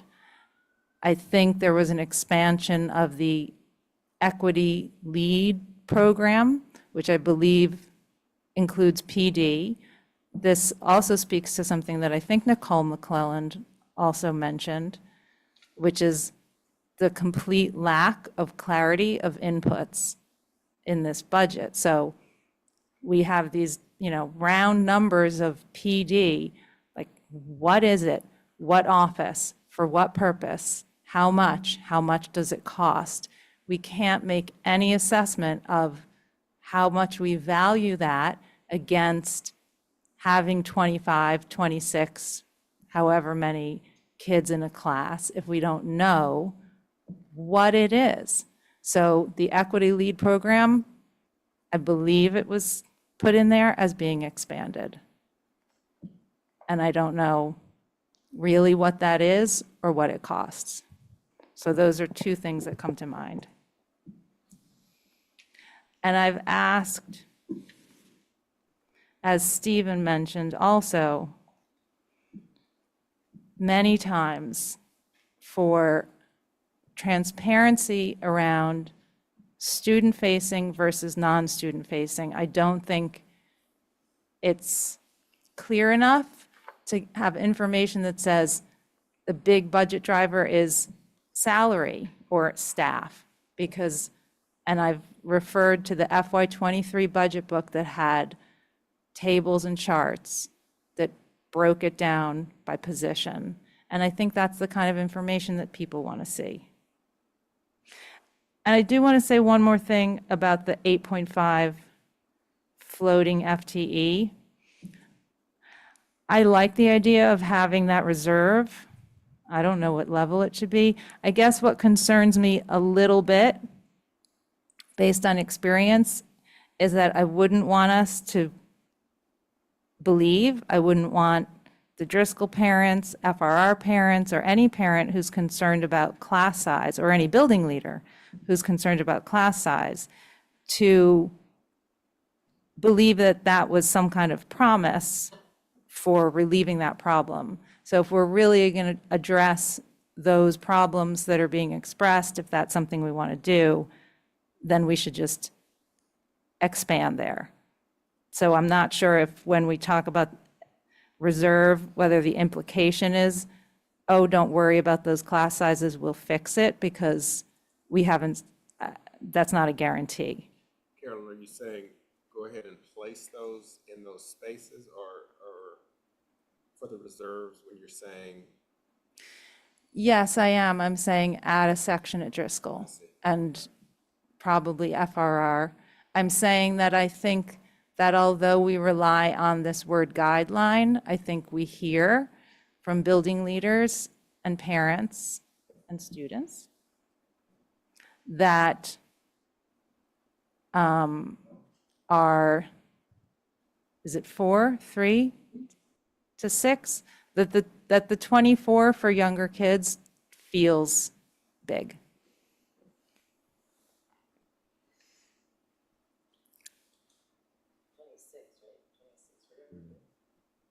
Three or 8 is 25, K to 2 is 22. 25 is the guideline.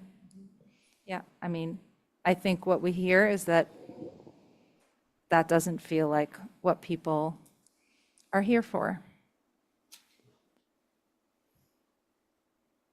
I think we should probably make sure that we're looking district-wide at, at every class that might be concerning. I mean, we've heard tonight from, about a couple of particular classrooms. I don't know whether there might be other classrooms in similar shape that we just happen not to have heard about tonight. So. I've also asked since November in several emails, and I think in open session, for the enrollment to be shown not by average, but by school, grade, and class. And I can't imagine that that's that difficult. I think it usually has been part of the standard enrollment report.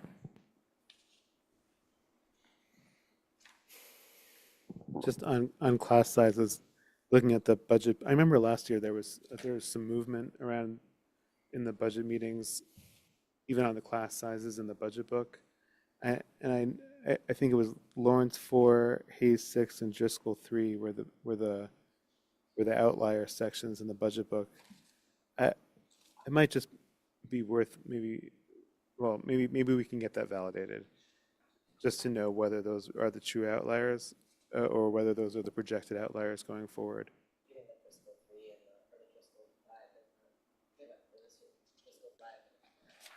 Actually, in the budget book, it was Driscoll 3, Lawrence 4, and Hayes 6. Those were the sections at 24, and there were a few at the other end at 15 and 16. I would just be really curious to know what the data say are actually the outliers going forward.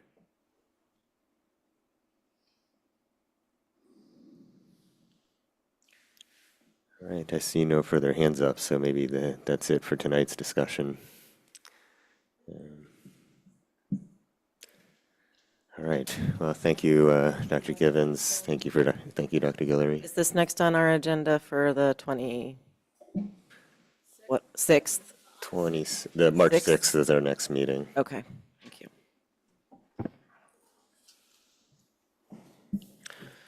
All right.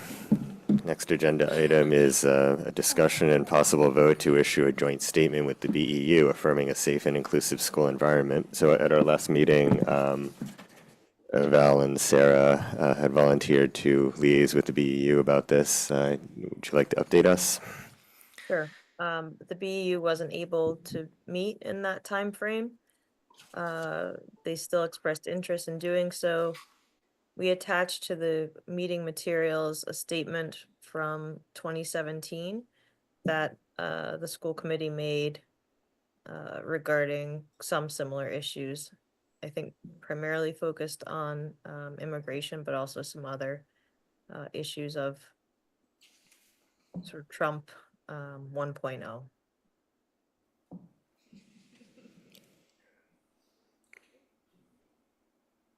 Okay, and what are we proposing to do with that letter?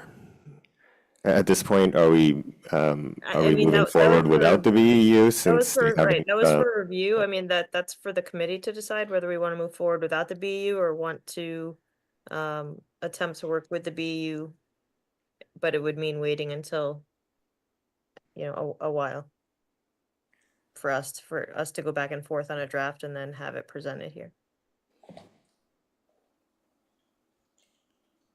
Sarah?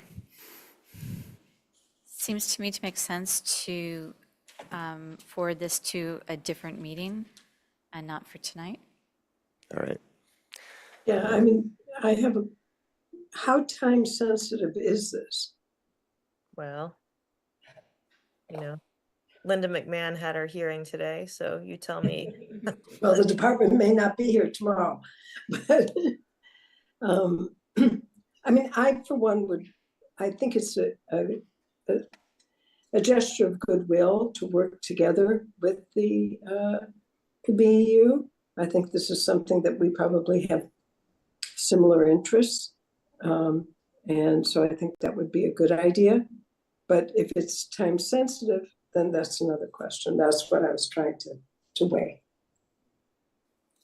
Carolyn? Well, my understanding was it only came up because the BEU approached us. So I don't know. I mean, this wasn't initiated by us.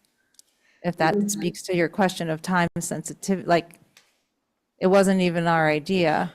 So I guess if Well, somebody, I think there have been certainly.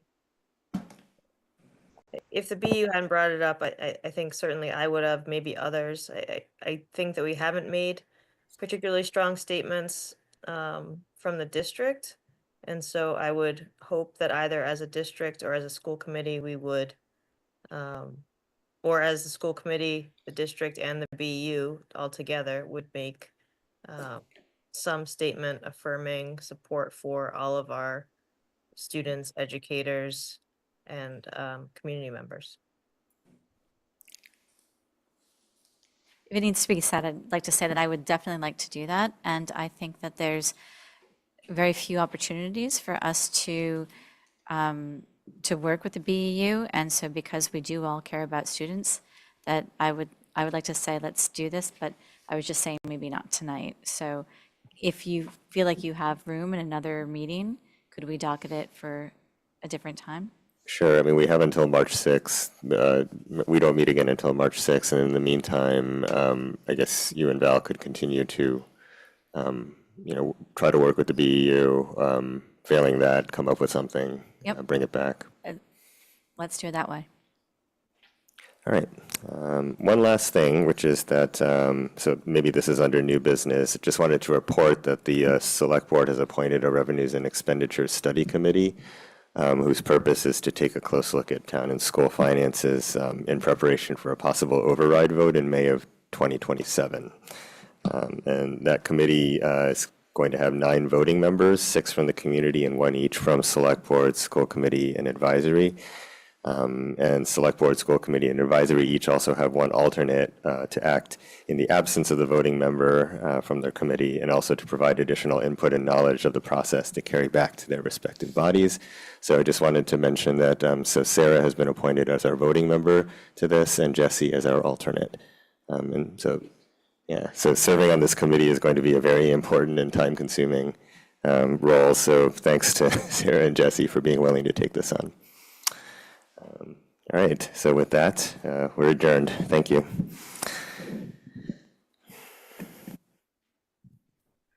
Recording stopped.